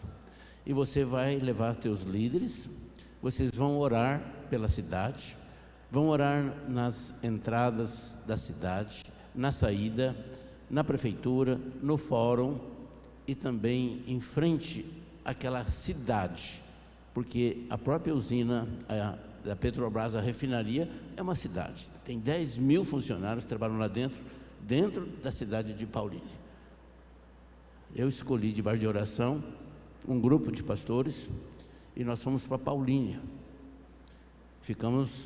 Dormimos lá numa igreja, no chão, lá pegamos um colchão, e nós fizemos uma estratégia, colocamos um grupo de intercessão aqui, e nós fomos orar na cidade de Paulínia. Lá tinha um prefeito que fazia 23 anos, bruxo, feiticeiro, que dominava a cidade. Era o homem talvez mais rico do Brasil. Ele sobrevoava a cidade de Paulínia com uma bruxa, fazendo oferendas e maldições sobre a cidade. Ele tinha domínio sobre tudo. Ele comprava votos por 100 mil reais, inclusive votos de pastores lá, pseudo-pastores. Ele tinha domínio sobre tudo, ele ganhava 20% de tudo que se vendia, até o pipoqueiro tinha que pagar 20% para ele. Ele tinha em Hollywood estúdios de filmagem, ele tinha 4 usinas de álcool, ele tinha fazendas, ele tinha 2 faculdades, e ele dominava toda a política. E era o assessor principal dele, era uma feiticeira. E nós fomos orar lá. E nós fomos nos 4, nas entradas tinham portais consagrados a demônios. E nós oramos naqueles locais, levamos chofar, tocamos chofar, mas a presença maligna era tão grande que a gente sentia, até a unha da gente arrepiava, tanto demônio que tinha. Fomos orar em frente à prefeitura, fomos orar em frente à Câmara, fomos orar dentro da Câmara, e de repente o Espírito Santo me tocou dentro da Câmara e me deu um choro que eu nunca tive na vida. Mas eu chorei tanto que eu perdi as forças, parecia que era o Espírito Santo chorando por mim dentro da Câmara.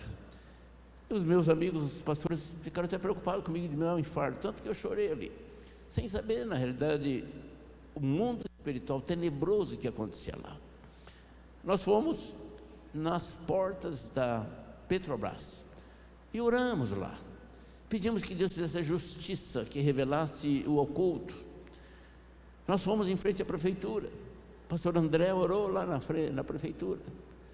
Eu peguei o sangue do cordeiro, a ceia, nós levamos a ceia e o pão, eu derramei em frente à prefeitura o sangue, o óleo, o vinho, o suco de uva, e falei: Satanás, isso aqui é o sangue do cordeiro, nós estamos declarando que esse território agora é do Senhor, e você some daqui na autoridade do nome de Jesus, porque nós vamos declarar a vitória, a justiça, a revelação do Senhor nessa cidade.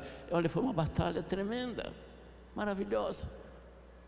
3, 4 dias depois, o pastor de lá ligou para nós, falou: pastor, olha, o prefeito daqui, ele tinha um processo, tinha mais de 50 processos, mas ele comprava todos os juízes, os desembargadores, agora um deles aprovou e ele está inelegível para as próximas eleições.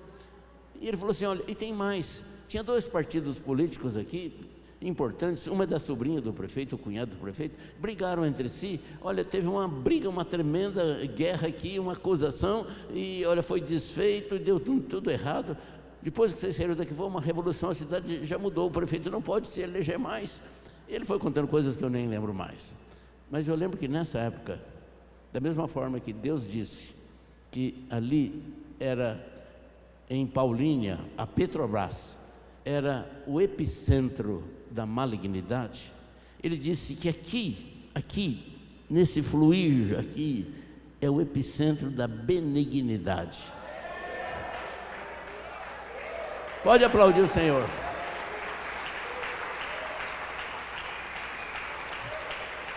Queridos, a partir daí começou o processo Lava Jato, começou o impeachment da Dilma, começou aquelas delações premiadas, e começou aquela guerra, aquela revolução lá em Brasília, e Deus já tinha falado que a ligação era Petrobras e Brasília, e começou daqui, com pessoas simples como eu e você. Deus tem um marco, uma importância, propósitos com essa igreja. Meus olhos naturais vê o piso, mas eu vejo aqui um rio de água viva, que quem passa por aqui vai fluindo, e muitas coisas vão acontecer. Nós vamos fazer um intervalinho de 10 minutos, para descansar, para a depressão sair, para a gente ficar alegre de novo, depois a gente volta aqui, por favor.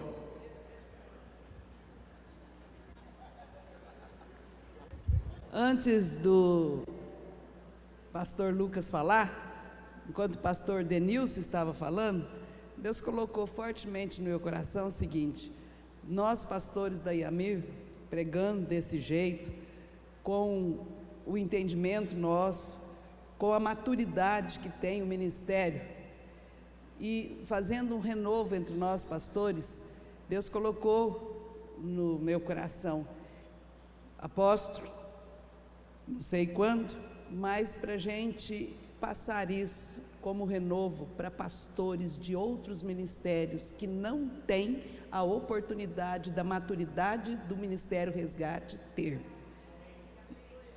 Fazemos não sei como chama, não é um renovo para pastores, mas dar a oportunidade, você que está na sua cidade, convidar pastores de várias denominações que queiram amadurecer e queiram ter um renovo na sua vida espiritual. Em oração, a gente pode fazer um grande renovo e lutar pelos nossos ministérios e pelo nosso país. Amém?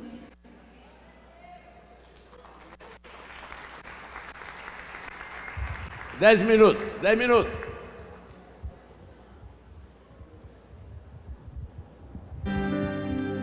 Sabe, Senhor, eu pensei que te conhecia, mas enganei a mim mesmo, manchei a pureza e fui pra bem longe de ti.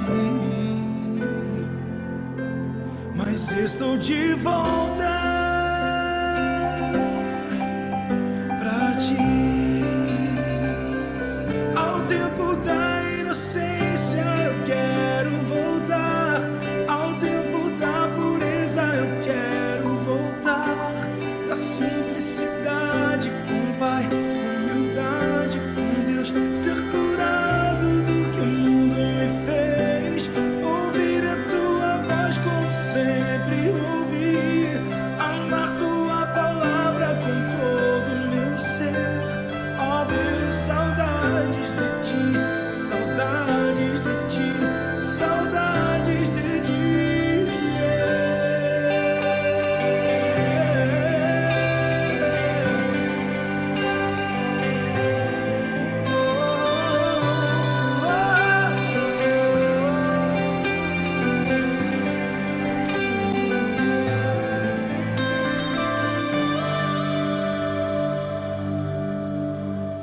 Sabe, Senhor,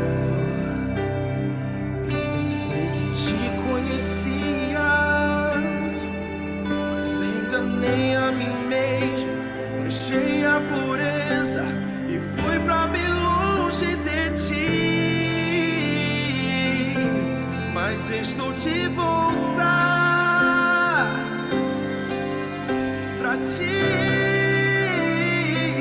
Ao tempo da inocência eu quero voltar, ao tempo da pureza eu quero voltar, da simplicidade com o Pai, humildade com Deus, ser curado do que o mundo me fez, ouvir a tua voz como sempre ouvi, amar tua palavra com todo o meu ser. Ó Deus, estou com saudades de ti, saudades de ti, saudades de ti. Ó Deus, estou com saudades de ti, saudades de ti, saudades de ti. Ó Deus, estou com saudades de ti, saudades de ti, saudades de ti.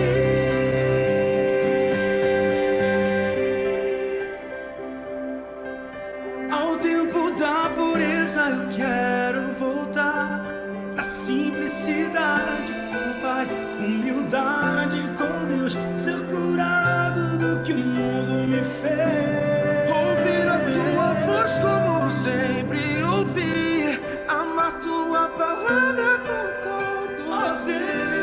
Ó Deus, estou com saudades de ti, saudades de ti, saudades de ti.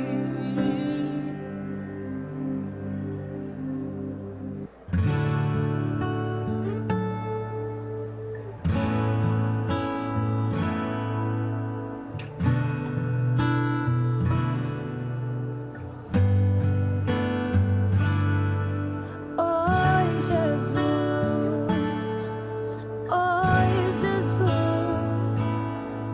podes me ver, podes me ouvir. Oi, Jesus,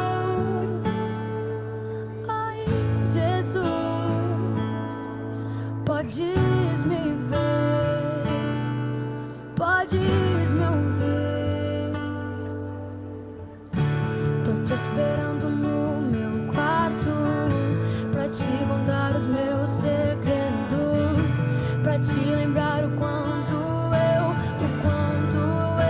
te amo. Tô ansioso pra te ver, esperando você vir pra mim, ansiando te tocar, tocar você. Um dia sem você é como a morte pra mim, pois só sei viver com você aqui, porque com você então eu posso ser. Vem aqui e faça do meu quarto o seu quarto também, e do meu coração uma casa pra você. Toma minha chave, não precisa fazer cópia, dou ela pra você.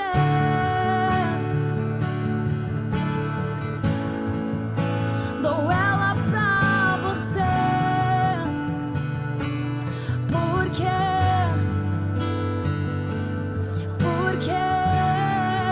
eu amo Jesus, eu amo Jesus, eu amo Jesus. Um dia sem você é como a morte pra mim, pois só sei viver com você aqui, porque com você então eu posso ser. Vem aqui e faça do meu quarto o seu quarto também, e do meu coração uma casa pra você. Toma minha chave, não precisa fazer cópia, dou ela pra você.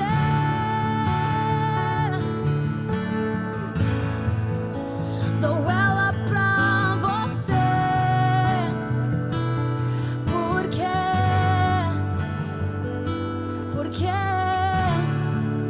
eu amo Jesus, eu amo Jesus, eu amo Jesus, porque eu amo Jesus. Eu amo Jesus, eu amo Jesus. Oi, Jesus, oi, Jesus. Podes me ver, podes me ouvir.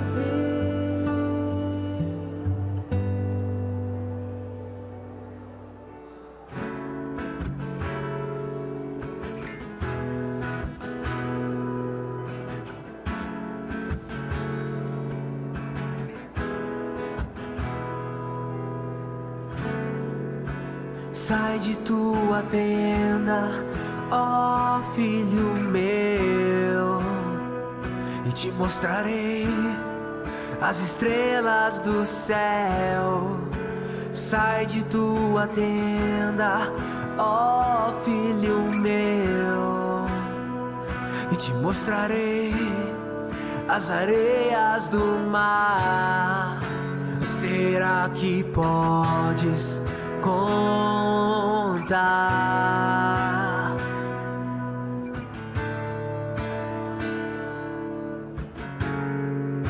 Será que podes imaginar tudo aquilo que sonhei para ti, filho meu? O que minhas mãos fizeram para ti, filho meu? Minha bênção será sobre ti. Oh, uma nova história Deus tem pra mim. Um novo tempo Deus tem pra mim. Tudo aquilo que pedido foi, ouvirei de sua boca, te abençoarei. Uma nova história Deus tem pra mim.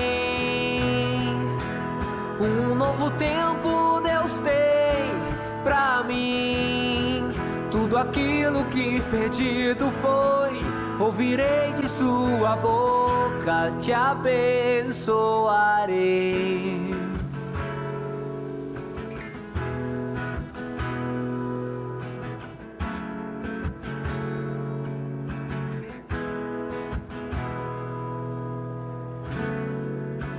Sai de tua tenda, ó filho meu, e te mostrarei as estrelas do céu.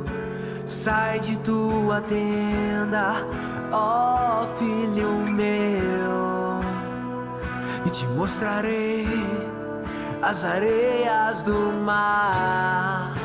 Será que podes contar?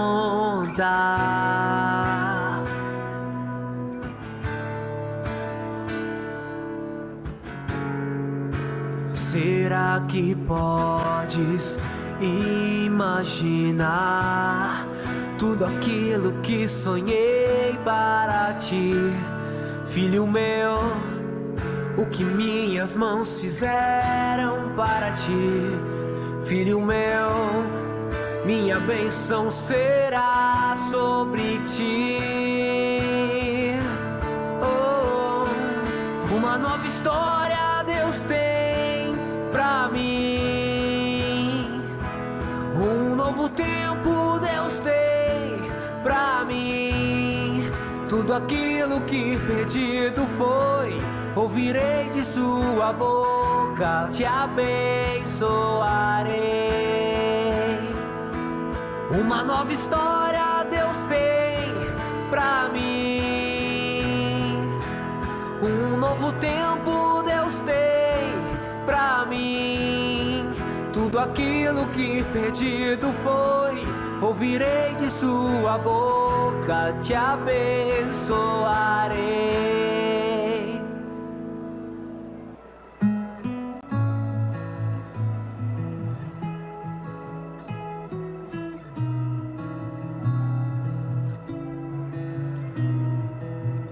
Me conheces bem, sabes quem eu sou, e mesmo assim me amas,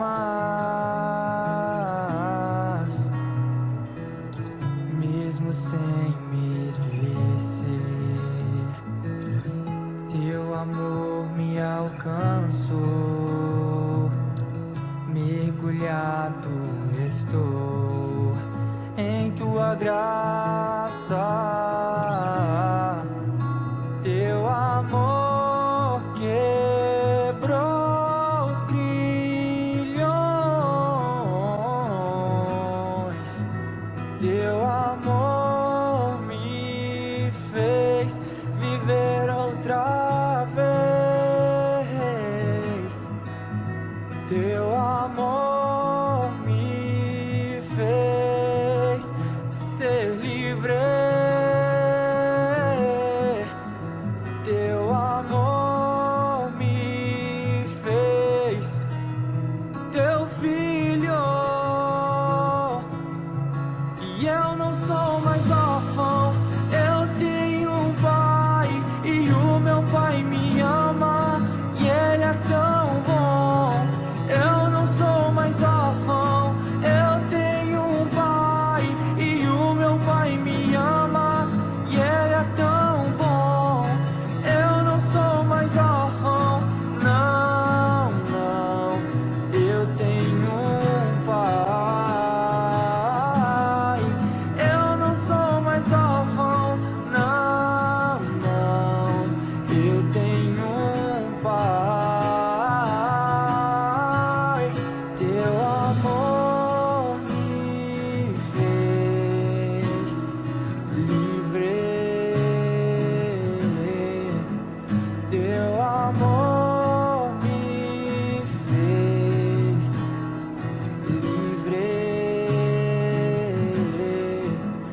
Teu amor me fez ser livre. Teu amor me fez ser tão livre. E eu não sou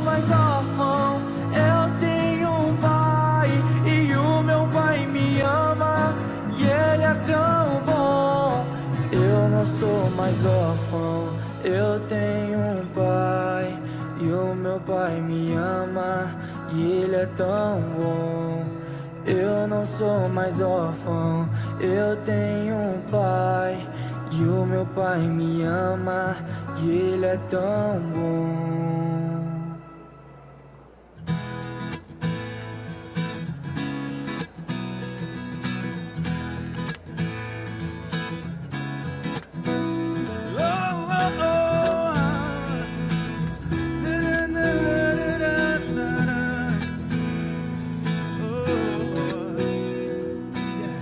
Eu vejo a glória do Senhor hoje aqui, a sua mão, seu poder sobre mim. Os céus abertos hoje eu vou contemplar, o amor descer neste lugar. Oh, eu vejo a glória do Senhor hoje aqui, a sua mão, seu poder sobre mim. Os céus abertos hoje eu vou contemplar, o amor descer neste lugar. Eu quero ver agora o seu poder, a sua glória inundando meu ser. Vou levantar as mãos, vou receber, vou louvando seu nome, porque eu sinto o Senhor me tocar. Eu quero ver agora o seu poder, a sua glória inundando meu ser. Vou levantar as mãos, vou receber, vou louvando seu nome, porque eu sinto o Senhor me tocar. Yeah, oh.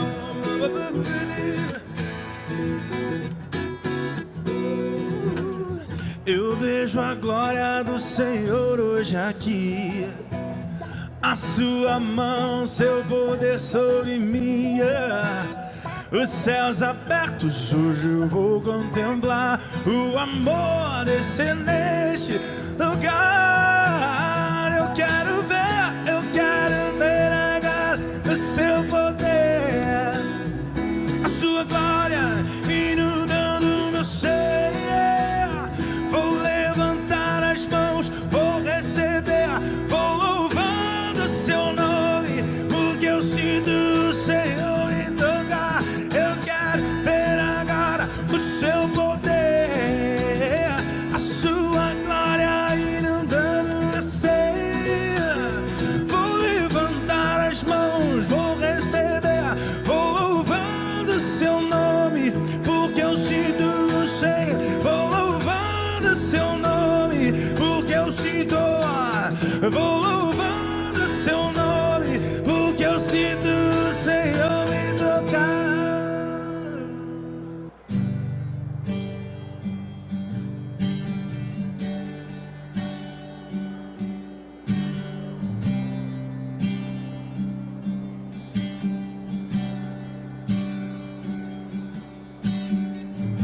Eu tenho um Deus que não vai deixar essa luta me matar, o desespero me tomar. Por mais pressão que seja a situação, o controle ainda está na palma de suas mãos. Eu tenho um Deus que não vai deixar essa luta me matar, o desespero me tomar. Por mais pressão que seja a situação, o controle ainda está na palma de suas mãos. O choro dura uma noite, mas a alegria ela vem pela manhã. Eu creio, eu creio. O choro dura uma noite, mas a alegria ela vem pela manhã. Eu creio.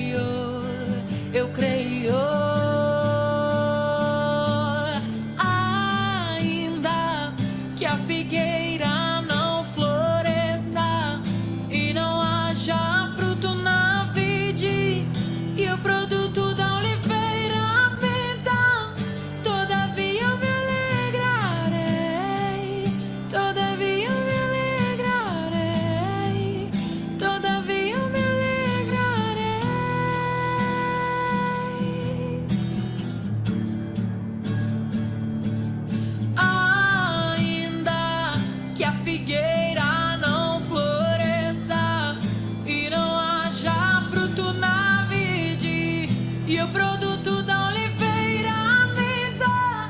Todavia eu me alegrarei, todavia eu me alegrarei, todavia eu me alegrarei.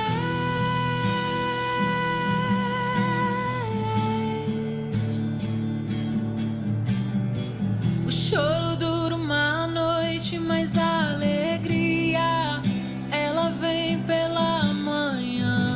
Eu creio, eu creio. O choro dura uma noite, mas a alegria ela vem pela manhã. Eu creio, eu creio. Ainda que a figueira não floresça e não haja fruto na vide, e o produto da oliveira me dá, todavia eu me alegrarei, todavia eu me alegrarei, todavia eu me alegrarei.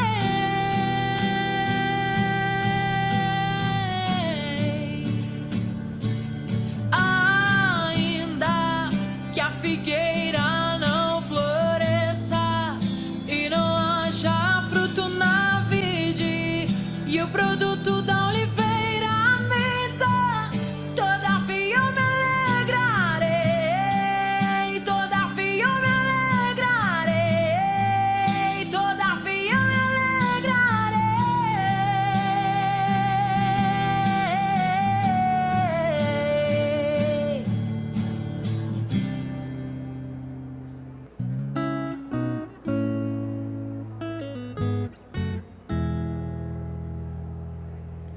Por toda a minha vida,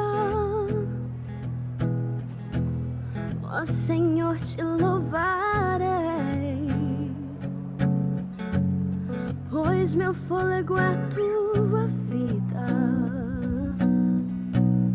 e nunca me cansarei. Tempo Posso ouvir a esgotado. tua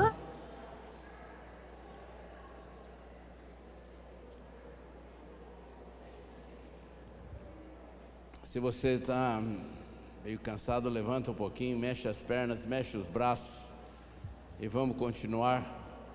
Os que estão de pé, procurem se acomodar. Os que estão lá no fundo, vem para frente. Nós estamos caminhando para os finalmente. A última palestra é a minha, mas após a minha, nós entraremos em presbitério. Repito, se você tem apresentação de algum pastor, presbítero, evangelista, a Márcia está ali, passa o teu papel, que daqui a pouquinho nós estaremos trabalhando nisso.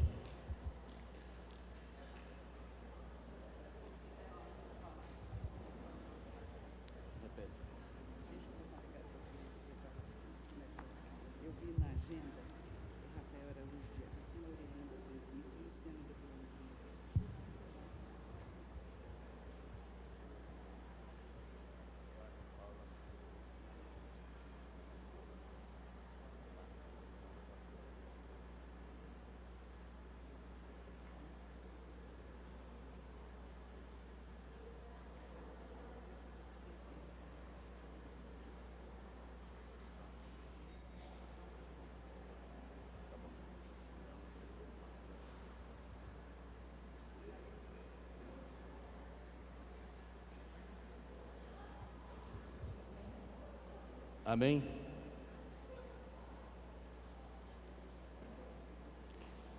Pastora Aida, vem orar por mim e me abençoar, por favor.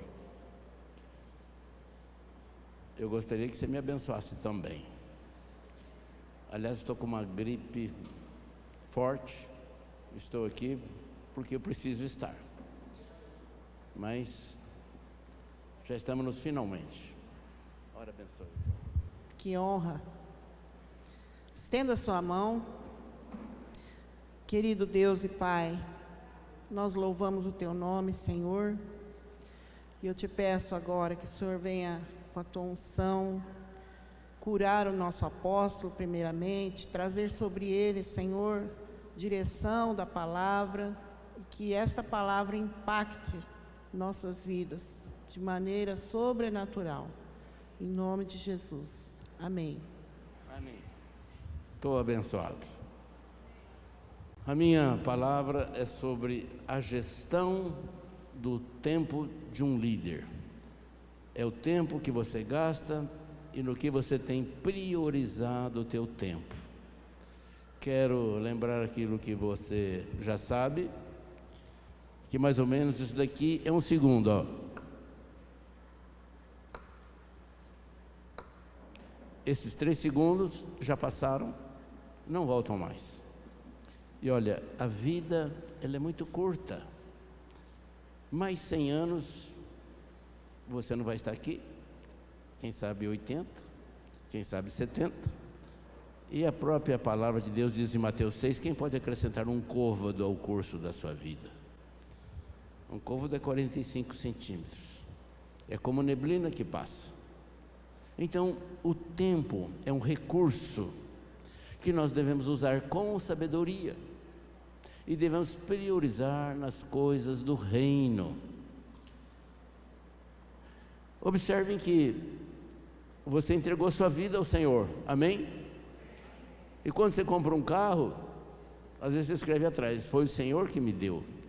Os teus filhos você traz para a igreja, você consagra a Deus. A tua casa você entrega a Deus. O alimento que entra na tua casa é consagrado a Deus.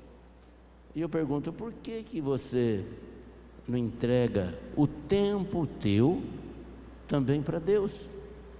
Observem que o tempo é um recurso muito importante e que nós temos administrá-lo com sabedoria.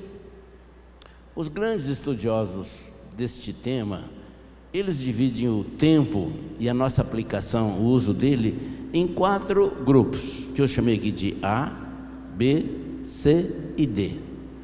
A maioria dos homens estudiosos, mesmo em áreas empresariais, também dividem o nosso tempo, a nossa dedicação em A, B, C e D. Nesse grupo A estão os mais importantes e os mais urgentes. Neste grupo B são importantes, mas não são urgentes. E esses daqui são aqueles que você pode planejá-los com mais tempo, eles também são importantes. E nesse grupo C é o tempo que você gasta com distração, com filmes, com lazer e outras coisas mais. Observem que neste grupo aqui, no grupo A, do tempo A, eu disse que é o mais importante, é o mais urgente. Aqui estão as crises, aqui estão os imprevistos. E você, como um líder, o teu tempo maior é gasto nisto aqui. Porque são coisas que você não tinha planejado, que aconteceram, às vezes é briga de um casal, às vezes é falecimento de alguém, enfim, são coisas que acontecem de repente, que são urgentes. Você não tem como planejar. E às vezes não tem como você delegar a outros.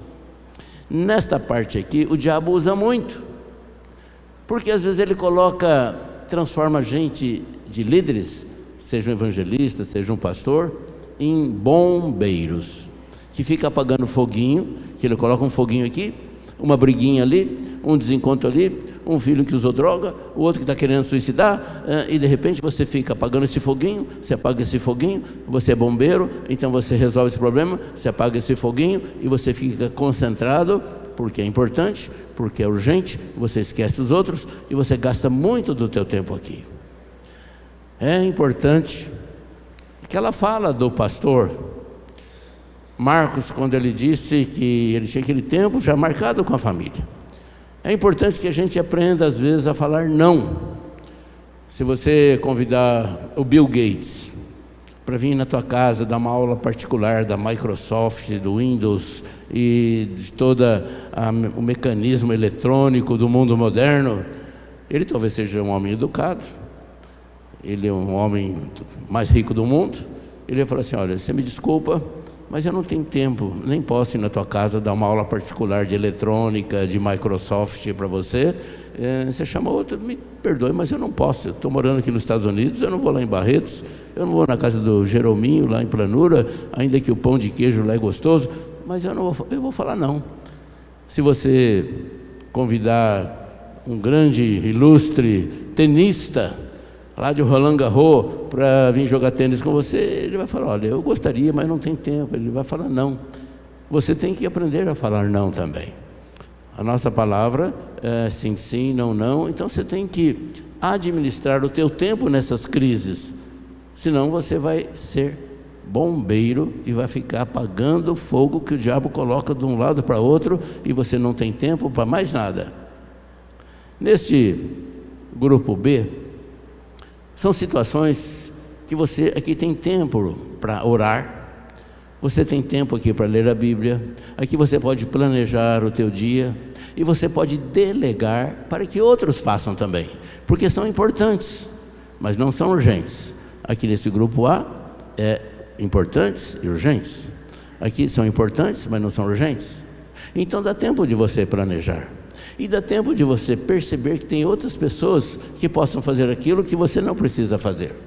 Então, este grupo de foco de pensamento, de tempo aqui, é importante que você aprenda a administrar este tempo precioso.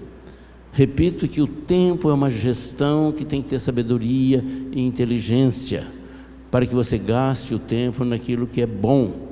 Abra a tua Bíblia em Efésios 5, por favor. Efésios 5, versículo 15.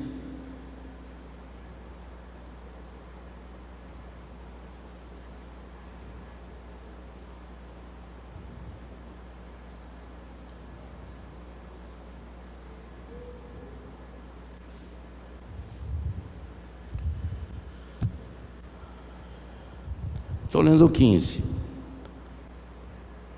Portanto, vede prudentemente como andais, não como nécios, e sim como sábios. Aqui só tem sábios. Mas olha o 16. Remindo o tempo, porquanto os dias são maus. Você pode repetir comigo? Remindo o tempo? Muito bem. Então, esse remindo o tempo é justamente isso que nós estamos falando. O que nós queremos transmitir a você que é um líder: o teu tempo é precioso, que você o administre com sabedoria, remindo o tempo, porque os tempos são maus.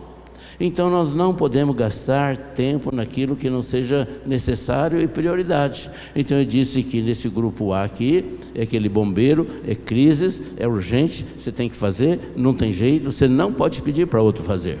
Mas aqui você tem que aprender a administrar esse tempo. Porque que você tem que aprender a delegar, não centralize tudo. Notem que nesse dia todo eu chamei várias pessoas para orar aqui. Chamei a pastora Ida, o Lucas, muita gente veio aqui orar, porque eu sei que tem pessoas aqui que podem orar, então eu não preciso fazer tudo. E na tua igreja também você tem que aprender a fazer coisas que as pessoas vão ficar felizes em poder fazer. Nós aqui em Barretos e também nas tuas igrejas, nós temos uma liderança muito forte, muito boa. Muitos pastores vêm aqui falando: nossa, que liderança boa que você tem. Você viu que comida boa que nós tivemos? O cafezinho, a gente servindo, equipe de som, gente filmando, cinegrafista, em todas as áreas. Então, a gente procura colocar aptidões certas, com a pessoa certa, no tempo certo. Então, isso é louvável, e nós temos que aprender a delegar e não centralizar em si próprio, senão você se desgasta, senão você gasta muito tempo e você fica ansioso, depressivo. E você sabe que tem muitos pastores que suicidaram nos últimos tempos, e talvez uma das causas seja de não administrar o tempo com sabedoria.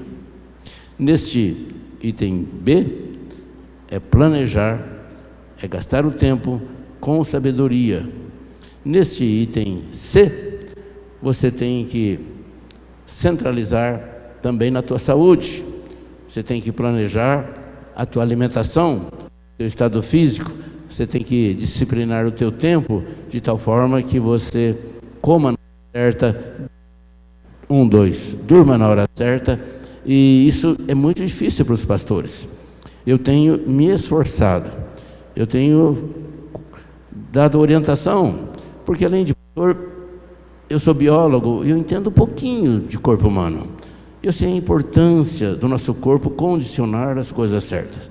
Eu brigo muito com esse mineirinho, o Jerônimo, porque às vezes ele vai almoçar 4 horas da tarde. Às vezes ele não almoça porque está com fome. E às vezes ele janta, se tem janta, se não tem, não janta. Ele é indisciplinado com o horário de alimentação. Eu falo, Jerônimo, meio-dia você tem que alimentar. 6, 7 horas da tarde você tem que comer um lanchinho pelo menos, né? O pastor Marcelo é a mesma coisa, não tem disciplina para horário, para comer, para nada. Nós temos que nos esforçar, porque o nosso subconsciente, ele agita o suco gástrico. Se você condiciona 12h30 a almoçar, a hora que der 12h30, o sistema nervoso central vai dar uma ordem para o suco gástrico preparar, porque vai vir comida. Mas você está tão atarefado, você está apagando o foguinho, você tem uma briga de não sei quem, e você não almoça, e o suco gástrico vai corroendo a mucosa do estômago, e dá uma úlcera, e começa com gastrite, evolui para úlcera, e coisa assim. Então nós temos que disciplinar nosso horário. Eu sou muito sistemático. Hora do meu almoço, eu evito o celular, eu evito conversa, briga, encrenca, coisa ruim. É um momento sagrado. Então nós temos que disciplinar aí o nosso dia a dia. Nesse item C, diversão. Aqui está o Netflix, aqui está a novela, aqui está a distração e coisa assim. Agora, se você observar bem o nosso grande líder, mestre, exemplo, Jesus, ele não gastou tempo com isso. Ele trabalhou nisso aqui, ó, de uma forma incansável, pregando o Evangelho, priorizando cura, libertação e coisas desse tipo. Então, eu estou lembrando aos senhores que faz parte para 2022 você aprender a remir o tempo, conforme nós lemos aqui.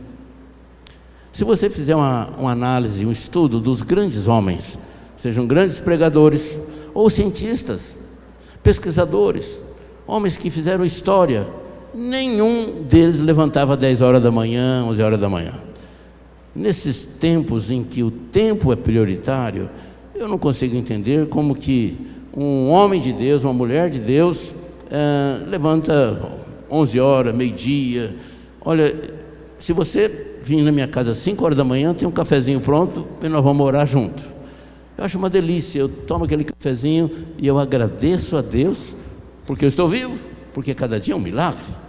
E muita gente morreu, e eu entrego o dia ao Senhor. Você talvez já tenha lido aquele livro do Benihim, Bom Dia, Espírito Santo. Então é importante a gente andar com o Espírito.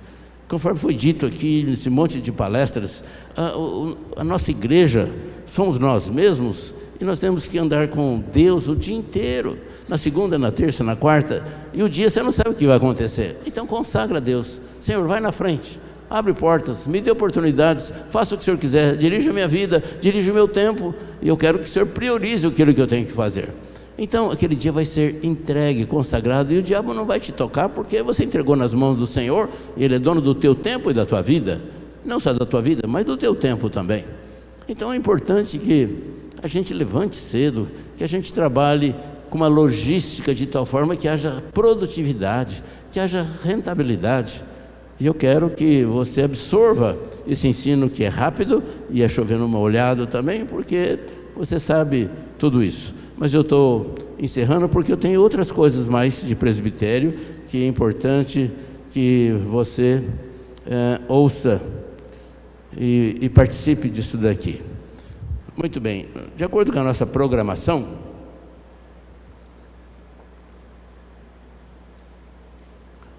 na nossa programação, está escrito agora, que nós temos metas e prioridades e planos para mostrar para os senhores para 2022. Se nós estivéssemos numa reunião de presbitério normal, nós gastaríamos mais tempo nisso. Mas como é difícil chamá-los para voltar aqui de novo, raramente a gente vai ter esse povo bonito de Nova Mutum aqui, né, de Conceição das Alagoas, de Minas e tanta gente de longe.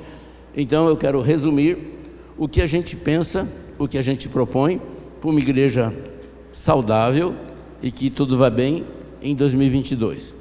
Primeira coisa, eu vou falar por itens. Eu tenho 8 itens aqui para falar para você e alguns são muito rápidos.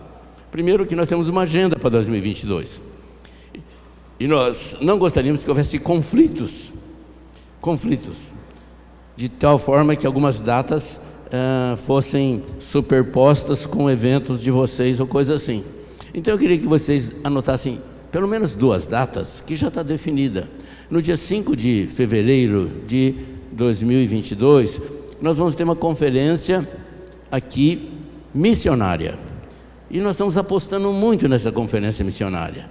E olha, você coloca aí na tua agenda já, não posso perder, 5 de fevereiro. Nós estamos trazendo lá de Beira o pastor Carlos e a pastora Vera, que são brasileiros, e nos hospedam lá na base missionária em Beira. Mas nós estamos trazendo também de Moçambique o Simeão, que é o nosso filho adotado, que já esteve aqui no Brasil, ficou com a gente, e enfim, e ele vai estar aqui também. Também nós vamos trazer o Joaquim Cana, que é um pastor semi-analfabeto, nunca viajou de avião e não sabe de nada, só anda de bicicleta e coisa assim. Agora nós compramos uma moto para ele, para visitar as igrejas, mas é um homem de Deus, e ele mora em Caia, na beira do rio Zambeze, e ele virá também no dia 5. Também nós vamos trazer o Macmillan, que é um pastor que só fala inglês. A pastora Ida já tem trabalho de transmitir aqui para nós. Ele é de outra nação africana, de Malawi, mas um homem apaixonado por Deus e por nós. Onde a gente vai, ele vai atrás, viaja 2, 3 dias para estar lá com a gente, 1 hora. Ele recebe a bênção, a oração e volta mais 2, 3 dias de viagem, uma loucura. Mas nós vamos trazer também do Peru, o pastor Lúcio, a pastora Giovana, que já estão com passagem comprada. Mas vem também o pastor Anésio aqui, né, que nós temos parceria no Sudão, com o trabalho que nós fazemos. Tem muitos pastores aqui que adotaram crianças de rua no Sudão, e ele vai estar aqui com a gente. Também o pastor Itamar de Beira, que hoje ele está na Bahia, não sei se em fevereiro vai estar na África aqui, mas ele falou que vem. O apóstolo Itamar, apóstolo Géser, vai estar conosco aqui também. Ele vai fazer a abertura, o encerramento, não sei como ainda, mas o apóstolo Géser vai estar aqui. Então você não pode faltar. Então 5 de fevereiro você já tem compromisso. Outra data também, 13 de agosto de 2022, a Yamir vai fazer 30 anos de vida, e nós vamos ter uma festa grande, com direito a docinhos, e com certeza vai ser uma festa maravilhosa, com dança, louvor, e a tua presença vai enriquecer bastante. E o aniversário tem que ter brigadeiro, sem brigadeiro não tem muita graça. Então 13 de agosto você tem que estar aqui também conosco. Muito bem, esse é o item 1 que eu falei de agenda. Depois, logicamente, outras coisas vão ser acrescidas, né? Mas nós vamos acrescentando depois. Item 2, eu quero te mostrar a prioridade que nós temos que ter nas nossas ações em 2022. Também é chover no molhado, coisa que você sabe, mas eu quero que fique registrado que essa é a maior importância para 2022. Você conhece Atos 1:8? Recebereis poder ao descer sobre vós o Espírito Santo de Deus. A prioridade é buscar Deus, é a presença de Deus, é o Espírito Santo, é o mover de Deus. Porque tendo um mover de Deus, tendo uma busca, uma presença de Deus na tua vida, na tua oração, na tua intercessão, na tua equipe, uma equipe que ora, as coisas por decorrência vão acontecer. A igreja vai encher, as pessoas vão ser libertas, o ID de Jesus toma outra forma e vai ter estratégias, mas não adianta estratégias humanas, de cultura, de pedagogias logísticas e ações, ainda que sejam boas, mas a presença de Deus, deixar o Espírito Santo tocar Faz muita diferença. Então eu queria muito que vocês entendessem essa importância, essa prioridade, e que cada um dos senhores fosse porta-voz das grandezas que Deus pode fazer. Gente, a gente tem uma história muito bonita. Esses dias até eu dei trabalho para o Elias e para a pastora para procurar. Tem uma história de um celeiro no tempo aí dos heróis da fé. Um cidadão começou a pregar num celeiro à noite, cheio de gente. Eles ficaram a noite inteira ouvindo a palavra de Deus, porque a presença de Deus, o mover de Deus foi tão grande. Mas eles ficaram de manhã, não foram para casa, e ficaram o dia inteiro, e ficaram a noite inteira, e ninguém foi embora. E num celeiro que não tinha essas luzes bonitas, que não tinha um microfone bom como esse, que não tinha essas caixas de som que custa caro, e de repente o mover de Deus se estabeleceu. Queridos, as nossas igrejas são bonitas, e elas têm que ter cara bonita. É importante que as músicas atraiam jovens, aquela fumacinha, aquele brilho, é tudo importante. Mas observem, para Deus não precisa nada disso. A nossa equipe de louvor tem que ser treinada para adorar a Deus. Porque às vezes a gente vê show, a gente vê músico, e vê aquelas roupas bonitas, e vê um monte de coisa, mas a gente tem que tirar um pouco a tônica do louvor, aquelas músicas lindas, que são realmente boas, mas focar na adoração. Nós temos que ser adoradores. 2022 queremos adoradores, que a equipe seja adoradora e que não preocupe muito com a formalidade, ou com as luzes, ou com a fumaça, ou com a qualidade do som, a caixa de som, a mesa de som, mas que a presença de Deus venha por causa da adoração.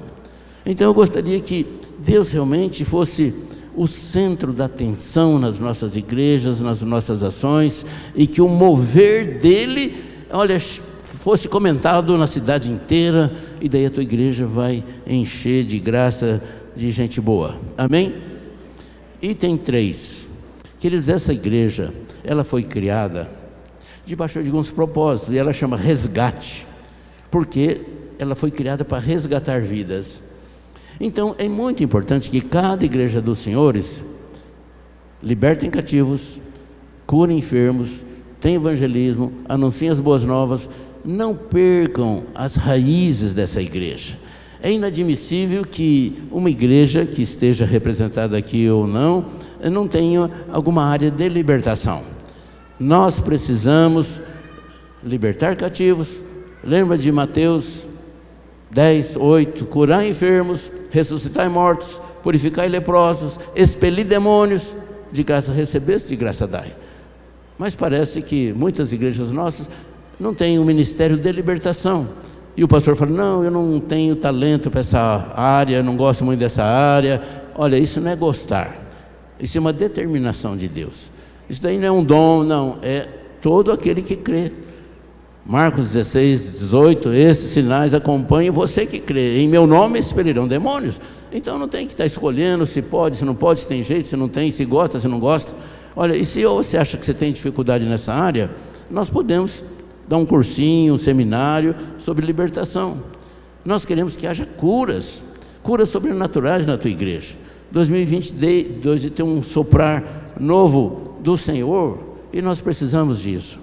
É preciso que na tua igreja, nessa igreja aqui também, a palavra seja ensinada. Eu tenho visto muitos jovens aqui, alguns vão ser batizados amanhã aqui, isso é muito bom, mas eu falo para eles: abrem Mateus, ele vai lá no índice, ele vai procurar no Mateus que página que está. Ele não conhece a Bíblia, não conhece a palavra de Deus. Muito bem, estão chegando agora, mas é importante que eles valorizem a palavra, que tem alguém que ensine a palavra, seja na escola dominical, ou seja na célula. Os senhores têm que priorizar a cura, a libertação, o ensino da palavra, trazer o perdido lá de fora, o evangelismo. Isso tem que ser prioridade nas nossas igrejas, senão a nossa igreja não é uma igreja saudável. Ela está doente e não pode ser assim. Amém? Item 4. Eu quero lembrá-los que a criatividade para conquistar vidas continua solta. Você pode fazer café com o pastor, como a Fabiane faz. Você pode usar a internet, como o pastor Leonardo falou da importância disso. O pastor Jerônimo usa muito o Instagram, Facebook também. Então você pode ter aí 10, 12 mil, 30 mil seguidores, isso é muito bom. Mas é importante que você lembre que o encontro que a gente tem feito é uma ferramenta preciosa para transformar vidas. Então você deve priorizar e forçar, estimular enfim, fazer com que as pessoas façam o encontro. O encontro por si só ele é maravilhoso. Nós temos feito encontro aqui na nossa igreja. Temos feito um pouco diferente para que fique barato. Em vez de alugar coisas assim, as pessoas estão indo dormir em casa e voltam no outro dia. E você talvez possa copiar esse modelo para 2022, depois a gente pode dar mais detalhes. Mas o último encontro que nós fizemos aqui foi uma loucura, gente. Uma loucura. Quase que metade da igreja dos encontristas é endemoniado. Mulher, homem, gritando, puxando, rolando. E foi uma libertação total no encontro que nós fizemos aqui. E foi muito importante. Então, além da criatividade, quero lembrá-los que você deve ter na tua igreja encontro. Aqui nós vamos ter encontro, Rio Preto também está fazendo encontro. E lembra também que o batismo é uma sequência. Se é uma igreja que não batiza ninguém, é uma igreja doente. E como aqui não tem ninguém doente, eu imagino que em 2022 você vai tirar todo o atraso da pandemia e vai batizar muita gente. E a gente quer receber notícias dos batismos que vão estar lá. Porque é um novo tempo. A pandemia causou perdas, mas agora nós estamos num novo tempo e o batismo tem que estar à tona. Também é importante, queridos, a gente tem esse entendimento que o batismo ele tem que ser antecedido por um pequeno curso, umas pequenas aulas, para que a pessoa vá fazer o batismo sabendo o que é o batismo, a responsabilidade do batismo, o compromisso que ele tem com a igreja. Então o apóstolo Géser, certa vez, ele falou que Jesus está com pressa, então no culto mesmo, vê quem quer batizar e batiza. Então, e algumas igrejas nossas pegaram esse embalo do apóstolo Géser, que a gente ama, tem respeito, mas a gente entende que o melhor é dar um preparatório para que a pessoa tenha ciência da responsabilidade, do compromisso, e na tua igreja tem tanta gente que pode ensinar esses princípios, essa responsabilidade, então isso é muito bom. Muito bem, item 5, eu quero falar das finanças. Os senhores têm um compromisso com o presbitério, os senhores têm um estatuto a seguir, e a gente louva a Deus, porque a grande maioria, todo mês, envia os valores conforme o estatuto fala. Isso tem nos abençoado, nos permite trabalhar na África, nos permite abençoar o pastor lá de Rondônia, o pastor do Peru, e quanta coisa Deus tem feito com o dinheiro que você manda. Agora, não é justo que algumas igrejas nossas, no relatório está tudo em branco, não tem nem R$10, nem 5, nem nada, branco, janeiro, fevereiro, março, abril. Eu fico assim até triste, porque eu sei que isso é problema para a igreja também. E eu acho difícil um pastor falar de dízimo, oferta, fidelidade lá no púlpito, se ele não é fiel para com o próprio presbitério da qual ele faz parte. Então esse item que eu estou nomeando aqui é parte de finança. Eu sei que tem muitas pessoas aqui que nem mereciam ouvir isso, mas eu gostaria que houvesse um reprocessamento, um novo alinhamento para 2022 em relação a finanças também. Outro item, acho que é o 6º, se eu não me engano. Notem o seguinte: você entende a importância de uma marca. Coca-Cola, por exemplo, tem uma marca de muitos anos. Você vai, dona de casa, comprar maisena, tem aquela caixinha amarela, tem aquele jeito de escrever maisena. Você compra aquele palito de dente Gina, tem aquela loirinha que não muda, ela já deve ter morrido, porque faz 50 anos que tem aquela loirinha Gina, nunca envelhece, né? Mas é uma marca. Agora imaginem se cada agência da Coca-Cola, cada indústria, fala: não, eu não gostei dessa vírgula aqui, eu vou mudar um pouquinho o nome da Coca-Cola, vou usar uma letra, eu vou usar em preto, eu vou usar uma letra maior, letra caixa. Não se mexe na marca da Coca-Cola, nem da Maisena, nem da Gillette, nem da Apple, enfim, a logomarca da Yamir não se mexe, é uma âncora, e foi determinado aqui nesse local, o apóstolo Géser pregando, ele viu uma âncora descendo do céu, e debaixo de oração, que nós criamos há muitos anos atrás, essa marca da âncora. Então, amados, quando você for no Facebook ou Instagram, ou você for pregar lá em Londres, a marca da Yamir, da qual você faz parte, tem que ser essa.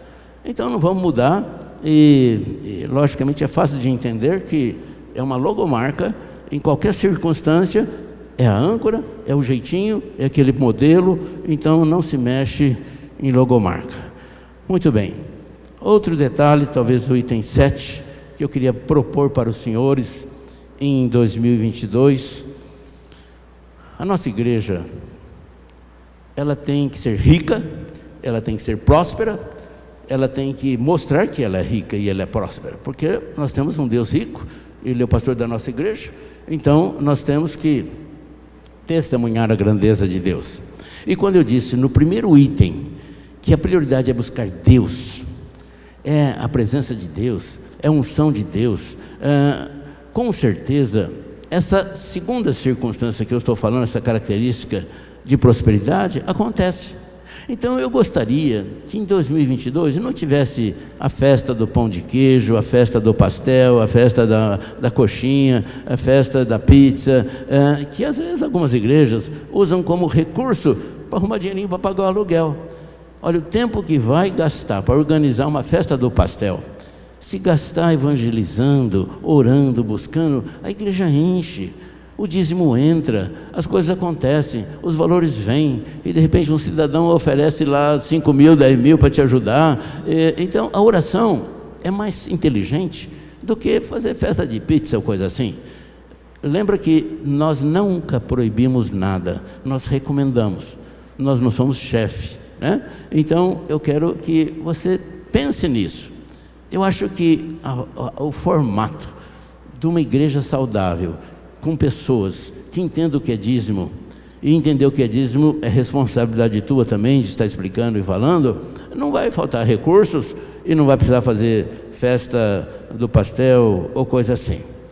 Muito bem. Outro item, e talvez o mais importante que eu quero falar para vocês, o item 8, eu queria chamar todos vocês 4 da primeira fileira, subam aqui, e do pastor André até o Fofão, subam todos vocês aqui, rapidinho. É um teatro que vocês não vão ter nem que falar nada, então pode vir. Você também.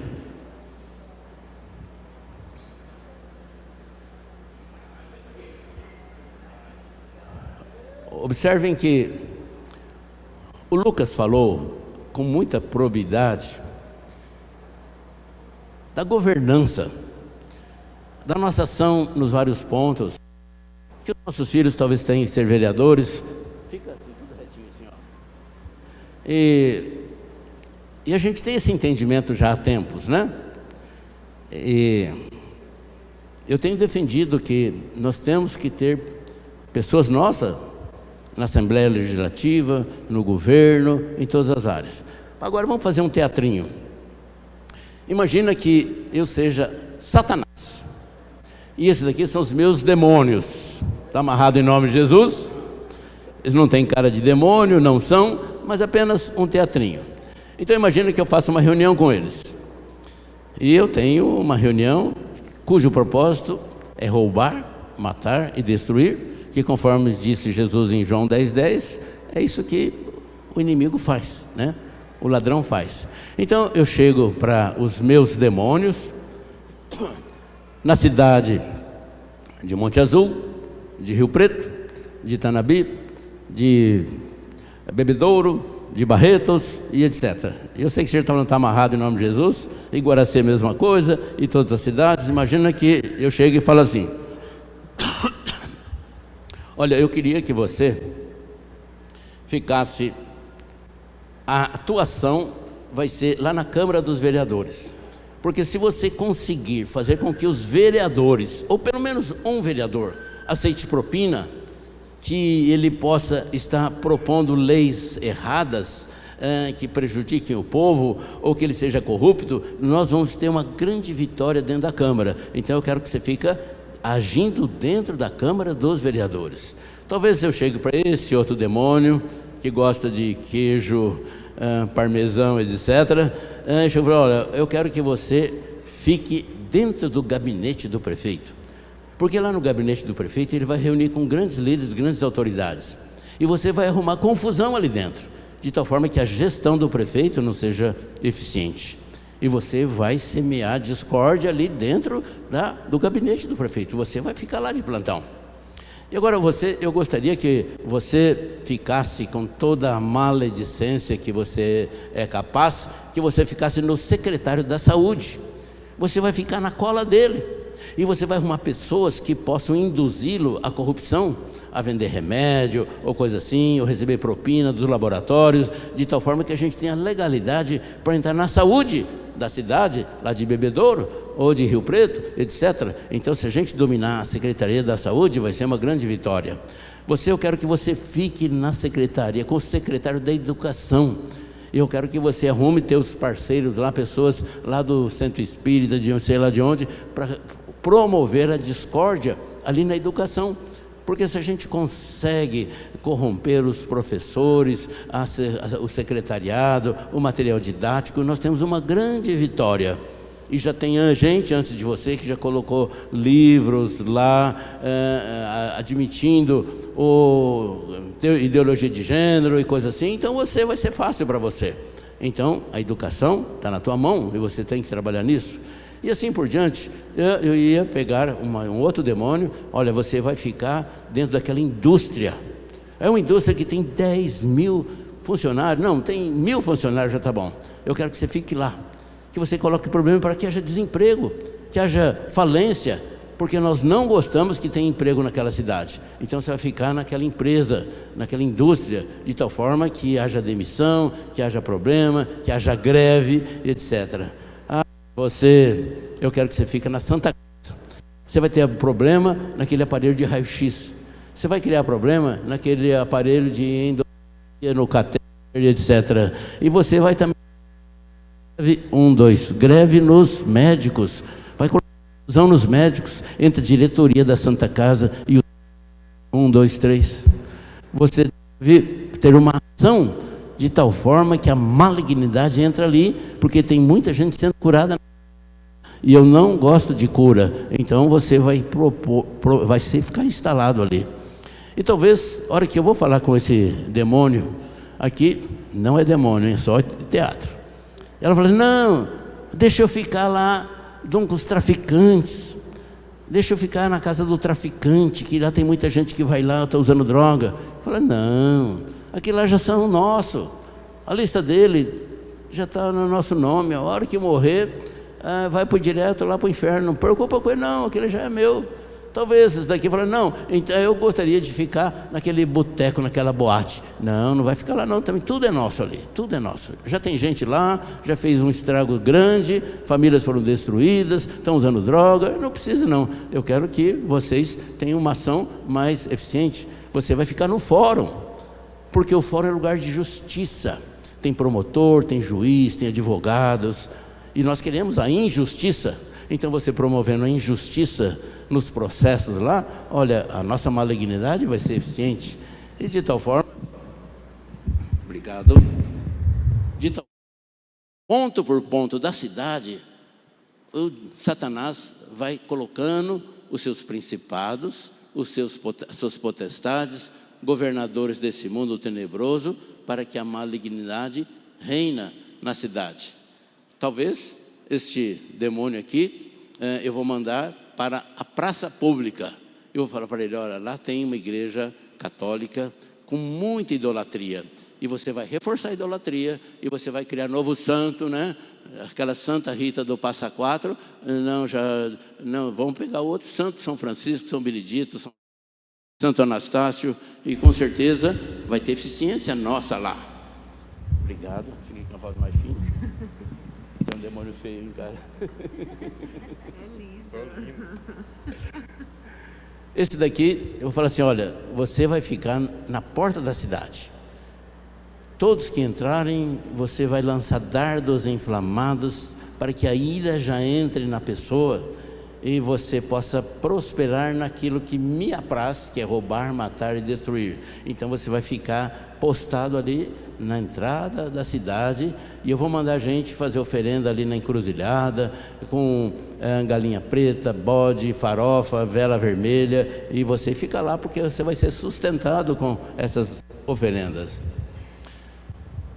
Demônio, você está de férias, porque eu já ocupei tanto demônio, eu acho que você vai ficar de férias. Reserva. Você fica na reserva. Se ajuda os outros, tá bom? Pode sentar lá, obrigado.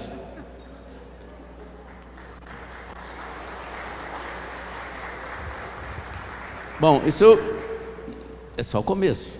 Porque é importante, eu gostaria, já que você entendeu isso, e você sabe que é verdade, eu gostaria que cada cidade dos senhores fizessem grupos orientados por vocês, abençoados por vocês, aptos para isso, e você formasse grupinho de 4 ou 5 para ir no fórum, para ir na delegacia, para ir na Câmara, para ir naquele hospital que cura muita gente, para ir naquela empresa que dá emprego. E você vai estudar, vai fazer um mapeamento da tua cidade, e você vai perguntar: se eu fosse demônio, onde que eu gostaria de estar agindo? E você vai colocar ali pessoas para orar. Olímpia está fazendo todo mês, nós fazendo aqui periodicamente. O pastor André sugeriu que no dia 15 de novembro agora a gente fizesse o que nós estamos chamando pontos de luz. Vamos lembrar que você pega Daniel 10, foi dito aqui pelo Murilo. Daniel 10 era um homem que fez jejum, tinha tudo para o anjo responder, e quando o anjo chega para ele e fala assim: Daniel, muito amado, levanta, você está desmaiado aí, eu sou do teu time, pode ficar sossegado, levanta. Ele levantou todo tremendo, ele falou assim: desde o início do teu jejum, da tua oração, as tuas orações foram ouvidas, e eu fui determinado para vir te responder. Mas o príncipe da Pérsia se me opôs, e eu não pude chegar até você. Agora eu pedi ajuda do anjo Miguel, ele veio até aqui, e eu agora estou aqui para te falar. Amados, se acontece lá na Babilônia que tinha uma nuvem negra por causa dos pecados, não pode acontecer em Barretos, que também tem uma nuvem negra por causa dos pecados, por causa dos abortos, por causa de tanta coisa errada que tem aqui, ou na tua cidade? Sim. Agora lembra que as nossas orações são armas poderosas para destruir toda a fortaleza do diabo. Então quando você manda um grupinho lá que levanta mãos santas, fura o bloqueio, e a luz entra no fórum, na delegacia, na Câmara, na Prefeitura. Isso é muito bom, isso é importante, isso é guerra espiritual, isso é política. Você está agindo na política, você está abençoando os políticos. O Lucas disse sabiamente que nós estamos na beira de um abismo, e as eleições, o ano que vem, vão definir se recua ou se cai. Mas me passa pela cabeça que essas eleições, eles não ganham de jeito nenhum, mas eles podem ter um plano B. Me preocupa o plano B, porque eles têm parceria com muitas outras nações, que eu nem posso falar o nome, senão cortam do Instagram, do Facebook, do YouTube, coisa assim. Mas eles têm financiamento de armas e de outras coisas de outras nações, porque eles investiram lá. Então eu me preocupo o plano B. As eleições eu não tenho preocupação, eu acho que não tem jeito, né? Porque é tão evidente, mas eu tenho medo do plano B. Agora o plano B pode ser destruído por as nossas orações, pela busca do Senhor, pela igreja. Queridos, o futuro da nação não depende muito dos políticos, depende da igreja. A igreja, a oração da igreja pode fazer grandes mudanças no país. Quero lembrá-los, gente, que a China precisa de alimento, porque tem muita gente lá. A Índia precisa de alimento, não tem comida mais lá. Esses tempos atrás, para ir para a África, nós voamos sobre a Etiópia. Eu tinha na região de Dubai, de Doha, que é a cidade mais rica do mundo, porque eles vivem do petróleo. Mas eu olhei lá, só deserto, não tem nada verde, você não vê soja, você não vê cana, é deserto. Eles têm petróleo, têm dinheiro, mas não tem comida. O Brasil é o celeiro da comida, é do agronegócio, tem comida aqui para o mundo inteiro. Então, o mundo inteiro está com os olhos postados no Brasil. E a nossa oração vai defender essa nação de tal forma que haja aqui progresso e que seja um celeiro não só de alimento, mas de missionários, de pastores, mandando para o mundo inteiro, uma nação próspera e abençoada. Amém? Muito bem. Leonardo, suba aqui, por favor. Nós estamos indo para os finalmente. E quero dar uma notícia boa, tem uma macarronada te esperando aí que vai ser show.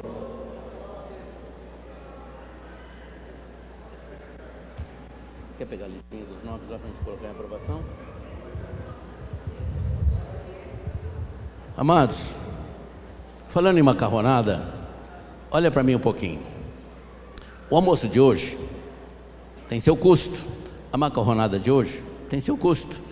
Eu gostaria muito que, na oportunidade que você queira, você tira o escorpião que está no teu bolso, enfia a mão no bolso e pega 100 milhões de dólares e põe nessas caixas aqui, que ajuda a gente. E se não tiver $1 milhão, tiver R$5, também é bem-vindo. E então você sabe da importância da oferta, da doação e do investimento, conforme foi dito. Então você está investindo naquilo que é bom. A Márcia tem está aqui, né? Muito bem, nós vamos submeter aos senhores, isso é estatutário. Nós queremos apresentar alguns nomes de algumas igrejas aqui, para que os senhores apreciem e votem.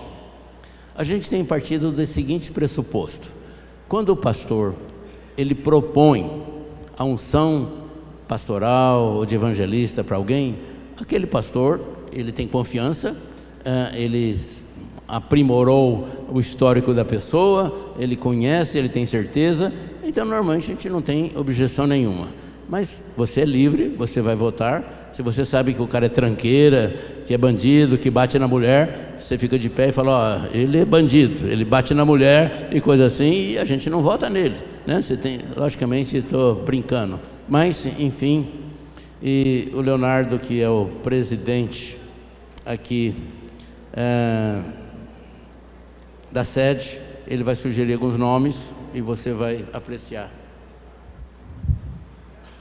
Ok, então nós da sede fizemos uma reunião entre os pastores e nós queremos apresentar alguns nomes para serem ungidos e separados para o ministério de acordo com cada função. Queremos a apreciação de vocês para ungirmos para diácono nosso amado Rafael Araújo. Cadê o Rafa? Está lá dentro. Como é que funciona o negócio? Quem concorda, permaneça como está, e quem discorda, se manifeste. É isso aí. Amém? Aprovado por unanimidade, Rafael. Ele não bate na mulher, nada disso? Então beleza, está aprovado. Dona Aurelinda como presbítera.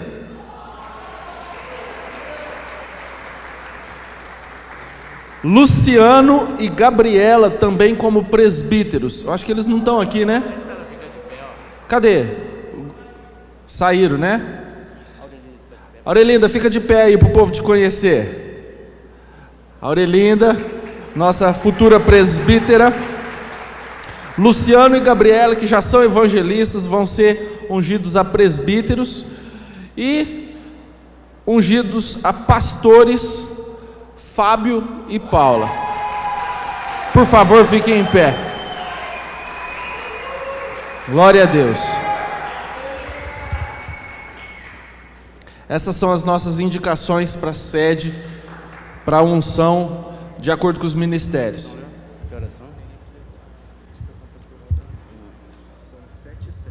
Vamos jantar já, né? Quer falar um pouquinho sobre Tu Me Amas? Ou não? Depois disso? Amados, nós temos uma carta aqui da pastora Fabiane do Wilson. Quero ler para vocês. unção pastoral, nossos pastores Dayamir de Monte Aprazível, Wilson Lopes Costa Júnior e Fabiane Fernandes Costa, viemos à ilustre presença desse presbitério indicarmos Rodrigo Gazola Cainelo e Maderli Aparecida Panim Cainelo para unção pastoral, conhecendo a lisura de suas condutas, bem como o caminhar com Cristo e com esse ministério. Por favor, o casal fique em pé. Aleluia! Glória a Deus, glória a Deus, que Deus abençoe, coisa linda, coisa boa, muito bem. São só esses? Eu queria que os senhores que estão aqui, Aurelinda, todos vocês que foram aprovados, viessem aqui, nós queremos fazer uma oração e abençoar vocês já, por favor. Glória a Deus. Aurelinda, tem que ser ligeiro, aqui tudo é rápido.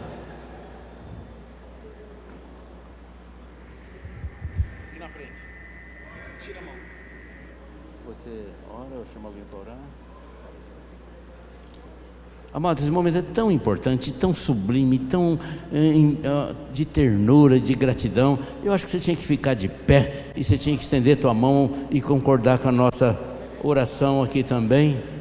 É um momento precioso, a gente conhece todos eles e sabemos que é um acréscimo de unção, de parceria. Então estenda a tua mão para cá. Senhor Deus e Pai, o Teu brilho já está sobre eles. Queremos, Senhor, o sopro do Teu Santo Espírito sobre eles. Que haja um renovo, uma unção nova, um sopro novo. Oh Deus amado, que eles sejam, Senhor Deus, caminhados pela Tua graça, pelo Teu poder. Que o Senhor determine que anjos, já quantos necessários, estejam junto com eles, de tal forma que todos vejam nele a Tua presença, de tal forma que o brilho Teu esteja sobre eles, Senhor. Olha, Senhor Deus, é a Tua igreja de mãos estendidas, pedindo, Senhor Deus, a Tua bênção, a Tua direção sobre todos eles. São pessoas, Senhor Deus, que já têm, Senhor, esse ministério, que já executam, estão apenas reconhecendo pela igreja a eficiência deles no percurso que já fazem, Senhor. Por isso nós os abençoamos no Teu nome e declaramos que serão ferramentas propulsoras do Teu Evangelho, de tal forma que o Teu reino seja enriquecido, que muitas pessoas sejam salvas e que a Tua igreja cresça, Senhor Deus, com o acréscimo deles. Nós os abençoamos em nome de Jesus. Amém. Vai em paz. Sai do teu lugar, vem dar um abraço aqui neles. Vem. Glória a Deus.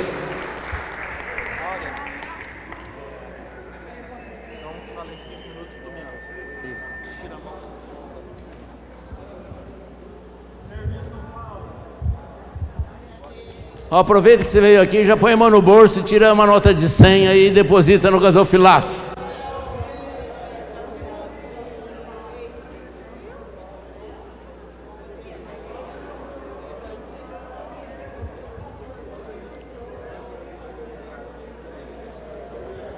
Ô Léo, parece que ninguém escutou eu falar da oferta, hein? Bota a mão na bolsa aí, tira o dinheirinho, ligeiro. Que festa. São pessoas amadas, vocês percebem, né? Glória a Deus. Ô Fabiano, logo que é ligeiro aqui, ó. Não, desocupa que é outro agora. Necessita mais de ti.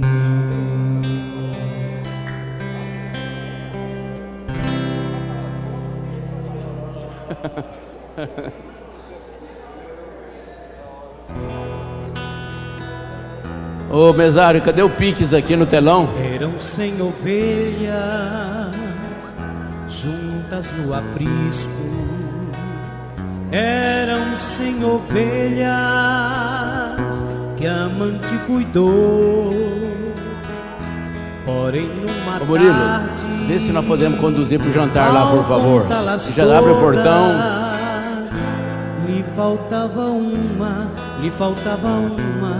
a triste chorou. Já abraçaram muito. Vai vazando daqui logo.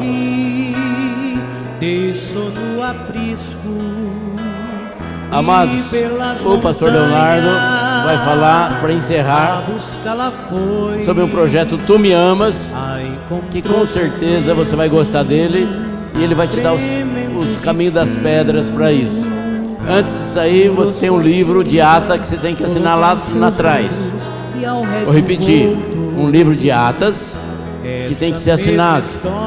A pastora Ida vai estar correndo um por um aí e você não vai embora sem assinar o livro. Pois muitas ovelhas perdidas estão.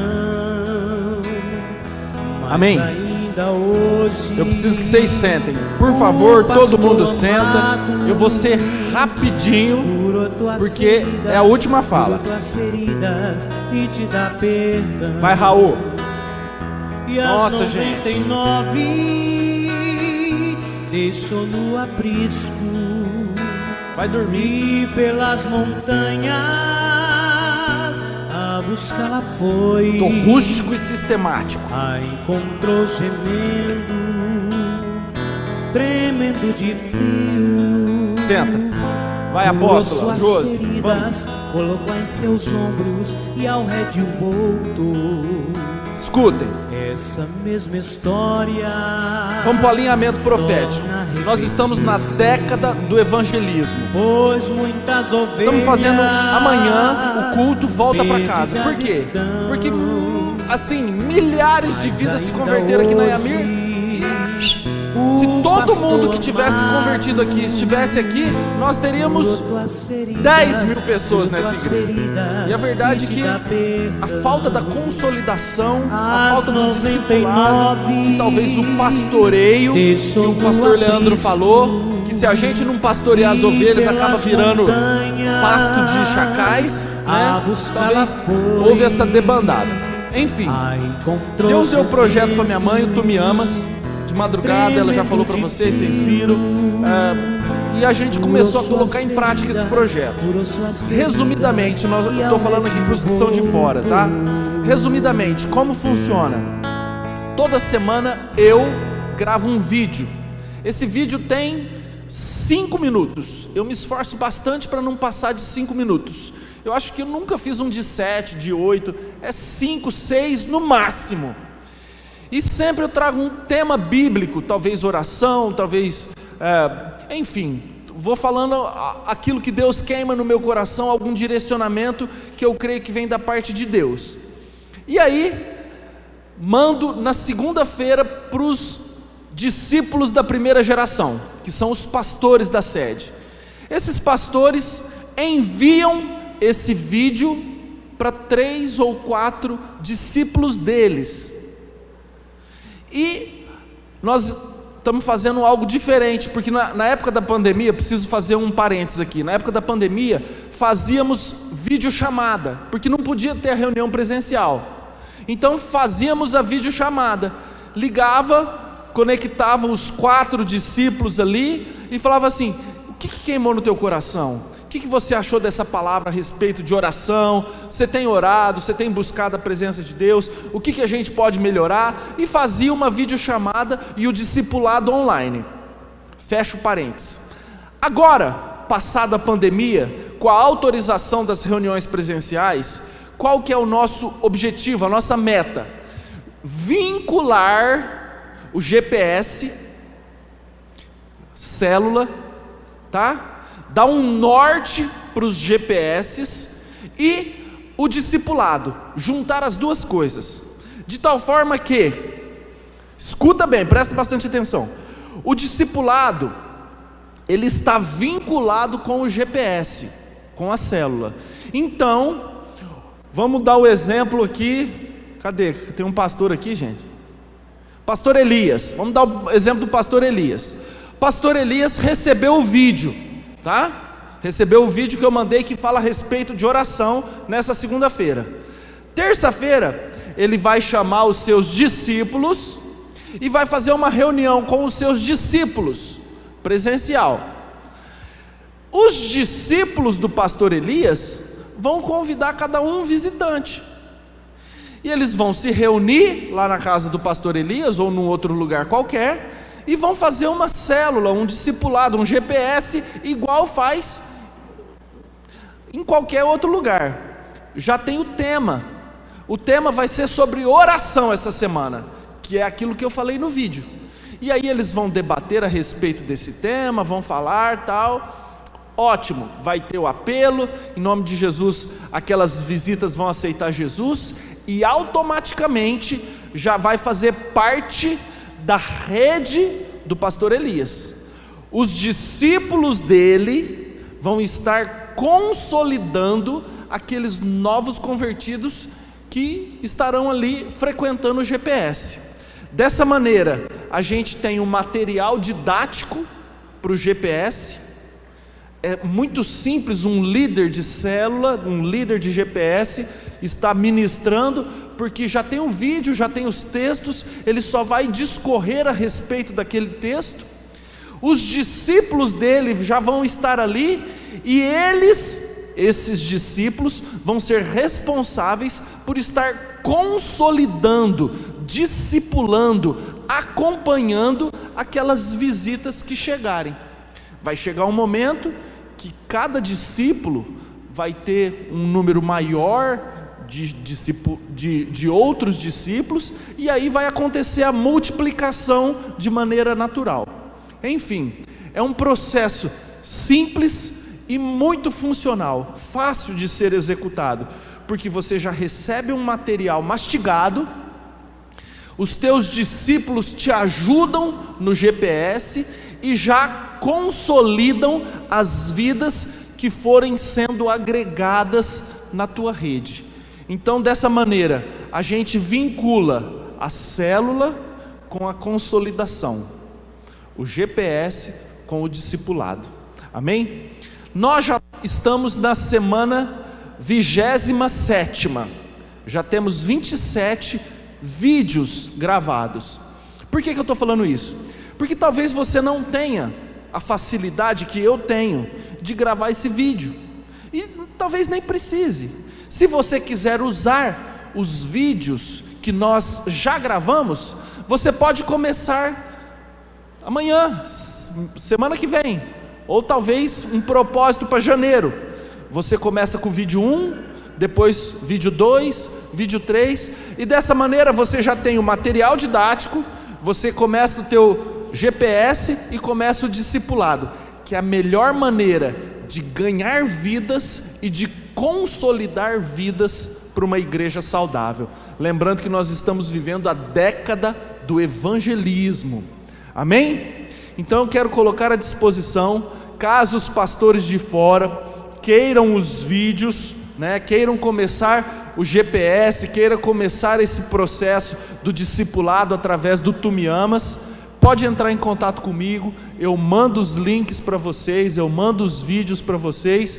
Vocês só precisam compartilhar com a primeira geração dos discípulos e estipular essa metodologia que é extremamente simples. Amém? Quem entendeu, diga amém. Vamos ficar em pé, encerrar, agradecer pela janta.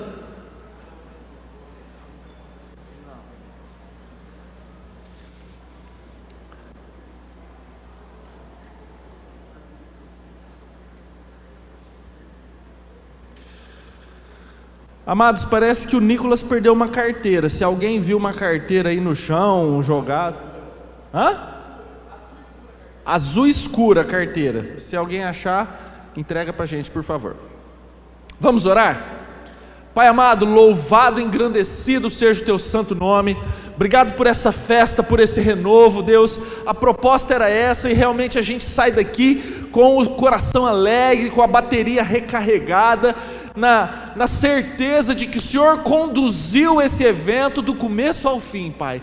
Cada palestra, cada ministração, cada pregação, nós sentimos a Tua presença, o Teu direcionamento, e nós cremos, Pai, para a honra e glória do Teu santo nome, que o Senhor dirigiu esse congresso maravilhoso. Então toda honra, toda glória, todo louvor e toda exaltação ao Teu santo nome. Nós também queremos orar, abençoar esse alimento que teremos agora, que o Senhor possa estar abençoando a mão de quem o fez, todos que ajudaram ali na cozinha, que o Senhor possa estar derramando a tua bênção poderosa. Em nome de Jesus, abençoamos também todos os que vão regressar para suas casas, todos os que vão viajar, que o Senhor guarde, Pai, em nome de Jesus. Amarramos todo o espírito de retaliação, todo o espírito contrário, todo o espírito de acidente, de morte, está amarrado em nome de Jesus, e declaramos que o regresso vai ser em paz, guardado e protegido pela presença do Senhor Deus, em nome de Jesus. A Ti, Pai, nós entregamos o nosso coração, a nossa motivação, e declaramos que estamos alinhados com os propósitos do Senhor para as nossas vidas, em nome de Jesus. Em nome de Jesus. Amém. Amém. Dá uma salva de palmas para o Senhor.